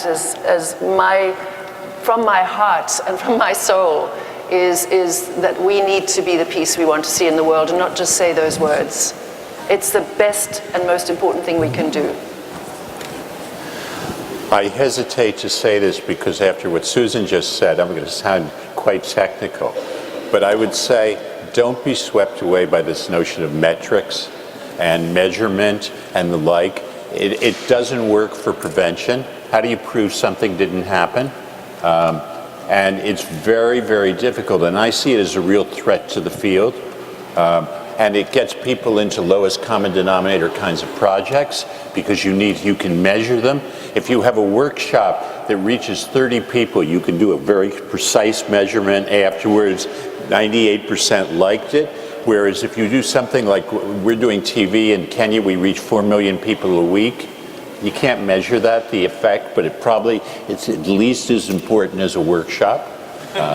And this notion of measurement and results and everything else, my sense is having a very negative impact on the field. And it's something we all go along with, and we do. Look, Search has this great IELTS evaluation, DM&E thing. I'm not saying we don't do this, and it's very important to do it, but it's not the field, and it shouldn't define the field.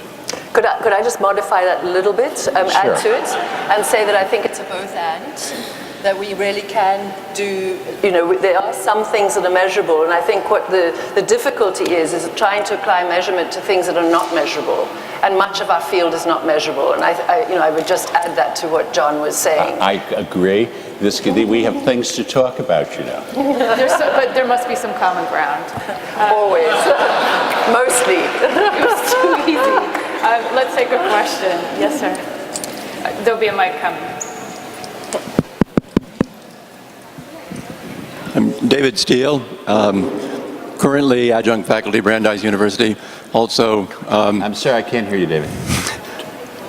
Currently adjunct faculty, coexistence program, Brandeis University, but also been a consultant in many places in the world. My start was with Search for Common Ground when it was a 6-person office in Washington, D.C. And we didn't not only get health insurance, I didn't get a salary. I remember John telling me, stay with us, don't go get a PhD. I ignored his advice. And later when I saw him after I got my PhD, I said, I probably should have stayed with you. I'm not sure how much the PhD prepared me, but look at how your organization has grown. Tremendous amount of work that both of you have done. I really want to thank you for the model. I have a very basic question. You are a large organization now, and I laud that. When you talk about having longevity of support around the world, it's something I absolutely agree with. Even if it doesn't coincide with funding cycles, I completely agree with that. I've been able to do that probably once in my life. But most of us don't work for large organizations. So my question really is, how do you prioritize what you do, who you build relationships with that you continue for 18 or plus years? How do you go about doing that, you, in your positions, but also most of us who don't have staffs of 400 or 500 people around the world? How do you manage that given the kind of context that we work in, the kind of funding cycles that we have, problems with M&E that you were just talking about, which I understand? How do you do it? What recommendations do you have? How do you prioritize? Yes. Look, there's no single way of prioritizing, frankly. Sometimes We went into Burundi because we were afraid of genocide, and stopping genocide changed my priorities. In other words, we put a lot of energy into doing that. Sometimes we've gone into new countries because they're next to the countries we were already working, and there was an opportunity. I think you have to be open to opportunities, and you can't do everything, and you have to make choices, but I don't like to make the choices until I need to make the choices. And I think to try to prioritize in the beginning, in the abstract, through a central planning process is probably not the best way to be an effective conflict resolver. Now, we have some standards. In the beginning, we could go into a country off the seat of my pants. I'd get on an airplane and go. I even had one project I put on my credit card. I don't do that anymore. We're too big for that. And now we have to find money. We have to find funding to be able to do things. So that becomes the bottom line. Not that that's where we choose, but if we can't find funding, we can't do it. And so that is kind of a leavening aspect. And you need to make priorities, but it's not totally clear that you can make them in the abstract. Well, and the other part of your question, David, which was, and hello, well, the other part was to do with how to, and I've just lost my thread.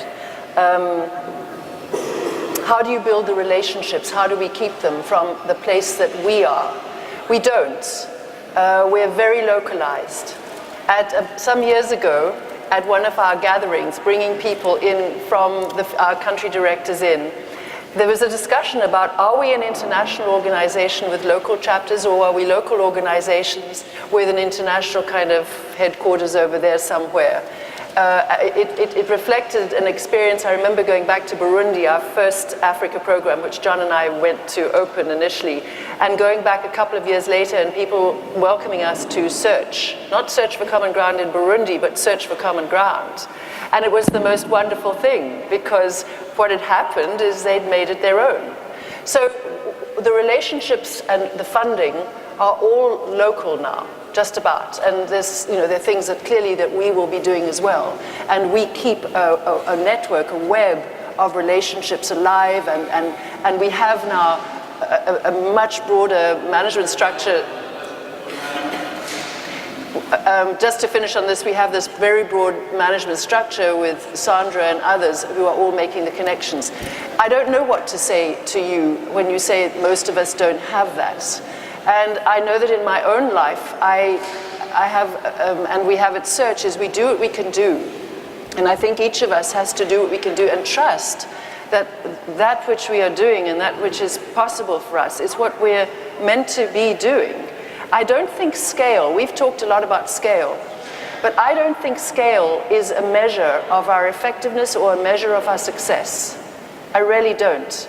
I think what's a measure of anything is that we feel that we are now doing what we're on this planet to be doing and that we're meant to be doing.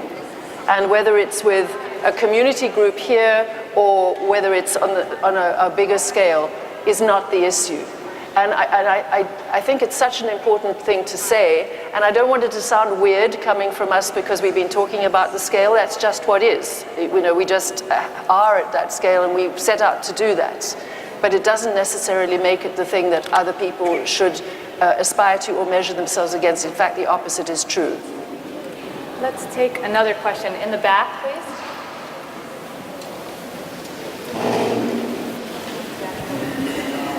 Hello? There we go. Can you hear or can you not hear? Speak loudly. Okay, can you hear better now? Yes. Okay, marvelous. So my name's Joel Branold. I'm the project director for the One Voice movement. And I'm going to just walk forward because there's no way that I think you can hear. So hold on. He's a project manager with One Voice. Okay. Hi, can you hear better? Yes. Okay, marvelous. So my name's Joel. I'm the project director for the One Voice movement. And the question I have for you now that you guys are transitioning out and sort of are going to be thought leaders in this space is that the majority of innovation on the donor side is very much in metric-driven philanthropy. So impact investing, sort of looking at how you can use your endowment. But for those of us like my foundation that work on sort of as we heard in the last session, complex systems that require a lot of non-metric driven or provisional metrics. How can we encourage non-metric philanthropy innovation? Because grants are just drying up, and you guys have so much expertise and thought leadership. What are your suggestions for the field? The question was, how can people develop, how can we all develop non-metric driven philanthropy? John is with One Voice, who we know extremely well and have from the beginning. The question is, how do we, given One Voice, which is working in the Israeli-Palestinian conflict, where things so much is not measurable, as we were saying, how do we generate a field of philanthropy that is not metric driven, because it is moving in that direction? And particularly with individual philanthropists, there's an insecurity, I think, that demands metrics. So we need to make them secure, for one thing. And one of the best ways to do that is to take people with you to the field. I think the best way of enrolling anybody is for them to be engaged and to see. I get enrolled completely. Every time I go out to one of our programs, I fall in love. I mean, it's as simple as that. And I become an advocate, and then I move away, and go to another one. And so I do think that that's one of the things that we all need to be doing. It's a part of also educating people. It's the question we went to earlier about being taken seriously by policymakers, and as much as possible, our programs on the ground are involving the embassies, are involving the policymakers, and I know One Voice does this very well, actually. So there's, we have to be very strategic about this. We have to really put a huge amount of effort, and it does take a huge amount of effort, into generating the kind of resources that we need, both in terms of the money and in terms of support. I have to say that if I had the answer to your question, we'd be a much bigger organization than we are.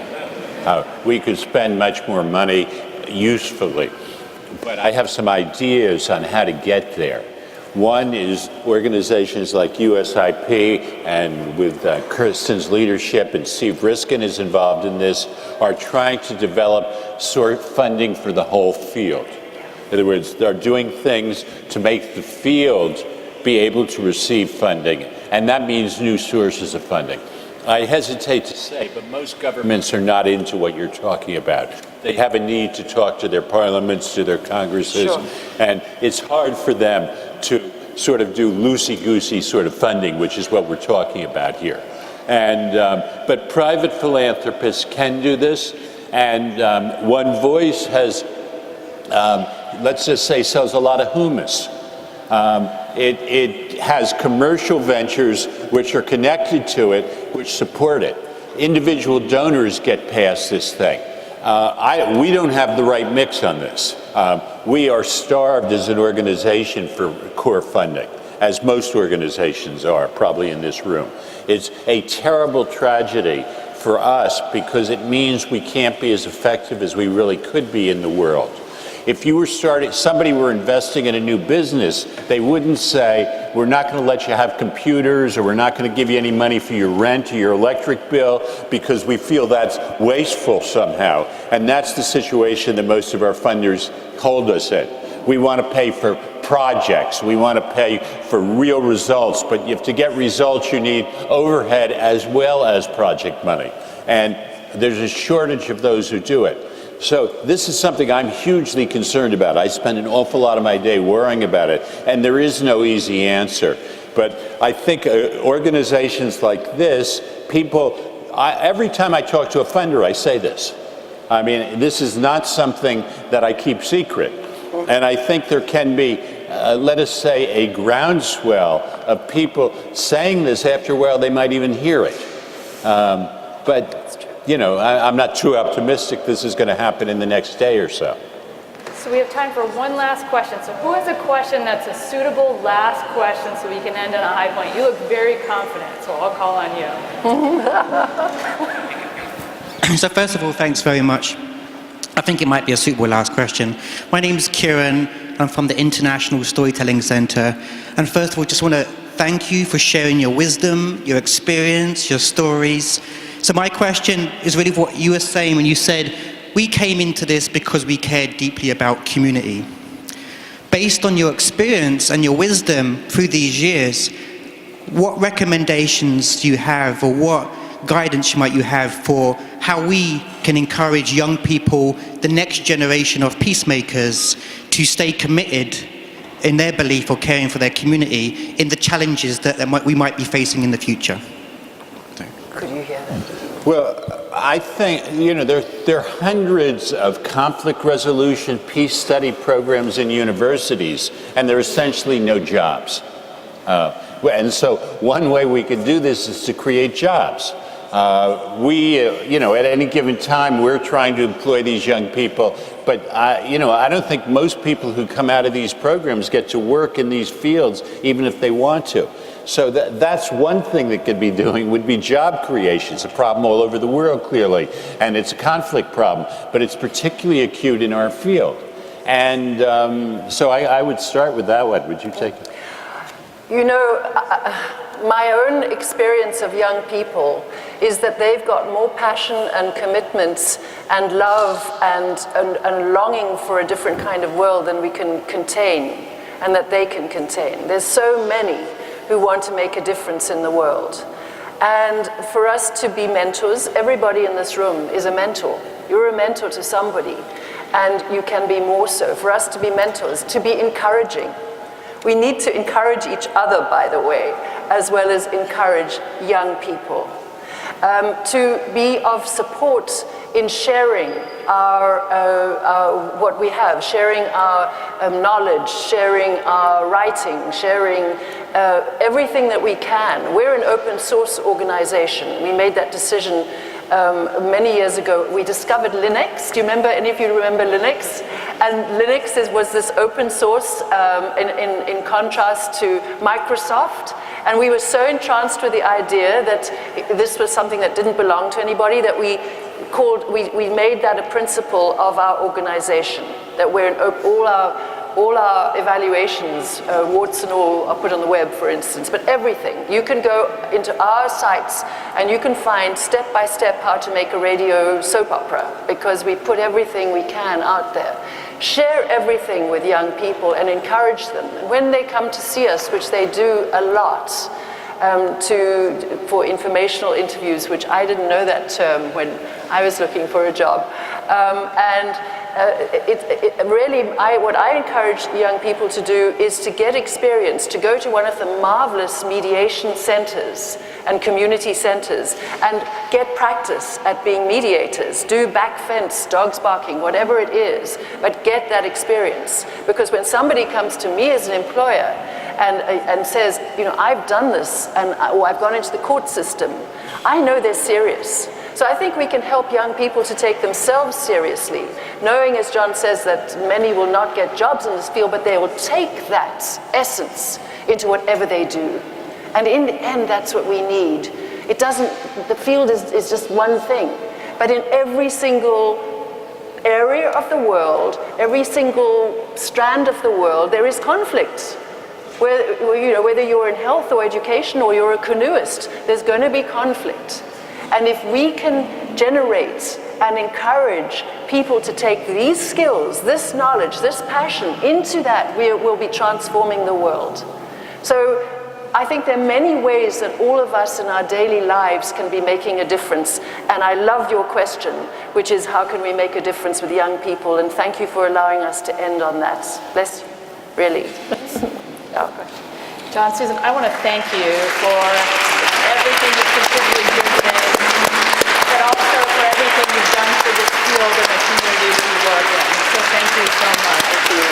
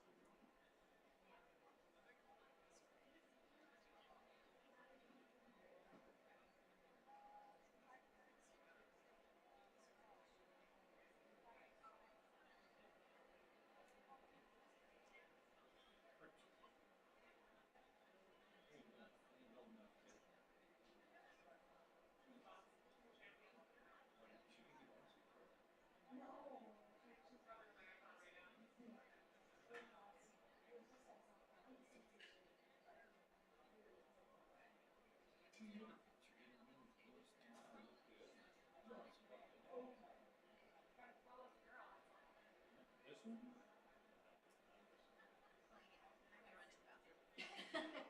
tell them I will be.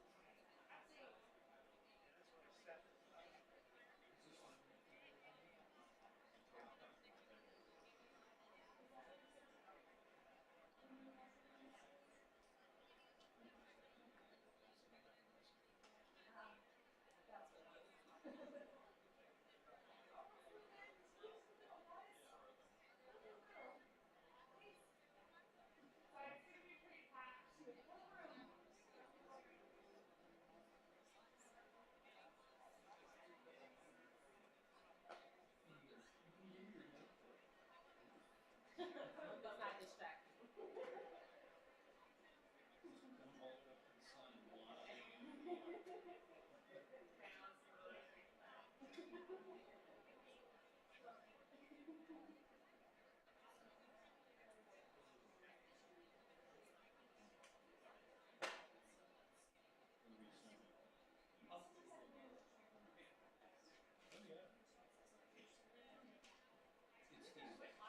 the 60-second. Oh. It's the 60-second. It's a bunch of 60-second Oh, films. got it. I wasn't very much to go some of them come on like that. Could you send me some clips? Oh, Amy.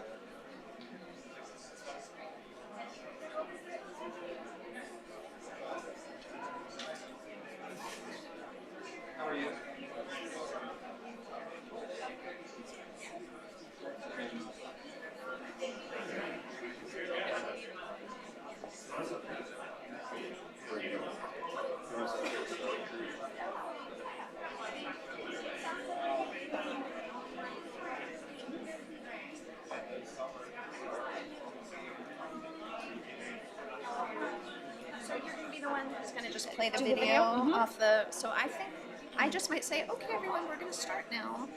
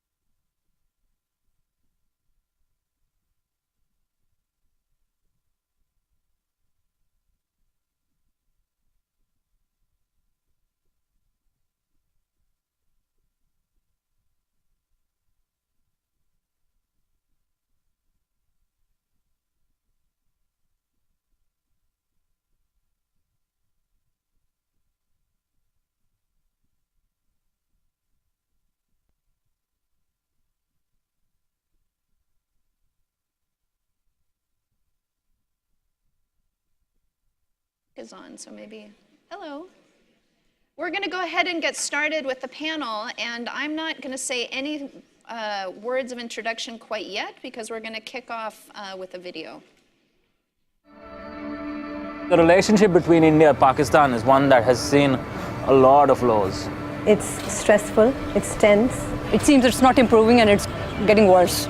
It's only been 60 years that we have been apart. Before that, we were living harmoniously together. I think all the strife would go away if you took away the barbed wires in the middle of the two countries. It saddens me that we have this neighbor that we can't even go visit. They have this perception which they've been ingrained in their heads that that's the bad guy. But when they actually meet them, they realize, you know what, he's just like me. Mainly because there's no communication. They're near us, but we have no access to them. And it's sad, because together I think we would do wonders.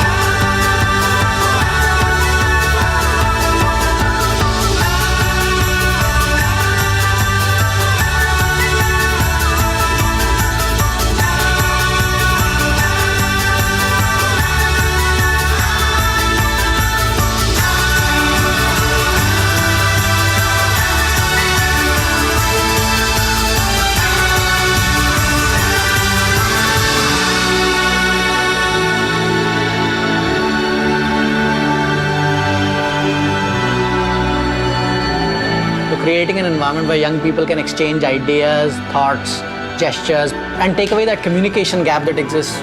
If I have any opportunity to go to India, I'll surely go there. The whole idea of actually touching hands, it's like communicating with each other without words, and that action speaks louder than anything else. This is what we're supposed to do, right? We are going to take minor steps so that we are going to solve bigger issues. It is more about, how similar we are as opposed to how different we are. Togetherness, humanity, this is what we want. More and more exchange.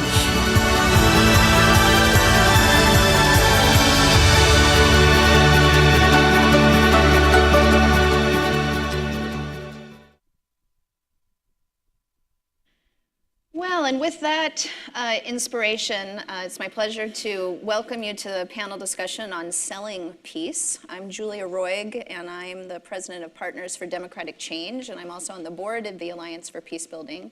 And it's my pleasure to welcome our panel to talk with us today about this issue of selling peace, which I think builds quite nicely on the lunch discussion we just had with Susan and John, especially when John really highlighted the need for us to be taken seriously as a field. When we were talking about the topic for this discussion this afternoon about, well, who are we selling peace to and for what purpose? A lot of what we come together at this conference for is to see the power of us as a field together. And one of the powerful things that we have is around how we message what we do, how we build support for what we do with both policymakers, with the general public, with the people that we work with on the ground. So a lot of these communications tools and messaging are very powerful within our work, but they're also powerful with regards to building more support and to be taken more seriously. So I'm going to introduce just very briefly our panel. You have their bios in your materials. But here to my left is Peter Loge. He's the Vice President for External Relations here at the U.S. Institute of Peace. Liz Schreier is the Executive Director of the U.S. Global Leadership Coalition.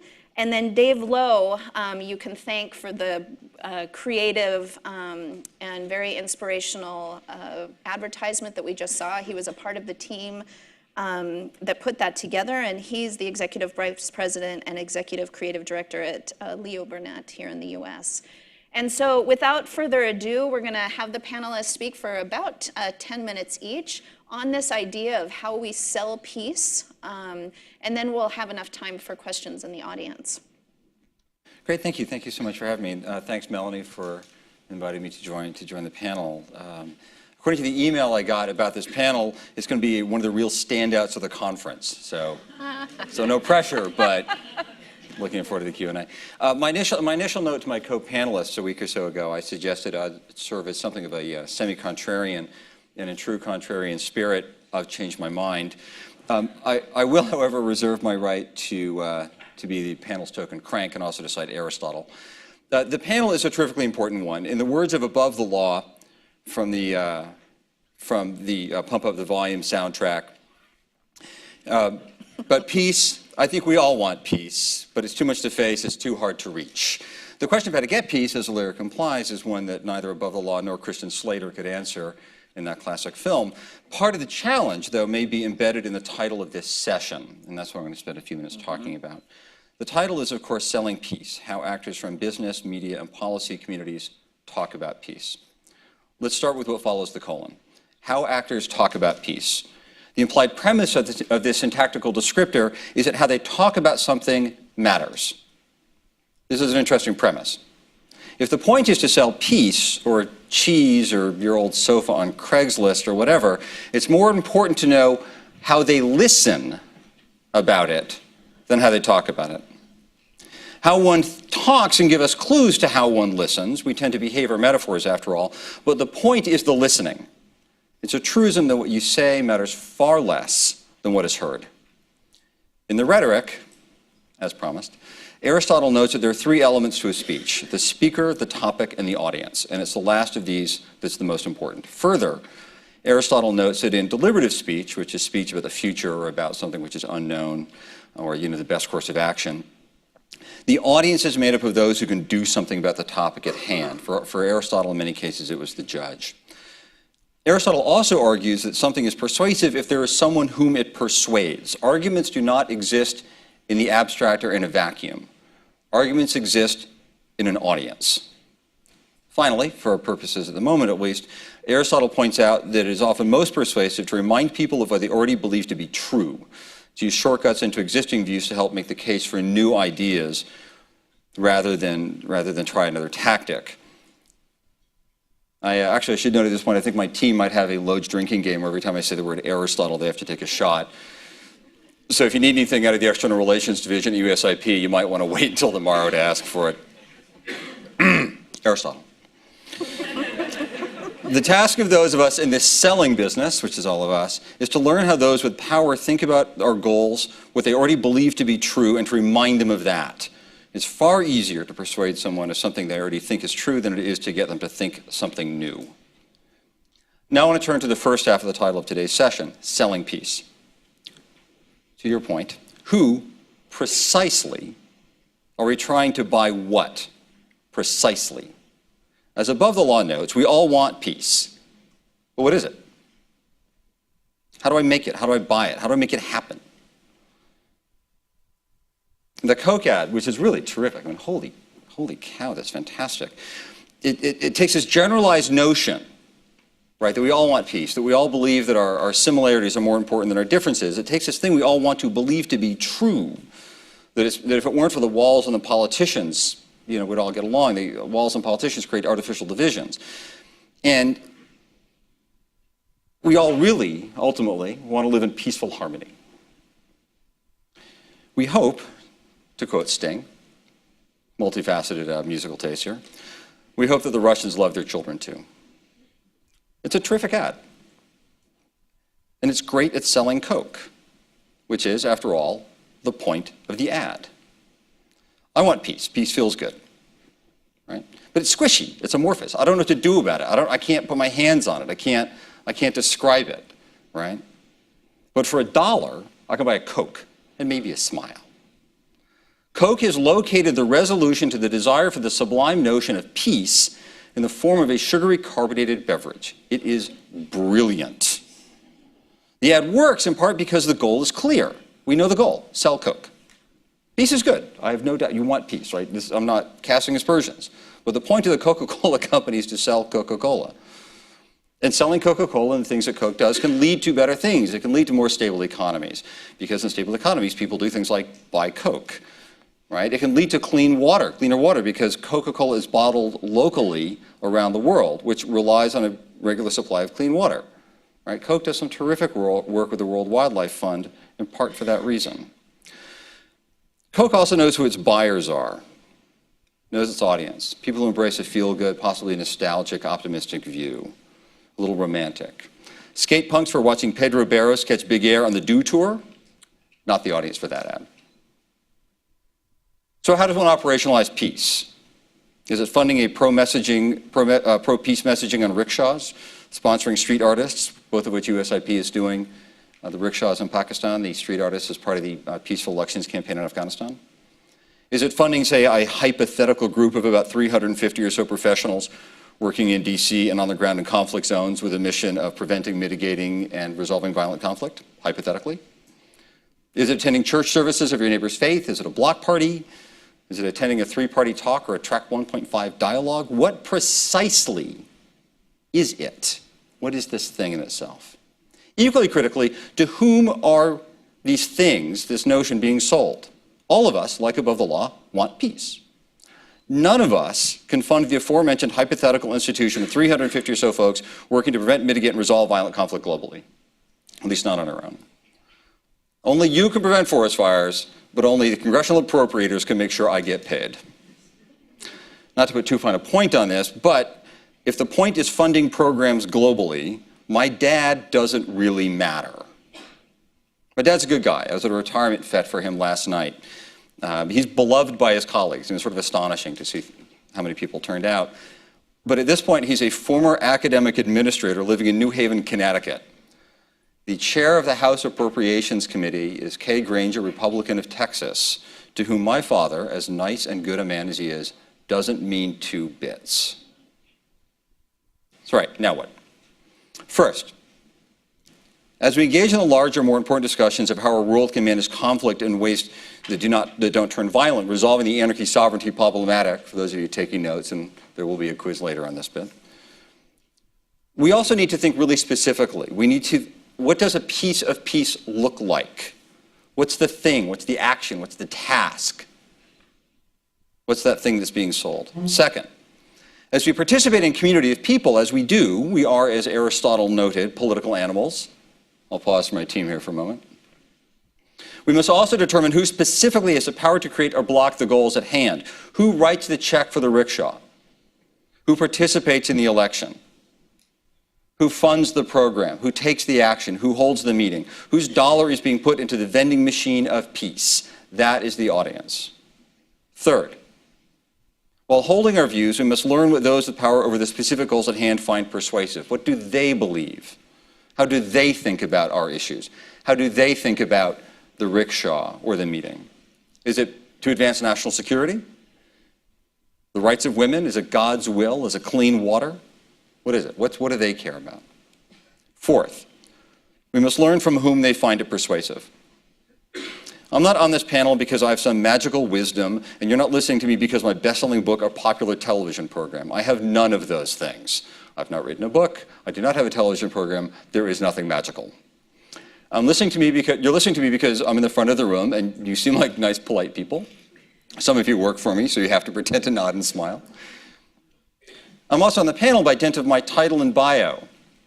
This rant could have been given by most of my undergraduates at GW. Certainly the Aristotle bit could have been.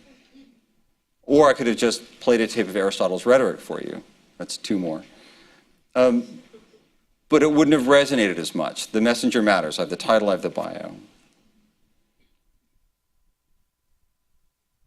We now must finally deliver that message from the right messengers to that right audience. We must identify, it's part of our task. We have multiple tasks. One is to consider the notion of peace and conflict in a violent world, and how do we, as advocates, as scholars, as citizens, deal with that. In the very immediate, though, we also have to figure out what are the little pieces of it that we can pull off? What are the little chunks? How do we figure out who's going to pay for those chunks? And how do we get them to pay for it, if it is participating in a talk or funding a project or however it goes? And I look forward to hearing your answers. Thank you. Thank you very much, and we'll keep going with Liz. Well, thank you. It's a pleasure to be here. I don't know if it's on. It's on now. Thank you, Kristen and Melanie, for inviting me. It is a pleasure to really get to talk with all of you, because you really are in the trenches doing the real hard work. Now, I don't quite sell peace. What I do is, I think, a little harder, because I try to sell paying for peace. And let me tell you how hard that is in this environment. So what I'm going to walk you through is some of the tools that I have used to get policymakers up on Capitol Hill to pay for peace. So let me explain what I'm going to do, and I'm going to use a couple slides to help explain it. So what does paying for peace mean? So I advocate for a little 1% of the federal budget called the International Affairs budget that pays for the programs that exist in this building and pay for basically our peacekeeping missions and our peacekeeping and peacebuilding federal taxpayer dollars. And so how do you sell that? It's not easy. And when you think about it, I'm going to bring it down to 3 things: messenger, message, and showing results. This is the International Affairs budget over about a 40-year period of time. And you see that real big dip? It is a period of time, not unlike today, when there's an isolationist view in this world where there's too many people up on Capitol Hill that think that we should pull back. That is the period of time pre-9/11, post-Cold War, when there were people in Congress that literally were bragging that they didn't own passports and thought that was a good thing. So that is when an organization that I run called the U.S. Global Leadership Coalition, that I'm proud to welcome, the Alliance for Peacebuilding in it, formed. And that organization formed because there was no voice for what we all do, which is the idea that there should be non-military engagement in the world, and there should be some resources for it. So we went out to organize them, and we knew something, that there was this wildly incorrect misinformation about what America spends. Now, this is on foreign assistance, but it's about not how we engage in the world. And you know these polls. For 40 years, they've shown the exact same numbers, give or take a few percentage points. How much do we spend on foreign assistance? American public say somewhere around 25%. Well, we think 10% is okay when we ask the American public, and we know it's about 1%.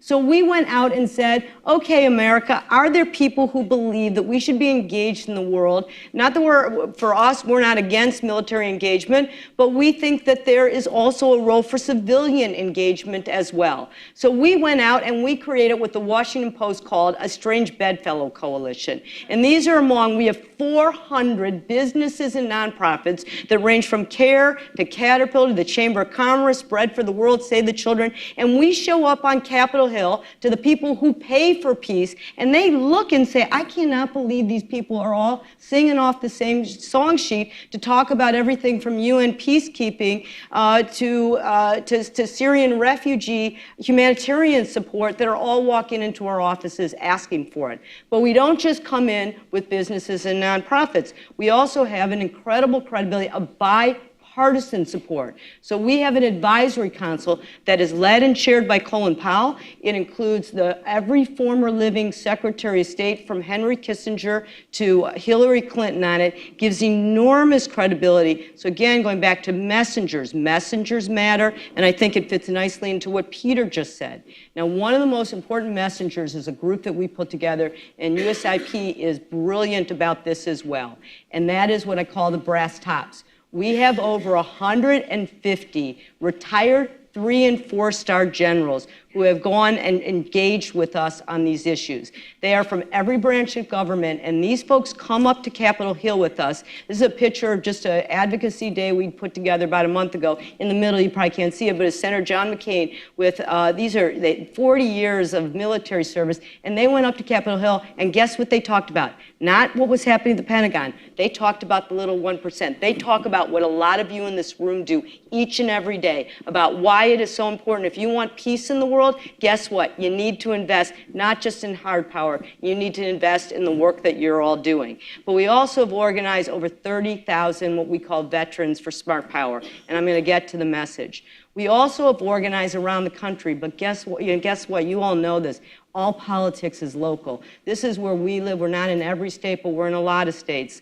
And we have forums. I just was in Florida on Monday. I've been in North Carolina, I'm in Fargo, North Dakota, all over the country, where we bring local constituents together.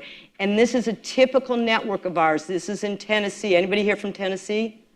Well, you should join us. We need you. But we put together, you'll know a lot of these names if you can read this close, but we put a lot of these names together where we have, and why are we in Tennessee? You probably know, because Senator Corker is the ranking member of the Foreign Relations Committee, and every now and then he needs a little hug to say thank you for being about engagement in the world, because guess what? There are some members in the Senate that don't believe America should be engaged in the world. So part of what the message I want to say to you is the messenger matters.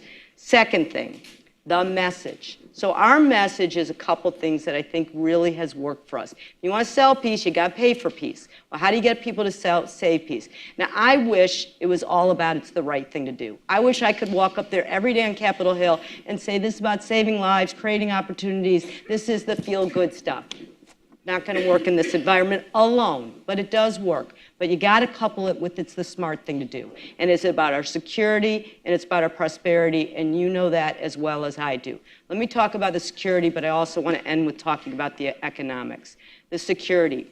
After 9/11, everybody kept focusing about how do you reorganize this country in terms of homeland security, and that was all everybody did. But there's a big chapter in the 9/11 Commission report that talked about the conditions, and I want to read one sentence. Our threats from conditions are not from country. Our threats come from conditions, not countries. Poverty, infectious diseases, weak and fragile states, corruptions, environmental, water, energy. What does it sound like? Not what people at DOD do, people at state, USD, MCC, OPIC, TDA, all the things that happen in the civilian side. And not surprising, ever since 2002, our national security strategy has what I call the 3D framework, development, diplomacy alongside defense, and this gets deeper and deeper and deeper, more integrated in our national security strategy when you read it in 2002, 2006, 2010, and then one will come out in 2014 that you just see integrated. Everything that the civilian development, diplomacy, peacekeeping stuff is just integrated into what we view as our national security strategy.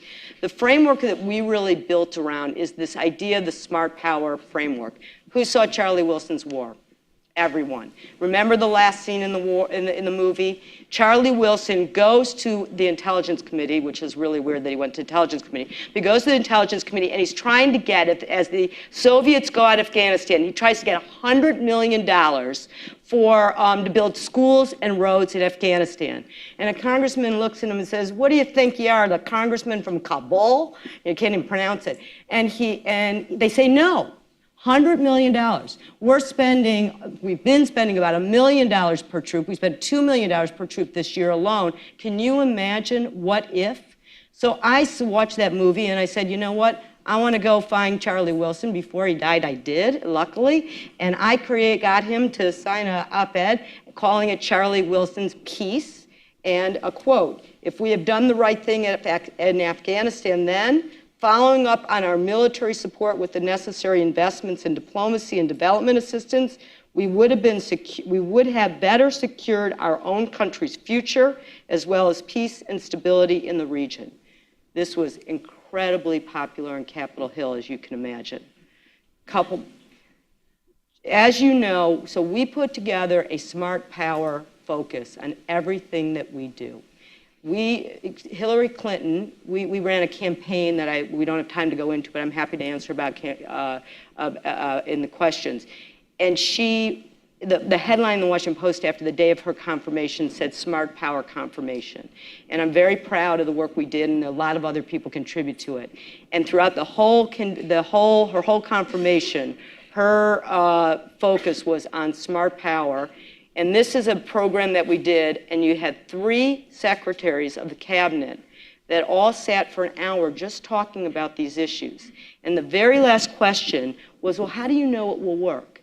And my favorite answer was from Bob Gates, Secretary of Defense. And he says, you know what it will work? It's what you don't see that will be the success. Less conflict, less requirement for American soldiers, more stability and peaceful development. Messenger and message. Last thing I want to say, I know I'm out of time, but I just want to say one last thing if I can, Julie. We did a lot on security. It's a very powerful message. Ladies and gentlemen, if we don't get the economic case, we cannot sell peace. So for the last 3 years, I've spent an enormous amount of time making the case that investment in peace building, investment in the civilian side, and development diplomacy has to connect to our economic message. We have to remember that 95% of the world's consumers live outside of the United States, and the fastest growing economy is in the developing world. And if we don't invest in building stability overseas, we are going to be left out competitively. That is going to be, the smart power framework has to include the economic message. I have about a 60-second video that we put together with kids, which is cute. I won't show it now because of time. But it is really a very powerful message, and it's very effective. And the reason it's so important is because members of Congress may do it because it's the right thing. They may do it because they get the security. But if we can't answer how it helps brings jobs back here, they aren't going to pay for it. And we need to make sure that they actually put taxpayer money in to support our peace-building efforts around the world. Thank you, Liz. And maybe what we can do is try and end the panel discussion with the 60-second video so we don't miss out on that. Because I do think seeing the effective message is very powerful to get what these folks are talking about. And just by way of just welcoming David to the panel, to acknowledge, we're really talking about policymakers, we're talking about funders, we're talking about selling peace so that people are funding our work and supporting our work. And we really, and I was struck by the power of partnership that you were mentioning, just the people that we're bringing into this message and these platforms. And I really am very grateful that David agreed to be here with us, because I think for those who are perhaps in a different sector, in the marketing and public relations and advertising, who are working with the private sector, probably think even a little bit differently than we think about how we sell our work. And so, the Alliance is making a very big effort to bring in other fields into our discussions. And so I'm really grateful that you're here to also, from your perspective as a professional in this messaging, to share your wisdom with us. Oh, well, thanks for inviting me. This is very important work that you're doing, and I've gotten a real crash course in this. I used to think an hour ago what I did was important, selling light beer, Buicks, Happy Meals, incredibly important. And then Mr. Marks talked about stopping genocide in Burundi. And now I'm not so sure that my job is important. But we will persevere and see if we can sell peace. So before we can persuade people to buy anything, we have to understand what's going on in their hearts and minds for any product. At Leo Burnett, we have 103 offices worldwide. And we're inspired by humankind, which is our people-centric philosophy, puts people at the center of everything we do. So that one example, again, Mr. Marks, talking about stopping genocide in Burundi by understanding that how important drumming is to that culture, and then using that to build peace and settle tension and resolve tension. That's just a brilliant understanding of people. And we try to do that at our agency, use humankind, no matter what product we sell. Now, I don't want to be assumptive and imply that peace is like a packaged good, a carbonated beverage, or any other product. But if we can promote peace using some of the same lessons that we use to sell more tangible products, things that people can pull off the shelf, if we can use those lessons of humankind, maybe we can get more people to buy peace. And no matter what we're trying to sell, we want to look at people, we want to look at human behavior, think about how to sell to them, how to talk to them. And when we do that, it's going to reveal challenges. 3 of the challenges that we consistently run into. Skepticism is one of them. People's skepticism is higher than ever. Another one, competition for their attention is higher than ever. And the other opportunity, it's a challenge and an opportunity. The era of one-way communication is over. So let's talk about skepticism. In the old days, you used to be able to tell people how great your product was. Now they do not believe you. So how do we sell peace when people don't believe anything? What institutions, what corporations, what brands say? They don't believe what governments say. That skepticism is fueled by an increasingly transparent world where information flows freely. Anyone with a smartphone and a Twitter account can be a reporter. Phone conversations with racist NBA owners and NSA documents are leaked online. People can see through the words and actions of governments and into the walls of corporations. Even Swiss bank accounts are no longer opaque. What is the world coming to? So how do we, with this widespread skepticism, how do we talk to people? Well, you think about 1971, Coca-Cola ran a commercial called Hilltop with the song, I apologize profusely for my voice, I'd like to teach the world to sing in perfect harmony. That's a nice feel-good commercial. But to truly overcome skepticism, feel-good work is probably not going to do the trick anymore. Instead of telling people about peace, telling them they should want it, we have to prove it. And what's happening at Leo Burnett more often, we're finding ourselves moving beyond ads and moving into acts. So Acts would be a real world stunt or a social experiment, like you saw with Small World Machines, where we feature real people responding to some sort of creative stimulus designed to provoke a real, unscripted human reaction. That's how we want to prove that a particular product, a particular subject is important to people. Get a real human reaction from real people, not necessarily actors. So Small World Machines made peace less of an abstraction, and it gave people something that they could actually touch and feel. When they're touching that screen, they're touching the hand of someone. Someone is in Pakistan, the other person is in India. They're touching their hand in real time through technology. And the nice thing about it, the technology disappears, and it's just one-on-one human interaction. And what we like about this idea, why I think it resonated, it converted peace from just a theory into something that people could feel. Wanted to show you another example of putting proof in people's hands. Our sister agency in Sri Lanka did a piece called the Unity newspaper. They had a terrible 25, 30-year civil war there. And they worked with one of the large papers on the island to create this newspaper. In 2009, Sri Lanka's brutal 30-year civil war finally came to an end. 4 years on, and though progress had been made, the process of reconciliation is still not complete. A mass-market daily newspaper, felt strongly that it could and should do more. The Sinhalese and Tamils, the two communities divided by the war, celebrate their traditional New Year on the same day. This occasion presented a unique opportunity, but the challenge was to find a way for a newspaper to help bridge the gap between two communities who spoke completely different languages. Our solution was to reach out to both of them by creating Sri Lanka's first bilingual newspaper. For Other, this was a big change, so to raise awareness prior to publication, we created a teaser campaign that united similar sounding characters from the alphabets of the two languages. This was extended to profile and cover pictures on Facebook based on the first letter of a person's name.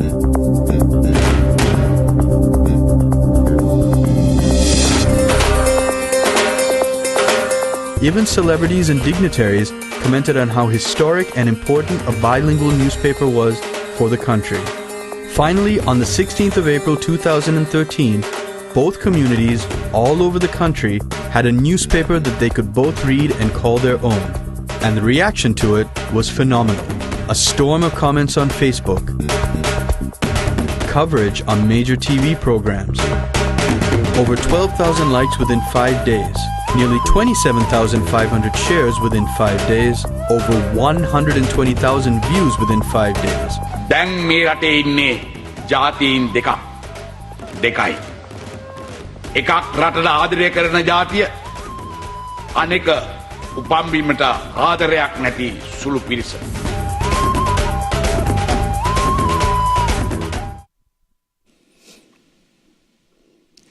So again, we can talking about peace is very important, but if you can prove it and show these two people who went through a terrible time together in one place getting along, it can be a very powerful act, not necessarily an ad.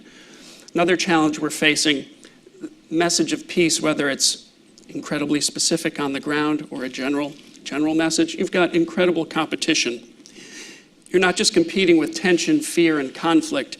You're competing with popular music, entertainment, World Cup soccer, video games, celebrity gossip. You're competing with viral kitten videos. This is either sad, it's cute, it's sad, it's both. That's 73 million views. That's incredible. People, You're not going to play it? you can find it. People are unfortunately highly distracted. It's adorable. And people's eyeballs are looking at more screens than ever. So we want to get a word in edgewise. How do we do that? We can't just assume they're going to give us their attention. We have to earn it. The consumer is in control. Ever since the remote control came along, they've been getting more and more control. They're in control. So in our communications, we have to be as bold and as provocative as the other media that they digest. Is our message as compelling as the #1 movie at the box office? Is it as interesting as the song that's in their iPod or that they're streaming on Spotify? If we begin by assuming that nobody cares about our product. It forces us to create breakthrough ideas that make people care. Ideas so creative they have the power to change human behavior. And when we create an idea, a powerful idea, people will want to share it, which brings us to our third challenge, which is also an opportunity. One-way communication is now two-way. Advertising used to be easy. There were 3 networks. We could put a commercial on TV, tell people how great our product was, and go home and make a martini. Now people talk back. Hopefully they will say nice things. Social media has given us an opening to start a two-way conversation with people, but again, we have to earn their attention. Nobody wants to take part in a boring conversation. Most of you are probably familiar with the Coney 2012 video. Incredible social media campaign to bring this African warlord to justice, and how that video spread online with the help of millions of people, most of whom usually don't think about conflict in Africa. But it's just that they found the subject matter and the way it was presented so compelling that they raised their digital hands and volunteered to take part in the conversation, and they shared it. So this video, created by Invisible Children for a very small budget, turned regular people into ambassadors of peace, brand ambassadors who shared it. And again, we've got 100 million views there. The right message will create millions of ambassadors for your cause, for our cause, and give the ambassadors on Embassy Row a run for their money. So how do we sell peace? Fight skepticism with proof. Make peace tangible, not just with words, but with real-world acts. Help people feel peace, what it looks like, not just in theory. Be bold. Win the competition for people's attention. Win that competition. Create bold, provocative ideas that make peace the most compelling idea in their cluttered, busy minds. And if we do that right, if we create the right message, we're going to create ambassadors who are going to spread our cause for free. They're going to raise their hands. They're going to want to participate in the process and in that two-way conversation. And finally, I would encourage everyone to reach out to new thinking. Reach out to sources of ideas that you might not be familiar with. So look at the best advertising and PR ideas in the world. If you go to the One Club, oneclub.org, you'll find dozens of award-winning ads for Gatorade, for Nike, for Old Spice. Great. But alongside that, you'll find incredible work for climate change, literacy, same-sex marriage, and yes, peace. CanLions.com is another website. Around June 15th, this website fills with incredible, amazing work. There's a piece they did last year to promote action on climate change. And the tactic was to name hurricanes after legislators in Washington who are denying climate change.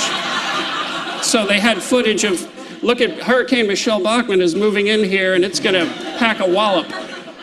This was an incredible PR generating idea. There was no media budget. They did it very cheaply. It generated millions of dollars in PR. Again, it was for climate change, but incredibly creative, bold, provocative idea. And you can find lots of those ideas. It's incredibly inspiring when you see them.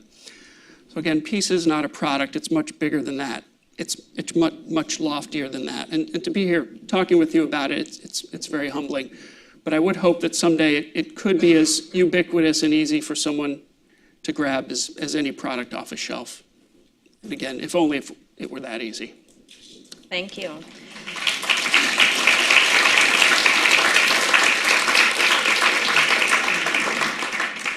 All right, well, with those very inspirational words and really the challenge to us as a field, because, you know, what tension is really implicit in what we're saying with regards to needing to prove it, when at lunchtime we were saying, well, metrics, you know, not so much, because some of these things, you know, you can't prove so much. So we really do have a challenge ahead of us with regards to building our brand ambassadors, building partnerships, having the right message and the right messengers to build support. But with that, I am not going to ask any questions because I know that there's a lot of really good comments and questions in the room. We have about 25 minutes left. And so if you could, please raise your hand. We'll take maybe 3 comments or questions at a time, and you'll have to speak in the microphone so the folks who are live streaming can hear. Thank you so much. My name is Claudia Chefs from the Center for Citizen Peacebuilding in Southern California. Thank you so much for all of your advice. I wanted to ask, as young people, how do you get people to take you seriously? You know, you already mentioned, you know, how do you get people to really, you know, how do you fight skepticism? Because there's so much skepticism, we have so much to compete with. But as young people, some people don't take us as seriously. You know, we don't have the experience, maybe we don't have a PhD. So in this field, what would you advise for young people, such as ourselves, to kind of be able to get that leverage in this field? Thank you. Should we go up here? Hi, my name is Brie O'Keefe and I work for Safer World based in London. I have a bit of a challenge for Peter when he was saying that, you know, it was really nice for you to compare the Coca-Cola advert selling piece and the different metrics to what we try and do. But I wanted to kind of challenge you when you said the people know what they're getting, which is buying and selling cans of soda. I think what's beautiful about that advert is it makes the act of buying a soda feel like being part of something bigger. And I think that that's actually what we need to be trying to do more and more, to engage a mass audience on such a vital issue. So how do we change everyday actions that people enjoy taking and make them into being part of a greater movement? Craig down here, and then we'll get the next 2 in the next round. Just right down here, thanks. Craig Zelzer from Georgetown University. Thank you very much for 3 wonderful, thought-provoking presentations. So one question, a quick comment. So one is, I think as a field, we need to do a much better job engaging the private sector in general and telling a narrative. Part of the challenge I find with the narrative is, what are we asking people to do? You know, because we can sell peace, but what's the action we're asking them to take? So I'm just curious, like your reflections, what you think is the best thing would be asking people to do. And I think it's a debate we need to have as a field. You know, what are we selling and what are we asking? And kind of the question is, if anyone saw the Axe commercial for peace and the deodorant, it was a brilliant commercial. It was kind of violent, kind of PC. It's raising money for peace one day. But I wonder, what are the guidelines that should be provided for what are the companies we might want to engage actively in peace building? And what are the companies that we may not want to? And what are the products? You know, so are there some guidelines you recommend that if a defense company wants to fund peace, is that good or not? You know, if a company that has really bad CSR policies wants to give money to peace, is that good or not? Or what are the guidelines we should be thinking about? Great. Thank you, Craig. So just to summarize then, we've got 3 questions. How can we be taken seriously, whether we're young people or not? Because I do think that Susan mentioned at her lunchtime remarks that all of us need to feel empowered, that we're not necessarily going meekly hat in hand to be asking for support, but empowered to be taken seriously. How do we help people feel that they're a part of something bigger, that we're movement building, inspiring people to be a part of that through their actions? And then what is that action? How are we in partnership with the right companies and selling cologne at the Super Bowl through a piece? Is that an appropriate partnership? So I'd open it up to any of you that'd like to comment. Sure, I'll start with the challenge because I think that speaks to a couple of things. Well, yeah, you're spot on. One of the terrific bits about the Coke ad is it scratched the itch. I could take a discrete, specific action that I understood, that was easy, that made me feel good, and I bought a little piece of peace, right? And so the urge for peace, we're artificially divided, all of this, we all know, it's anxiety producing. Why doesn't this just work? Why can't we just get along? Why can't we, beat our swords into plows? Everything that we know. What do I do about it? Here, click this button, hit like, share, give me $1. Then I got it. Cool. The challenge for this field, for all of us, for a number of fields, probably most for this one, is how do I take something so big and complicated and give it a discrete, specific action that isn't just buying a product? But what is this thing? And it could be we are funding a dialogue in whatever place. We're building a community center in a war-torn region. We are building, we're supporting a home for orphans, whatever it happens to be. But you now allow me, as a consumer of political information, a consumer of products, to participate in the conclusion of the story. It isn't ever ongoing. It isn't an endless nightmare. I'm not constantly pushing water uphill, right? I rang a bell. For the price of a cup of coffee, I saved a little girl, and I got whatever letter it was. It's that making real. The question is, how do you make something as amorphous and important and almost transcendent as peace, real a piece at a time? I think it's important to be personal and maybe geographically specific. So in this case, we talked about India and Pakistan. I know people here have worked on projects that are much more specific than that. But I think that's when you put the places and the faces together and you can present them to people. So there's a one-on-one relationship between a consumer and someone in a place that could use some help. Whereas some messaging is a bit more broad. But I think if you can engage a mass audience broadly, then you can find ways, certain projects, to engage them in a more substantial way and raise money. Can I ask something on two of the question parts? When I started our coalition, everybody was in their little silo. And so I had groups that were child survival, and I had groups that were focused on food security, and I had, all these little silos. And people didn't see themselves as a community. And you know what? We weren't very effective. And it is so important that you see yourself as a community, especially the woman who talked about yourself as a young person. You have enormous power. I go up to Capitol Hill, and you're who they want. They don't want me. I'm an old lady to them. They want you. They know I'm going to vote. They don't know you're going to vote. They want you. I bring up these young veterans, and that's who they want to talk to and hear. You have enormous power to tell your story. But go in as a community, and I tie that into your question about the corporate world. The corporations, when I started working with them on these issues, they largely came into the issue of, I'll call it, the development community out of a philanthropic interest. It looked good. But that's not how they do it anymore. This is bottom line, because where there are the emerging markets and a lot of the conflict zones are where their businesses are going to go.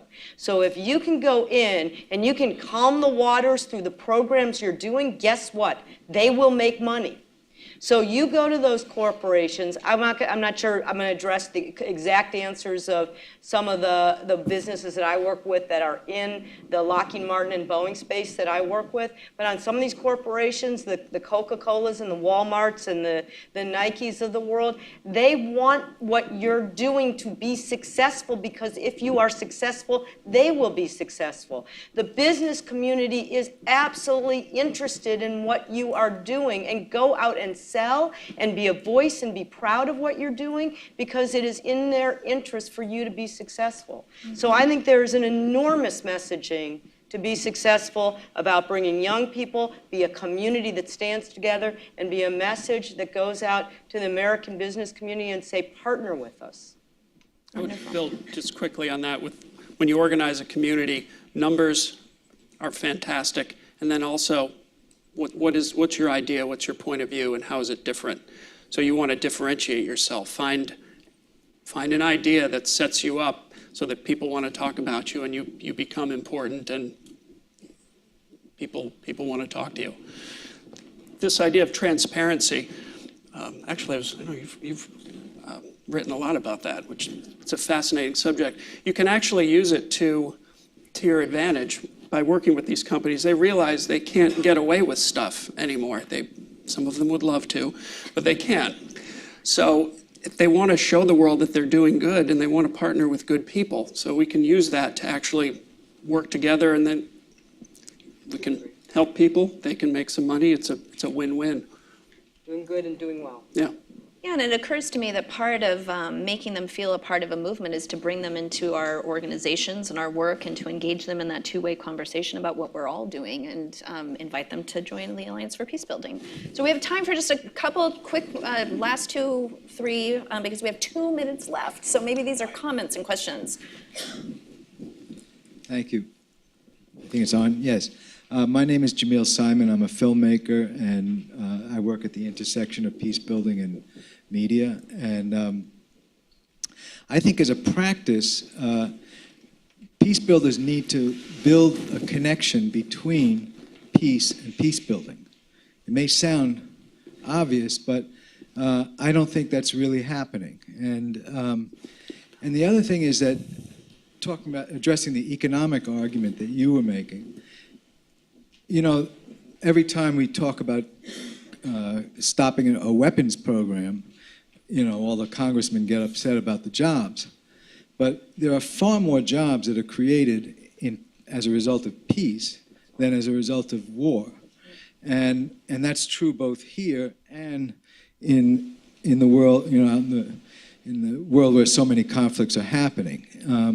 Peace is actually really good for it. Promotes prosperity, it promotes education, health, all the systems work better when there's peace. And I think that has to be part of the selling of it. You know, we have to, I really do feel you're right about making the economic argument. You know, war tends to enrich a very narrow portion of our economy, and whereas peace enriches a far broader, far more important, and so much more durable. You know, the peace that's arrived at through peace building and negotiation is far more durable than the peace that's arrived at the end of a drone or at the end of a violent conflict. So anyway, I think that's Thank you for your important. comment. I apologize to those who would have your hands raised, but I do think we're going to have to finish so we keep the agenda on time.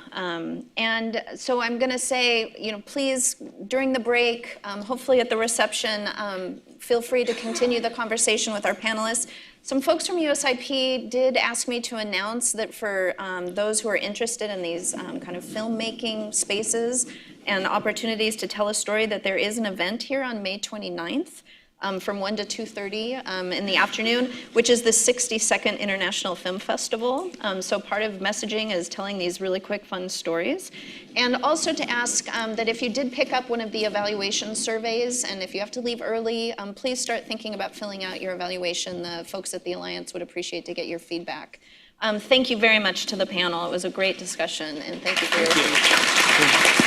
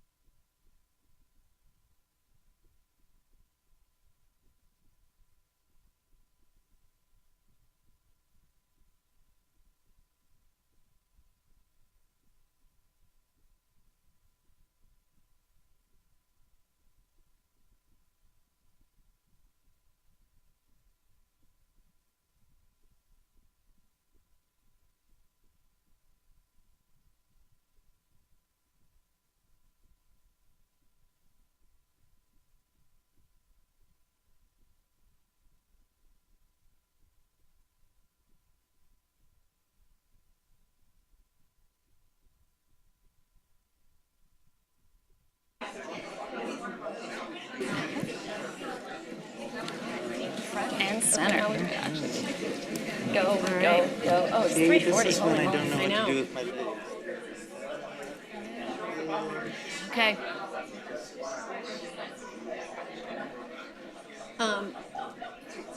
Do you guys want to tell me when to get started? We need. Hi, hello, good afternoon. Welcome, everyone. I know we've still got a few people trickling in, but we thought we would get moving for the panel this afternoon. So just so you know, you're in the right place. This is the Tech Data Frontier discussion. So thank you for coming, and thanks for your interest in this particular topic. We're going to do this a little differently than the other panels that you've seen today. So bear with us. It's a little bit experimental. So all the Alliance for Peacebuilding folks, thanks for hanging in there with our experiment.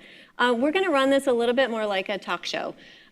So we're looking for a lot of engagement from the audience. And so instead of doing, each panelist sort of gives a discussion, what we're going to try to do is frame out 3 different issue areas, because the tech data frontier topic is pretty large. So what we've tried to do is to pick 3 really relevant focus areas for peace builders, and kind of spend a few minutes, maybe 20 minutes or so on each one, and encourage your questions within those topic areas, as we move along in the discussion. So without further ado, why don't I just jump in. I am Nancy Payne. I'm the Deputy Director for the Peace Tech Initiative here at USIP. We've lost our slides, so I'm sure we'll get those back in just a minute, but we're not going to. I've got some pictures that we'll show a little bit later, so just make sure that those, there we go. We'll get to those in a minute. But the Peace Tech Initiative, for those of you who aren't familiar with what we do, it's a collaborative effort at the intersection of technology, media, and data to find effective ways of reducing violent conflict around the world. So why? Why do you ask that? Why now? Why this? Think about it really for 3 reasons. Data. Think about the number and amount of data that our digital devices now generate in a single year. They can do that in a single year, what we've done over the course of human history, 1 year. And it doubles every year. So our ability to collect that data also continues to grow. That's an enormous challenge for anybody. You hear the term big data. It's a huge challenge, but how do we actually harness that and make it useful for peace builders? Mobile. Everybody knows these things are proliferating. In Africa alone, there's about 63 mobile subscribers per 100 people. And in a lot of Arab states, a lot of Arab countries, there's 105 subscriptions per 100 people. So you've got people actually having more than one device. But how does this relate to peace building? More data isn't good enough. We need different data.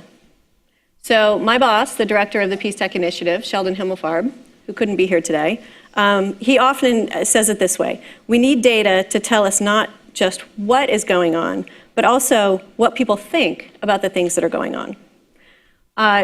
So we at USIP are actually studying this. We're looking at this and doing projects in this field.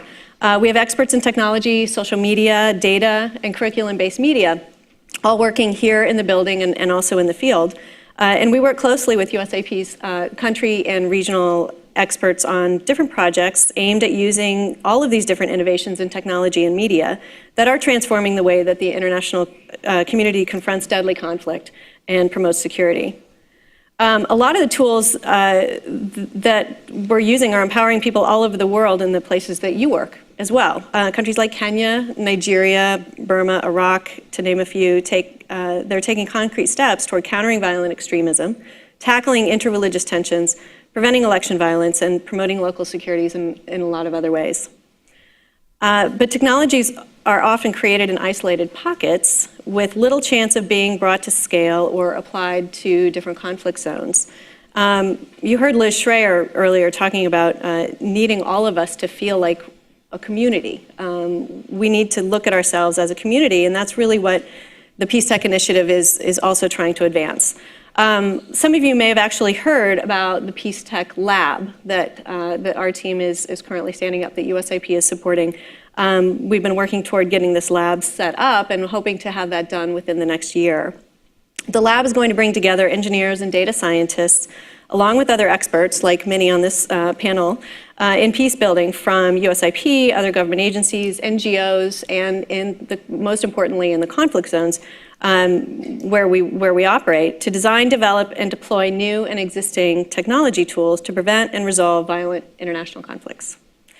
This hopefully, we're working toward getting it up soon, but it should be the first facility of its kind. And it will be located here at USIP, and we're going to work in close collaboration with the Institute as we formulate the lab as a standalone entity. And we're also going to be working with US and international agencies to be able to bring these solutions and actually scale them up.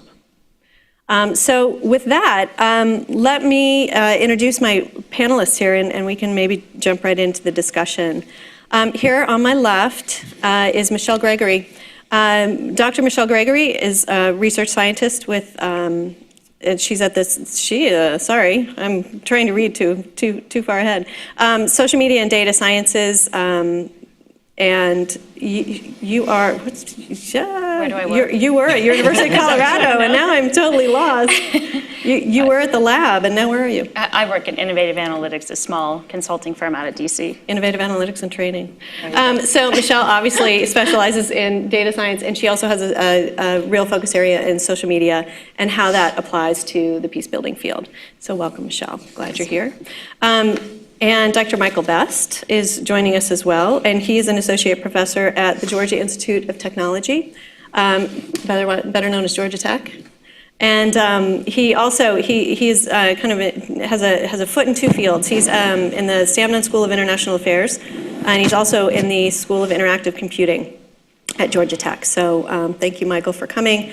And Michael has done a tremendous amount of work in the election violence space and has a lot to say on that topic as well as others. We've got Noel Dickover, my colleague at the Peace Tech Initiative. He's here at U.S. Institute of Peace. And Noel is a senior program officer, and he has really focused a lot on this question of big data and how do we harness it. And Rachel Brown, Rachel's here. She is the CEO of Sisi Niamani, and Sisi Niamani is based in Kenya. And Rachel is thankfully here joining us now on this side of the ocean. And they have also done a lot of work. They're known for having a group of local Kenyan peace builders and leaders, and has a lot of insight on, again, election violence and a lot of really good stories to tell. So with that, I want to jump in. What I'm going to do is pose a couple of questions, and then I'm going to actually invite some questions from the audience.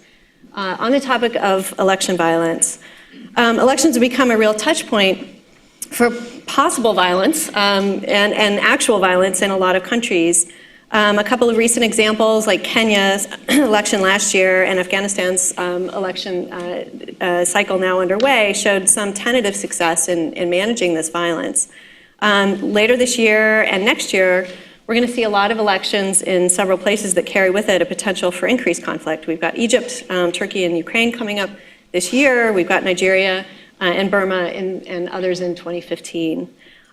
So I'm going to throw this out there, Rachel and Michael, specifically to you. You both have experience in monitoring elections using interesting new technologies and using mobile phones and using social media. Can you each share a little bit about your work in Africa and in Afghanistan, and any insights that you want to share? I'm not Rachel. Oh. Okay, I guess I'll start. So Sisi Niamani used a variety of different tools around the elections. And just to give a little bit of background context in Kenya, by the time of the recent March 2013 elections, there were a lot of efforts in Kenya to monitor election-related violence and tensions. Probably some of you are familiar with Ushahidi. So there was an Ushahidi map called Uchaguzi that was being run by Ushahidi in Kenya. There was also another crowdsourcing effort and map being run by a Kenyan government institution called the National Steering Committee on Peacebuilding and Conflict Management. Again, they were collecting information and data crowdsourced through text messages and putting it into a map. CC Niamani was actually sort of complementary, in my view, to these approaches in that we were not actually collecting information via SMS, we were distributing it. We, in the run-up to the elections, and I'll talk about this a bit more later, had created a database of text message subscribers. We had more than 65,000 people throughout the country in over 20 target communities that we had reached on our platform, and we were able to send targeted messages to different areas. And our goal was really to understand and interrupt communication flows that were leading to violence. So I would say our monitoring was a little bit unique in that we weren't looking for verified factual early warning. These people are moving from here to there and they're armed and they might be ready to attack. If we heard that that was happening and we verified that it wasn't true, but that the rumor existed, our goal was still to interrupt that information flow, because what we understood was that even things that weren't factually correct, even communications that had no basis in reality, had the potential to influence reality. A rumor is a very potent thing, and it can really, rumors can often be self-fulfilling, and they can cause conflicts in different ways than what they're originally predicting. So our goal was to really look at how different behavior chains and information flows that could lead all the way from a rumor being started up until someone decided to take action and arm themselves and participate in violent conflict about that information or perception of conflict or electoral rigging or any other event. So when we were monitoring the situation, we were monitoring a whole host of factors, including sort of the mood on the ground, the types of information and rumors that were going around, as well as what was actually happening. So our response was very technology-based in that we were sending these mass text messages that were targeted to different parts of our subscriber base. But the monitoring was really simple. It used phones, but it was actually a trusted network of partners that we had worked with, 20 to 30 people in each of our target areas who we'd talked with about these information flows to conflict and who would alert us of any issues. And then we had a team of about 20 coordinators verifying that information by calling around to the different partners in the area, reporting it to a central location, and initiating a message. So we were using technology, and this is something that's important to me. The crowdsourcing efforts they brought, I think they have a lot to offer, and they can really target the masses. But our purpose was to have a specific type of response, and we built a monitoring system for ourselves that was really geared towards verifying what we needed, knowing what we needed to specifically have that response. And because of that, our monitoring system itself, while it did use phones to communicate over broad geographic areas, it wasn't so technology-based as it was people-based. Yeah, thank you, Nancy and Rachel. And I think that it's really important what Rachel was mentioning, because we too look to bridge these gaps from data to knowledge through analysis to action through engagement. And I think it's that last step, the knowledge to action leap, that I would like to interrogate maybe even as the panel goes forward. In 2011, my lab at Georgia Tech, the Technologies and International Development Lab, partnered with a group of youth activists called Enough is Enough in Nigeria. Enough is Enough is a consortium of youth activists. They call themselves the Facebook generation of Nigeria. They're young, they're networked enabled, and they're a little bit pissed off, and they want change. And we partnered with them to develop a system of processes to monitor the 2011 election and respond or act upon actionable information that we picked up across the social media. We built, collaborating with the consortium of youth activists and my lab, which is made up of political scientists, computer scientists, visual designers, and lawyers, a software technology and process called Aggie, the social media aggregator. This technology vacuums up across multiple social media platforms, everything from Facebook to Twitter to Ushahidi instances to blogs to anything you can syndicate over RSS. During the Nigerian election, which was a 3-week election, we brought together about 500,000 different reports across these various social media platforms, and were able in real time to provide some analysis and response not dissimilar to the type of workflow that Rachel described. We went through processes of relevance testing to reports as they were coming in real time, to then verifiability, to then actionability. In one particular instance, some of you may know in the April presidential election in Nigeria in that year, violence broke in the north of the country in particular as the opposition party candidate called into question the early results, putting Goodluck Jonathan back in the presidency during the election. Thousands of people were killed. The country truly was on the brink. And so we quickly were able, in this instance, to reconfigure the searches and queries that the Aggie system was performing in real time to focus not just on electoral irregularities, which had been what primarily we had been looking at, say, for instance, a polling place that had run out of ballot papers, but instead to focus on these acts of violence and potential acts of violence occurring primarily in the north. In one, I think, useful anecdote, though not to be taken too far, we picked up tweets that were coming from a pair of sister students at a polytechnic in Kano, a major city in the north. They were tweeting about mobs amassing around their particular dormitory. We had an embed as part of our escalation process at the National Security Coordination Facility in Abuja, the capital of Nigeria. After testing for relevance, verifying or veracity, and actionability, we then escalated this particular series of tweets to the security center in Abuja, who dispatched law enforcement and troops and were able to secure the safe passage of these 2 students.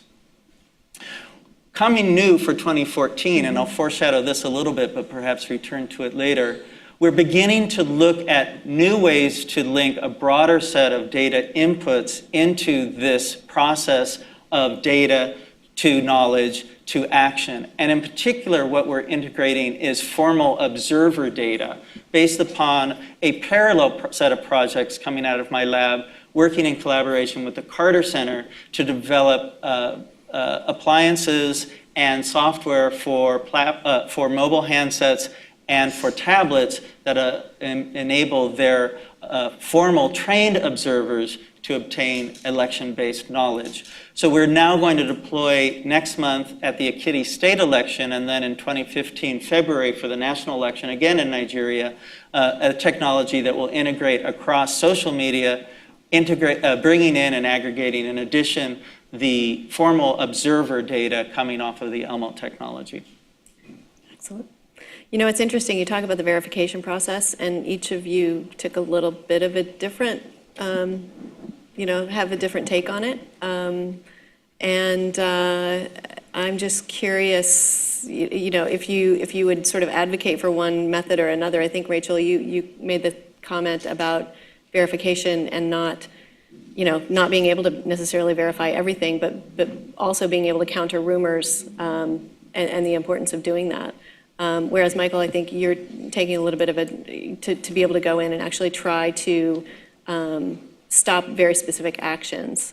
I don't know if you want to talk a little bit more about how the verification process works and maybe what is on the horizon on that front for this upcoming election cycle.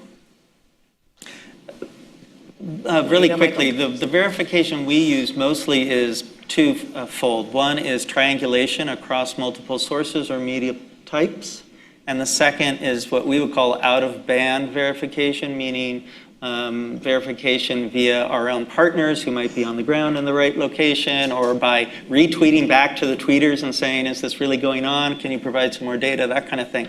But I think Rachel's point, where it's not just if it's true, but if it's something that could influence, is a very important insight. And there's nothing, I would say, particular to our processes or workflow that would disallow for that kind of important addition.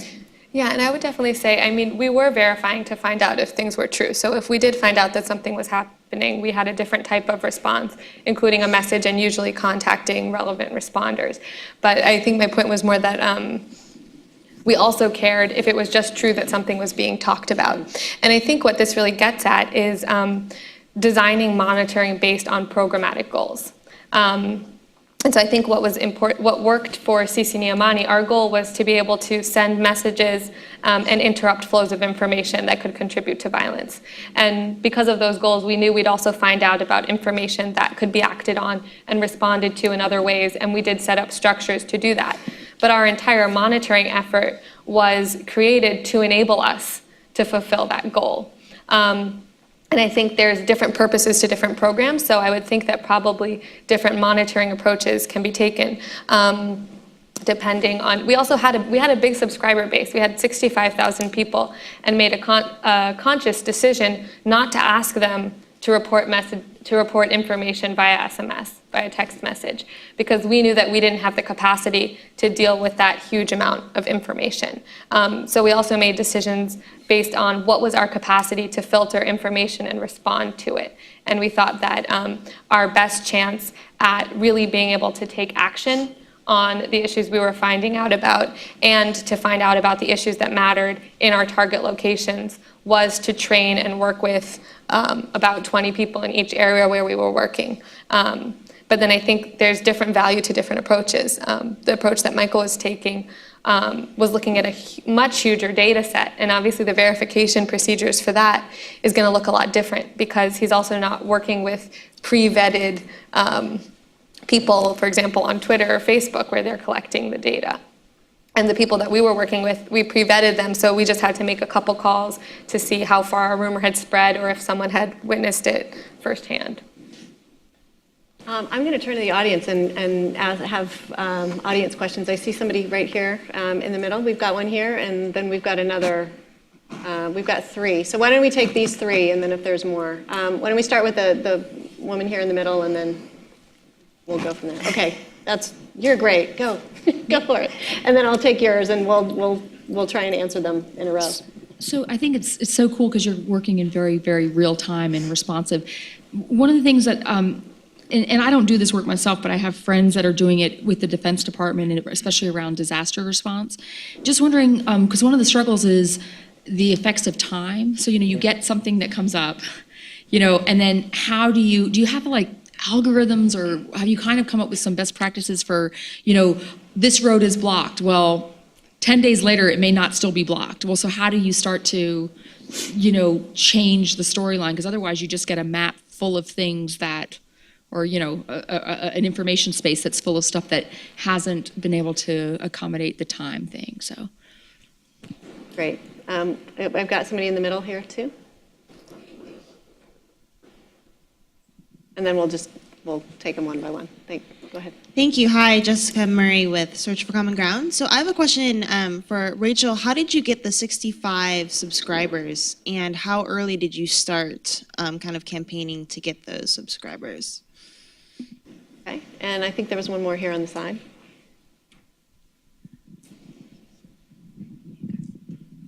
So what I like about these stories is it's beginning to close the classic gap between early warning and early response. But I still don't quite hear what the early response mechanism side of the thing is. You talk about actionable information, but then who is in place to actually take the action?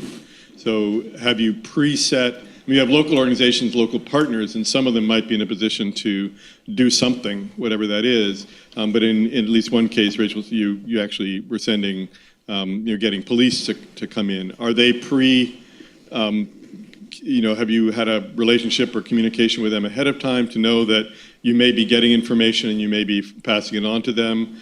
I know that in some places people are setting up, various forms of local peace committees, whatever, who are preset to be able to take this stuff on. So connecting the information that you're talking about, the information flows to those response mechanisms at the other end, and then what are the variety of responses that they might be able to undertake, and have is there some sort of protocol that decides, well, what is the appropriate action?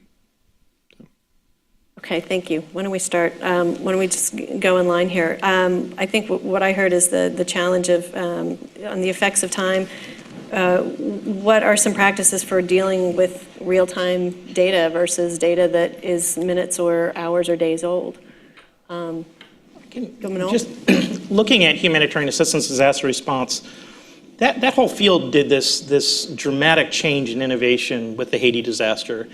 You had most of the formal response mechanisms incapacitated. So there is both this need and opportunity for all sorts of different approaches. And the problem there, as you probably know, is how do you get to valid information? And most now recognize the first week of a disaster, you don't have your assessment teams on the ground, you're not going to get it. And really the best you're going to find is social media and mobile data. And so the change happened that previous to that, you still had formal, crisis response organizations waiting for their assessment teams to make findings, but it couldn't happen there. So you now have a very different way where UNOCHA even has, there's this digital humanitarian network where volunteers around the world, they did things in Haiti like actually map Port-au-Prince, and the Haitian diaspora translated messages from mobile, and there's this whole process that was called Mission 4636 that got into it.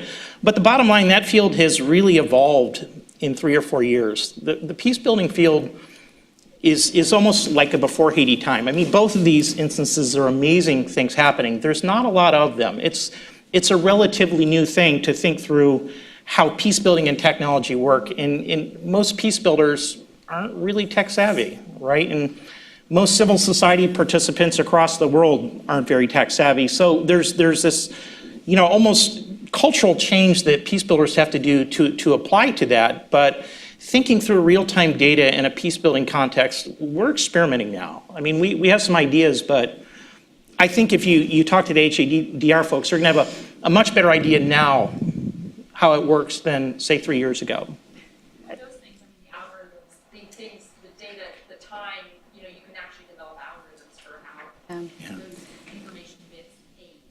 Right. So I would add to that, there is a very large effort in algorithm development, but looking in social media in particular on the issue of we do have upcoming elections. So it's not just monitoring in real time, it's how much can we figure out beforehand? What can our algorithms predict that's going to happen? And then you can have a very good baseline and have a better place to shift from. And then your algorithms can work in real time to update that information. So there is quite a bit of research in this area. And you'll hear me talk about it later today as well, but there's definitely lots of algorithms for determining real time. The geolocation is a huge part of that, determining that in real time as well, and getting that information out to people who need it. I'm going to hop to the last question, and then we'll come back to the Rachel question, and that was because I think that there is a little bit here related to early response. And I think that's a really key question because you all know better than anyone that early response is, it continues to be a challenge, especially around election violence. So, are we closing the gap? And the question was, who's in a position to take action, and what are response protocols? Michael, do you want to jump in? Sure. So trying to answer both of them a little bit at the same time. We also are very much engaged in this algorithms for immediate response. We work on 2 time frames, micro and kind of macro. So we're doing things in real time, receiving quite a lot of data. So in a normal election, we might be receiving 50 reports a second. And we're prepared to scale that to 1,000 a second, I think, right now. And we have algorithms to try to make sense of that, both human and computer-based. And then our response algorithm, both human and computer-based, really is based on these embeds. And the way it's been done so far in our interventions so far, which have been in Ghana, Nigeria, and Liberia, all 3 countries, we've had our own team members in the National Security Coordination Facility, in the National Elections Center, independent commission. In the traditional media center, so all these places have had a place where broadcast media folks are at, and print media, and in the coordination center amongst the international observer missions, and sometimes domestic observer missions. So we've had our people in those 3 countries successfully embedded in those places, and then if it's a security issue, we go to our embed who has relationships in the security coordination place. If it's, the polling places has a logistical problem, we go to the Electoral Commission where we have a relationship. I'll add, we were at the Kenya election, and we failed to establish relationships with, in particular, the government actors who were not interested in the relationship, and so we were not able to escalate through to a security response or to the Electoral Commission. So it requires the government buy-in. And I can share a little bit of our experience, which I think, if I back up a little bit about the sort of goal and purpose of CC Niamani, our goal was to support local peace groups and peace actors on the ground to better use strategic communication, including new types of technology. So that's where our SMS platform came in. We weren't set up as a monitoring organization. And so like I said, our monitoring efforts were all based at being able to support local peace builders to have this informational response, to send messages. So before the election, we spent a lot of time preparing ourselves for that response. And I think probably I'll talk about this a little bit under the social media side of things, but actually some of it connects to the panel that we just heard from previously on marketing peace. We actually had someone from the marketing industry, from Ogilvy and Mather, come work with us for 2 weeks pro bono. We had laid out different situations that we could predict might happen, different types of situations that would lead to violence, and done co-creation workshops where we invited members of different target demographic groups. This included young unemployed men or men who had participated in violence before, but it also included a category of people we called information spreaders. So this was people selling things by the side of the road or in the transport industry who we know had a really big role to play in the spread of rumors and information in their community. So with each one of these groups, we walked them through the situations that could lead to conflict and had them create messages they would send to a peer with a specific behavior change goal. So one goal might be stop a rumor from spreading. We want this person to decide either not to spread the rumor or just to ask a couple questions about where is this rumor coming from and interrogate it. Another specific behavior change goal might be a lot of situations would happen, especially in urban informal settlements, where people said you can tell that there's violence. Young men start grouping and talking with each other, and the conversations get defensive and they start making plans. So when we were monitoring for things as specific as young men are starting to group and talk about potential rigging. And our message that we would send then was a message that had been created specifically to encourage people to go home.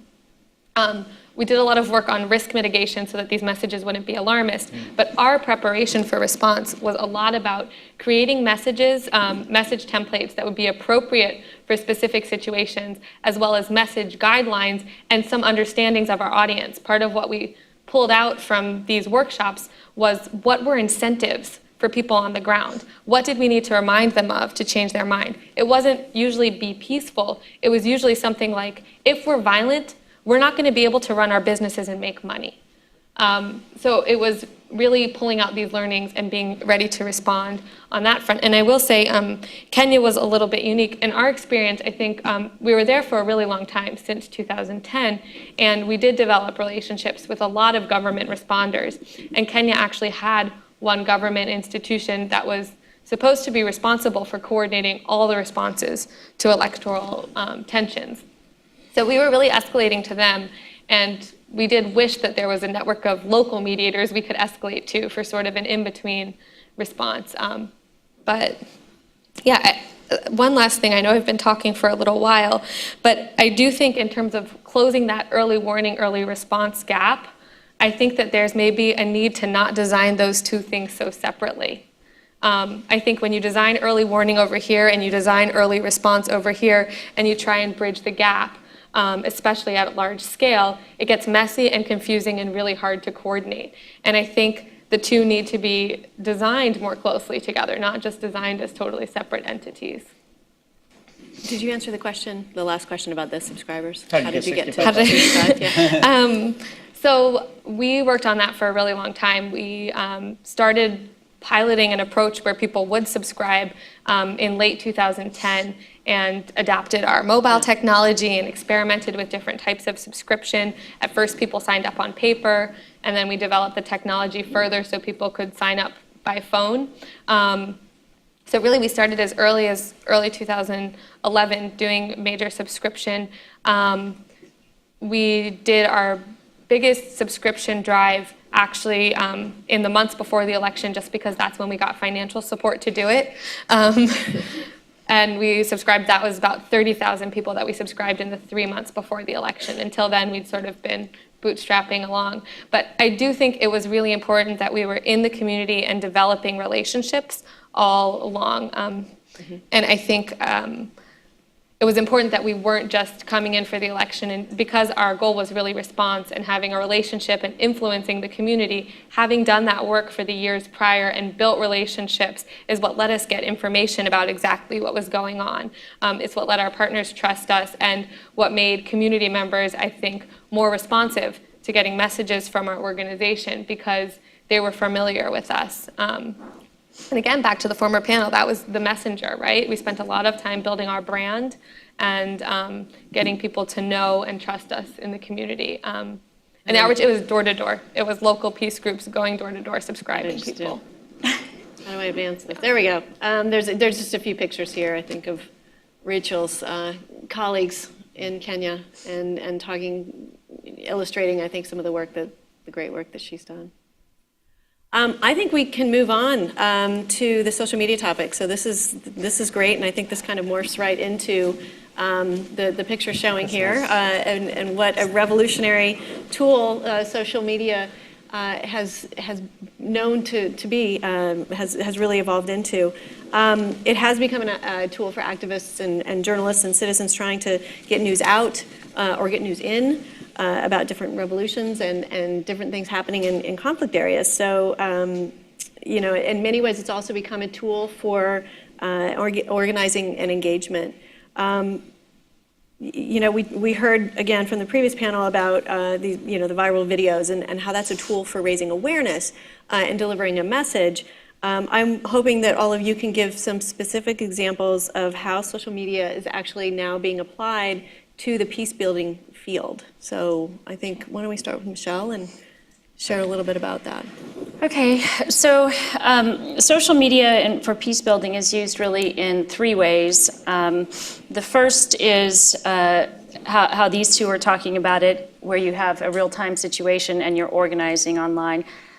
This is also true, the recent case in Brazil, where protests were organized on Facebook, crowdsourcing, we all know it, a flash mob is. And so those techniques can be used by local peace builders to quickly organize. Another way, that's the local real time. Another major way that social media has been used for peacekeeping is in informing the international community. And I would put monitoring political elections in this category. We all know about the Arab Spring, that would be in this category. There have actually been instances where you can find locals who will be interacting on Facebook, say in their local language, and say, hey, we need to get on Twitter and start using English so we get more attention from the Western world. There's lots of documented cases of that.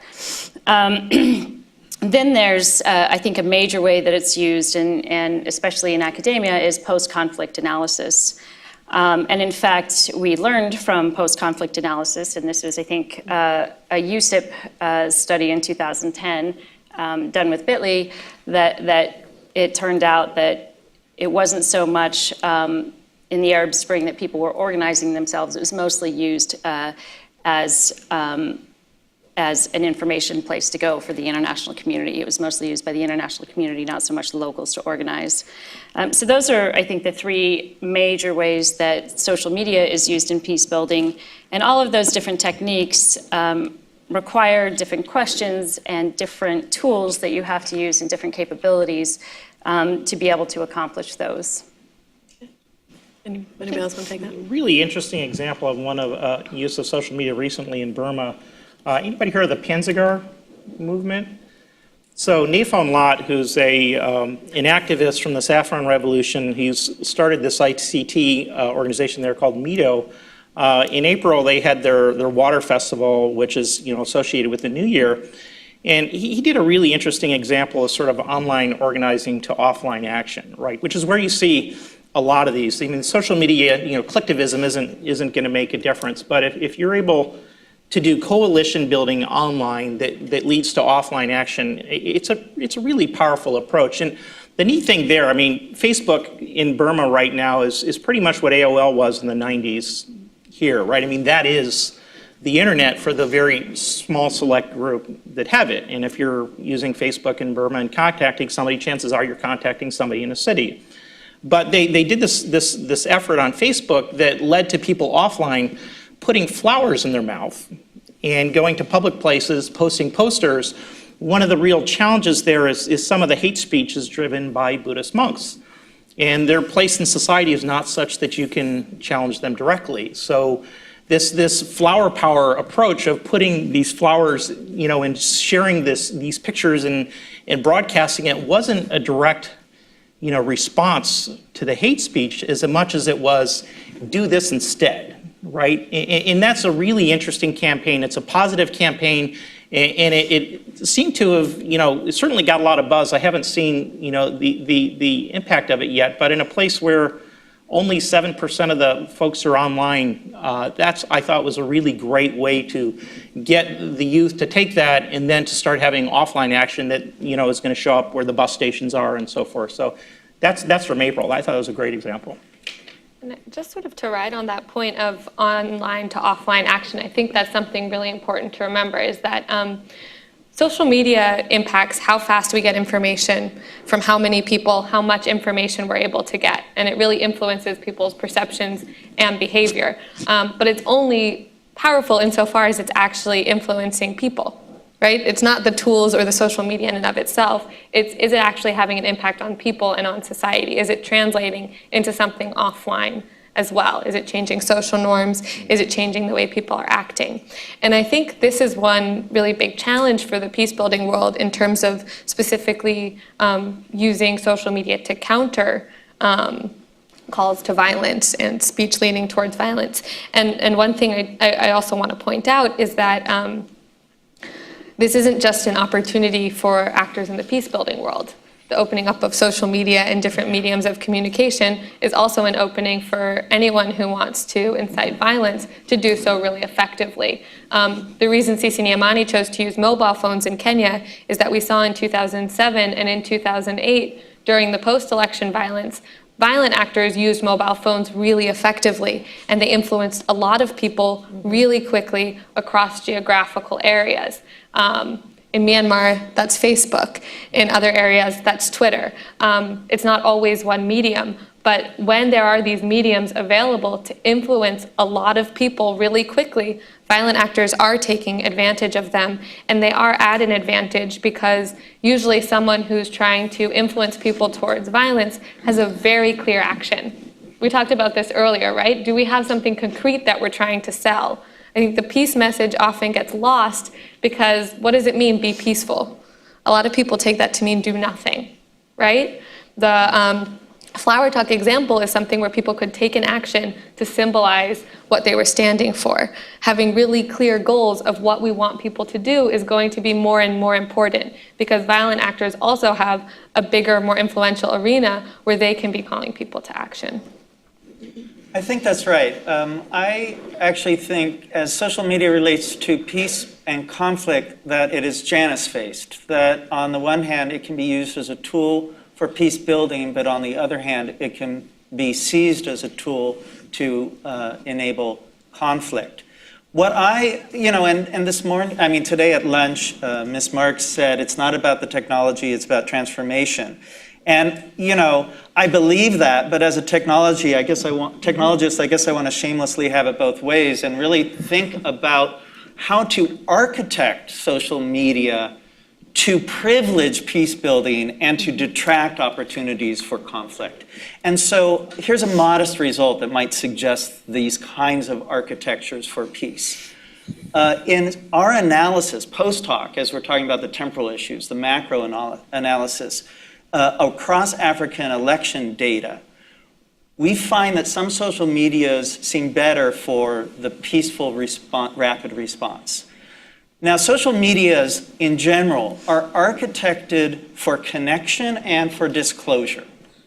You connect, say on Facebook, by forming your group of friends, their intimates and quasi-intimates, and then you disclose to them. For instance, I had the turkey sandwich for lunch. These architectures can select between connection and disclosure. And what we find in the African context is that the selection more for disclosure, which we find in Twitter, than for connection amongst intimates, which we find in Facebook, may support peace building. And I say it's modest and may because these, I don't think we should run off and we shouldn't overlearn this result, that we all want to support Twitter or we all want to support disclosure over connection. But what it does, I think, point to is a real deep engineering and human question, which is what are the technologies or architectures for social media that we want, not what we're given. Not what, especially very large corporate interests are giving us, like a Facebook or a Twitter. What are we wanting, and then how do we architect them? Designing the social media platforms to allow us to privilege peace building over conflict. So I'm just going to play devil's advocate for a second here. We have to, maybe we all don't remember, but some of us remember that Facebook actually didn't start as a big corporation worth billions of dollars, right? It started in a dorm room. And in fact, there's a lot of the social media that's out there. How it takes hold is because it's inherently a social device. And we've seen that in China with the advent of Tencent. This was a bit like Snapchat, but the government's monitoring Sino Weibo, and so it was the actual users that came up with this new platform. Here's the way we can get by the government monitoring, right? And so these technologies inherently, we all know Twitter now is huge, but there will constantly be new platforms that people can, because they're really individual driven, which is really has been the power of Web 2.0 technologies, is that they really start at the localized level. For use. So we don't have to pick what's out there, right? We can also sort of go with what's organic, sort of like choosing SMS in the Kenya example, because that is what people use. And in Pakistan, it's a combination of SMS and Twitter. So there's also a corollary in there from the HADR space where there's now a recognition that people in the affected crisis zone aren't just victims, they are truly the first responders. And to the extent that you can empower them with better situational awareness of their environment and actions that they can take, they can really make a difference. And I gotta think there's a corollary in the peace building space. The real peace builders are not people in this room, right? It's people in the conflict zones. And so how, like Rachel's approach there of getting 20 people in each of these areas, those are the peace builders. So social media enables that process, but it's not magical. It's hard work, right? There's a lot of things you need to do to make it successful, but we see that this is possible, and it's in a time of experimentation to see really how far that approach can go. One thing to add on that, actually, that I think is interesting, talking about how we can support local peace builders. One sort of unexpected, and I'll put this out as a hesitant result too, because it's mostly anecdotal, that we saw from our work is that violence tends to be really visible, because if there's violence going on, you see it, right? There can be 5 people running around in a community wreaking havoc, and people feel unsafe, even if the majority of people want to be peaceful. And often in situations where there's violence, I think we all realize that it's not an easy choice between peace and conflict. It's often people at huge risk. You're up against people really being afraid for their lives, for their families' lives, and making decisions based on that. And often peace looks pretty invisible.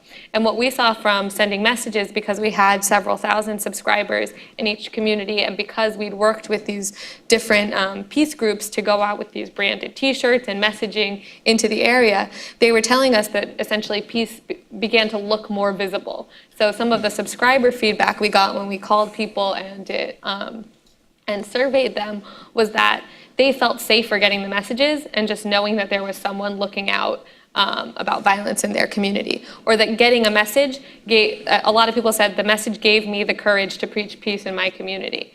So I do think social media can also increase the visibility of peace, which is often seen as the absence of something. It can really create an identity that people can latch onto, but we have to also be really smart and strategic about how we're doing that. And in turn, that identity can give credibility and courage to people on the ground who want to speak up.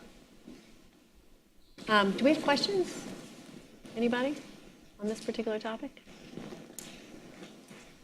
All right, well, I'll ask a couple. Oh, we've got one right here. Joe, okay. No, please, go ahead.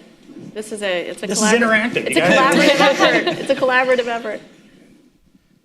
You should be tweeting live. Thank you. Excellent. I'm Doris Mariani. I'm CEO of Nonviolent Peace Force. We've got about 225 people on the ground in places like South Sudan, Myanmar, and the Philippines.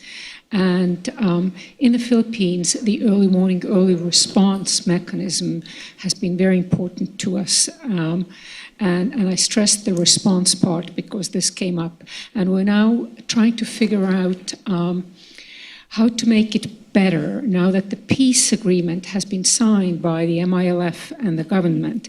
The new Bangsamoro sub-state that is going to be established is going to need a statewide early warning, early response system. And we just recently learned what Yushahidi means, and we don't have a lot of tech people. So I'm most curious to hear from you where does one start this process?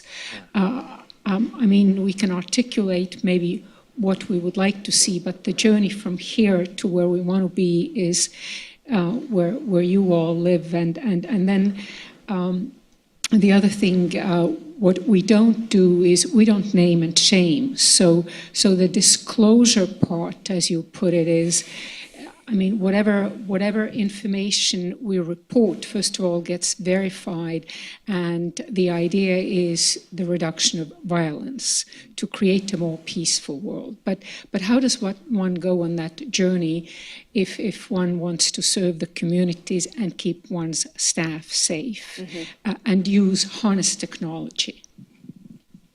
That's an excellent question, and it definitely, I think the safety question is one that you have faced in the past, but it's one that I think every day we do have to think about. So does anybody want to jump on where do you start the process and then talk about safety? I can. No. So the part about learning the technologies, right? This is a real challenge, and there's sort of two levels to it. I spent the last 3 years of my life connecting local technologists with local civil society folks, first at the State Department, and now here. We've done a series of 3 of these in Iraq around anti-corruption. It turns out the real innovation in most developing countries is with the local tech community, especially if the local tech community is tied to the open source movement. In most places I've been to, and Michael offers me a counterexample, so I'm not going to say all, the open source community has some real power. It's really based on a meritocracy in a lot of ways. And if you're in a country that has endemic corruption, you're really not exposed to meritocracies is a normal thing. But getting tied into the open source community, it has these ways of local meetings called bar camps and hackathons, and you develop some level of trust relatively quickly, and you do it over time. And they start to know each other and they innovate. What doesn't always happen is this connection to social good. But it turns out technologists in developing countries love doing social good projects just as much as they do in New York or Paris or anywhere else. So sort of a first order would be if you can connect the folks you're working with the local technologists in the Philippines, they're going to be able to tell you what technologies work, what services are available on the SMS gateway, and come up with innovative solutions to do what you need. You need to come up with a format that works for that. I developed this at the State Department called Tech Camps. We now have them here called Peace Tech Exchanges, and we've done this really nice back-end thing. But the idea is to come up with this 2-day, very interactive, small group discussion format where you bring these two groups together, more peace builders than technologists, so you don't get conversations about Ruby on Rails and Linux and so forth, but it's really about the issues that you have. But there's a process for doing that that's you know, it's online and it's shareable, although there's still, you know, a lot of work putting it in practice. But bringing those two groups together, that's going to give you a level of innovation you're just not going to find in the peace building field. The other step is for us in what I would refer to as this nascent peace tech community to start laying out online some of the resources. So, you know, what is this crowdsourcing thing? And I now hear about crowd seeding, where I actually, you know, pay people to give me specific results, or event reporting platforms. What does that mean? I mean, there's a lot of these, and the challenges, they rapidly change. That's critically problematic for security, right? So if Skype is safe today in some places or not, what is it going to be in 3 months from now when something, you know, when Microsoft bought it, what was the implications, right?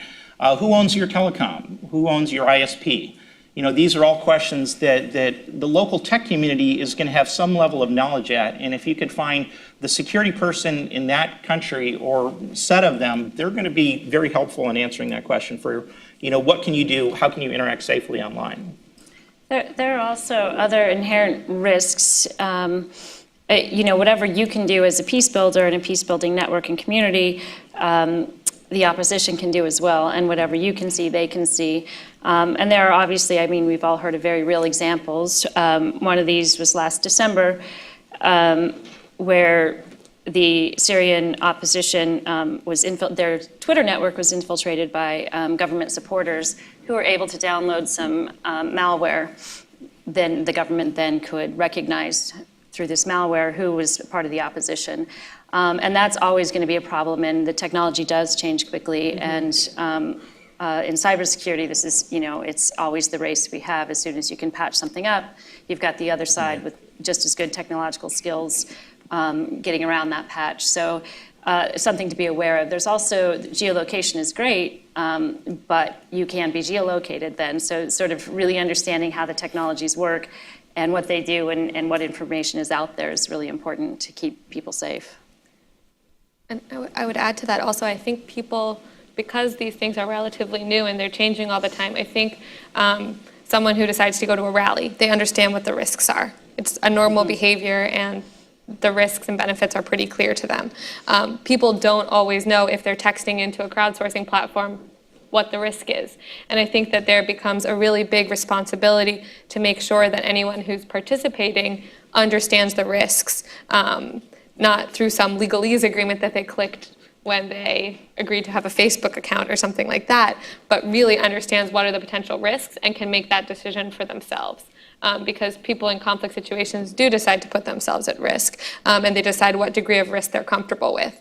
And I think the thing that we can really do is make sure that people understand exactly how much risk they're exposing themselves to. Two other quick things I would say on the community side would be, one, I think it's really helpful to observe, what are people already doing? What technology are people using? What's normal for them, what's comfortable, and building onto existing behavior. So not setting up a platform that's totally different from the way people are interacting, or calling their aunt or uncle or brother or sister to say this is going on, right? How do you build into existing behaviors? Because I think that's much more likely to be successful. And again, I would say almost designing response-based monitoring. So knowing these are the types of response options we have, and as we get information in, our goal is to filter it towards one of these responses, right? So really looking, I would suggest working both ways, looking at monitoring to response, but also looking at possible responses and how would you get the information you needed to have them. I think we've got a question down here. Kristen? I think we need the mic for, that's all right.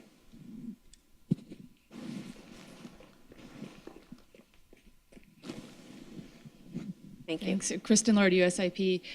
The panel is making me think back on a comment I once heard from a really brilliant engineer at InQtel, and he told me that when you're trying to use technology to address a problem, more than half the issue is not the technology, but surfacing the problem and articulating the problems in ways that technologists can then address. You're all nodding. Okay, this is ringing a bell. Good.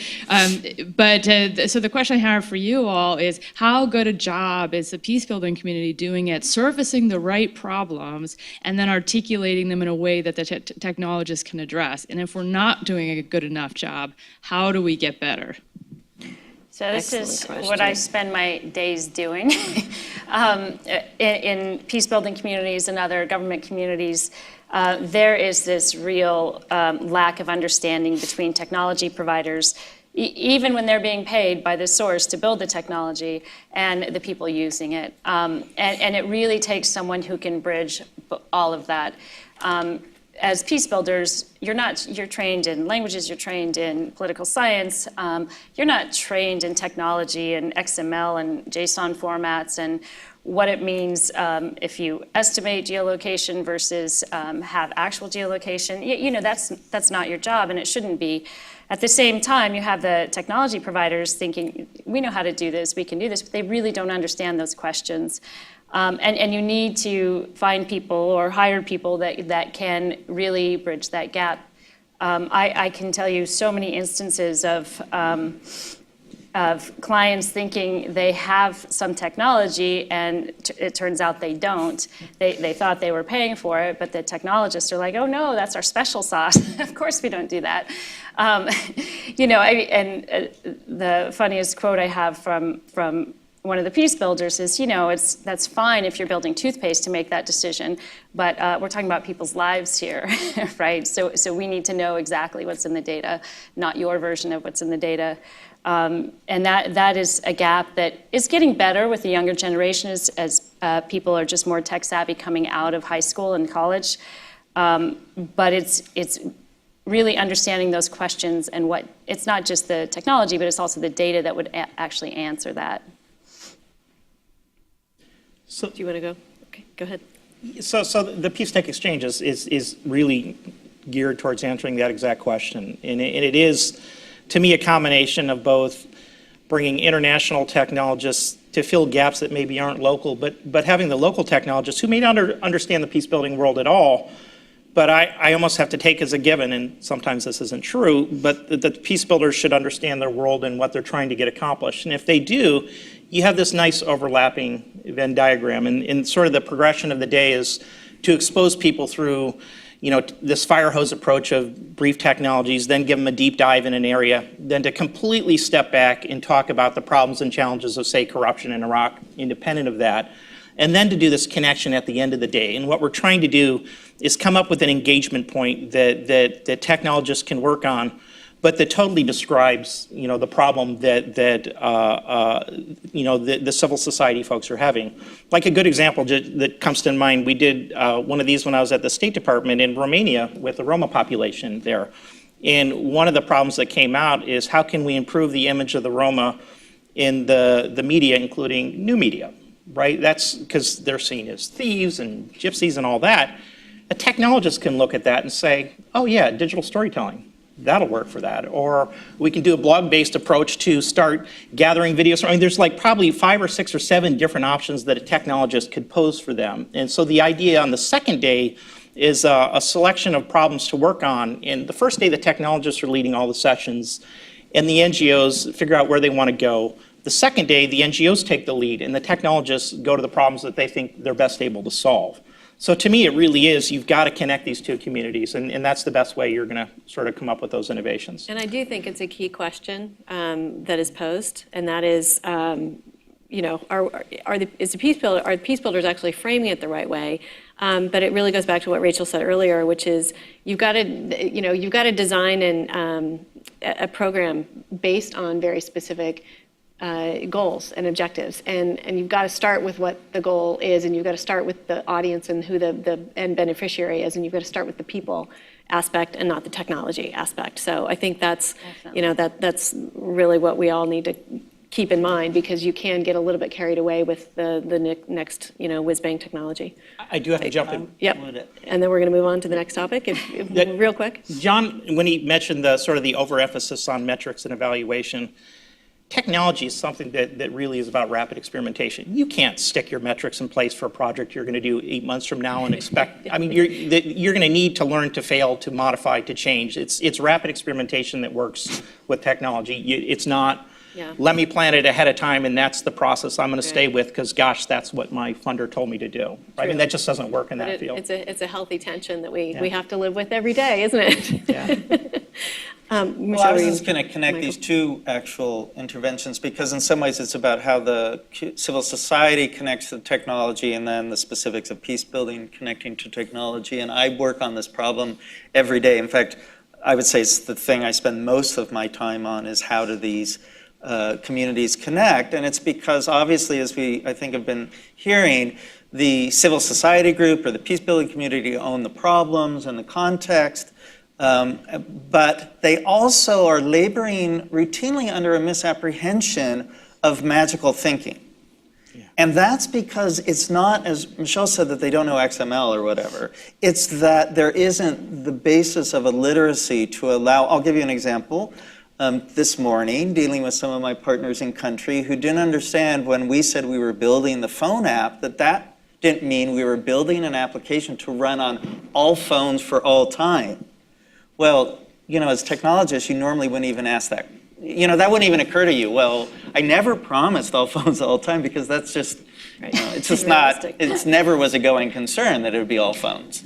Of course, I'm building it for those phones. But so a question I have, and this actually even goes also to my sort of lack of, my more pessimistic feeling is that it's a very long conversation.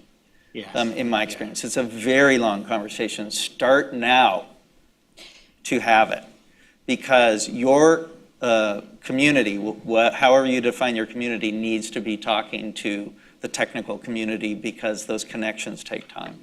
And it's a skill to actually, for the peace builders, the people that want to use the technology for their real world purpose, to get them to ask the right questions, right? They're not used to, you have to be very goal-oriented. Exactly what do you need to do? And it's not, and we'll help you get there, but teaching them to frame the question right so it can be translated into a technology solution is really an art. So I've left us not very long is that 2 minutes overall? Do I get to do our last topic? Okay. Why don't we do one question around the topic of big data? How's that for an ending? This is obviously an enormous topic, but I think this next slide actually kind of gets to the core of what we really wanted to talk about, which is who are we actually producing data for? We have in our team this Who's phrase. giving Superman data? Data for Superman, exactly. Data for Superman, the big decision makers here, the Washington, the policy community. Are we producing data for them?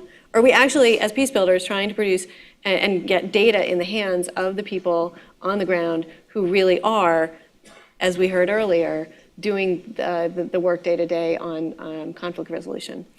So I guess with that, why don't we throw out one question and give everybody a chance, kind of a go around, and then we'll end in 3 minutes. But how do we actually, are we in a position to be able to really take all of this information that's feeding into us and turn it into very local, actionable data? And if that's the case, do you have examples of how you're doing that? I think we heard a little bit from Rachel and Cece Niamani, in the election context. But do we have any thoughts, any closing thoughts on how we're tackling that monster challenge? Noel, why don't we start with you? Yeah, I'm going to start off by saying no.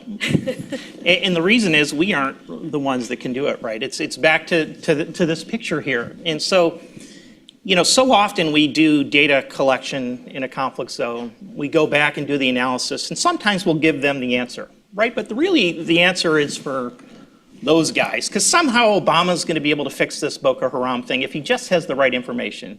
Well, no, it's really about people in the conflict zone changing their expectations of the future. And how does that happen? And really what you're getting to is they need to own their own data profile. To be able to make big data granular enough for folks on the ground in a conflict zone to actually make sense out of it, they almost have to be able to do their own analysis, right? And how do you get, people in DC don't really do data-driven stuff very well. So asking, peace builders in conflict zones to do it, that's not an easy challenge. And it's right where Michael said. I mean, our approach we're looking to do, we have this Peace Tech Lab idea, But the idea is to find one of the best technologists, maybe two, from the conflict zone. We can't afford the best technologists here, but maybe we can in Khartoum. Bring them to the lab as a Peace Tech Fellow.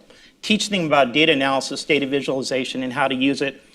But just as critically, teach them about conflict analysis, in mediation, in facilitation skills. And then have them go back to the conflict zone with a physical space, if possible, where they can bring in peace builders to a, what we refer to as an open situation room, where there's physical maps on the wall that they can list data at. And over a period of months, they're able to come back and eventually starting to ask the questions that is going to help them. And the answer probably isn't going to be a fancy 3D moving diagram.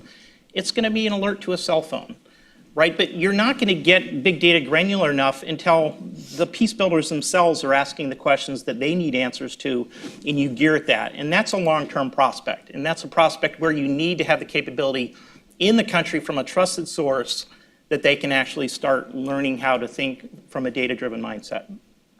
Well, I would actually say yes and no. And this goes to the other point that I made, that you really have to know what question you're answering before you can decide what data you're going to use and what tools. And if you're answering a question on early warning and response and you're in country and you have this finite event that you're dealing with, big data is probably not the solution that you're going for there. Unless you call, getting SMSs from 65,000 people big data, which some may not. I'd say that's very little. I'd say 50 tweets a second is a small amount of data. So it's all relative to what you know. On the other hand, peace building is not just about the people on the ground. Big data is quite relevant when you're looking at post-conflict analysis. Yeah. And you have the ability to take the time with the data and to find the right tools.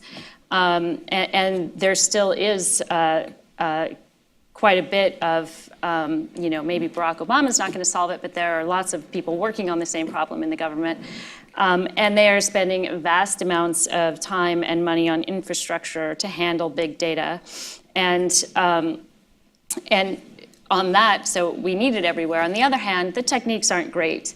And you really, it's not about, you can't ask the same questions with big data that you can with other data. And data science is not just about how do we handle big data, it's about knowing when to use one versus the other and how to handle that. And it's not just about scalability, it's if you actually need the scalability. Okay. Michael, last one, and then we're getting the proverbial. Okay.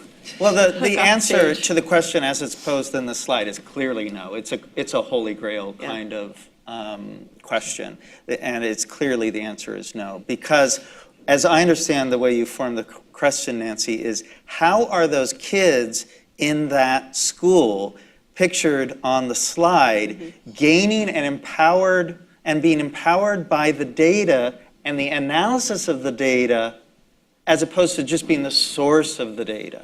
If that's the question, our answer is we don't have an answer yet. Except if you take disease in there, right? I mean, health. I mean, there's a lot of data that goes into keeping populations educated and healthy, and a lot of daily data analysis. Maybe for development reasons and health reasons, but on the specific peace building. Yeah, we don't. And it's definitely a holy grail question. It's a question that we are endeavoring to answer in our modest ways by new analytics that then push out to, say, the kids in that school. But it's absolutely not a question that's been answered yet. Rachel, take us home, and then we're. I was just going to say, I actually think that fundamentally the order that we have to think about these things in is often a bit off, because I think if there's an assumption that we should monitor and monitoring is good, I'm not sure that that's a right assumption. I think that we have to go in and say, what change do we want to make? And if one of the steps that needs to be taken in order to create that change or influence a situation a certain way is that we need certain information that we can act on or that someone can act on, then we need to back up and design a monitoring platform that gets information and data to the people that need to take action or that need that information for a response. So I think who are we producing data for varies. In one case, it might be we want to influence international decision makers. In another case, it might be that we want to help local responders have better capacity to respond faster. But what we need to know first is what is our goal, and then back up and say, is monitoring even necessary? How much Do we want to monitor using big data, medium data, small data, micro data, right? But I think it's really the order that we ask these questions, it has to shift. It has to be goal first, and then do we monitor, and then how do we monitor? Okay. Well, I want to thank you all for attending, and I want to thank the panelists very much so for their excellent input.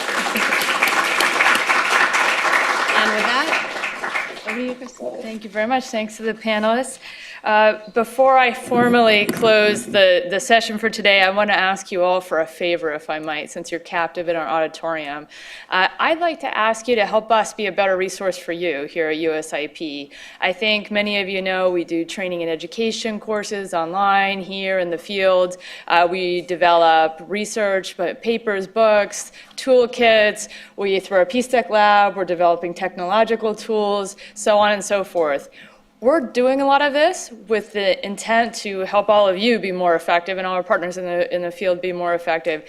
If we can do things that will help you, please let us know. If we're doing things that aren't that useful, please let us know that too, or how they could be more useful, because that's why we're here. Please, a good way to do that is by getting engaged. So if you're not following us, if you're not getting our regular emails, if you're not following us on Twitter, the USIP feed, but also, all of our scholars, Noel's on Twitter, I'm on Twitter, even Sharon's now on Twitter, others. It's a good way for us to keep up with each other. So please, that's my favor I'd like to ask all of you. But in closing the session today, let me just say I think it's been a terrific day. I hope you agree. We're very thankful to the Alliance for Peacebuilding and everybody there for their partnership here. I'm supposed to give you some requests from AFP and USIP. One is to please fill out your survey, because we'd like to do this even better next year. We can't do that if you don't have your feedback. We want data. It doesn't have to be big data. It's just enough data for us to make the conference better. So please fill out your survey. It's low tech. It's very low tech, so even the techophobes can deal with it. There's a cocktail reception at the Beacon Hotel at 6. That's very important news. But the last thing I need to do is thank some specific people who really helped make today possible. Melanie Greenberg and the whole team at AFP I already mentioned. Of course, our panelists right here. And then my own team, which I definitely don't want to forget to mention, because I have to keep working with them. And these are only a small subset, so I'll thank everybody else collectively. Linwood Hand, Sharon Morris, Selena Canota, Jamie Schilling, Bill Vaughn, Matt Lolich, Stephen Blake, Brian Hammond, the Porters, Adriana Sanchez, and Anna Velasquez at Seasons. I want to thank all of our team for the work they do every day, but especially thanks to all of you who are helping us to promote our shared mission of preventing, mitigating, and resolving violent conflicts around the world. Thanks very much.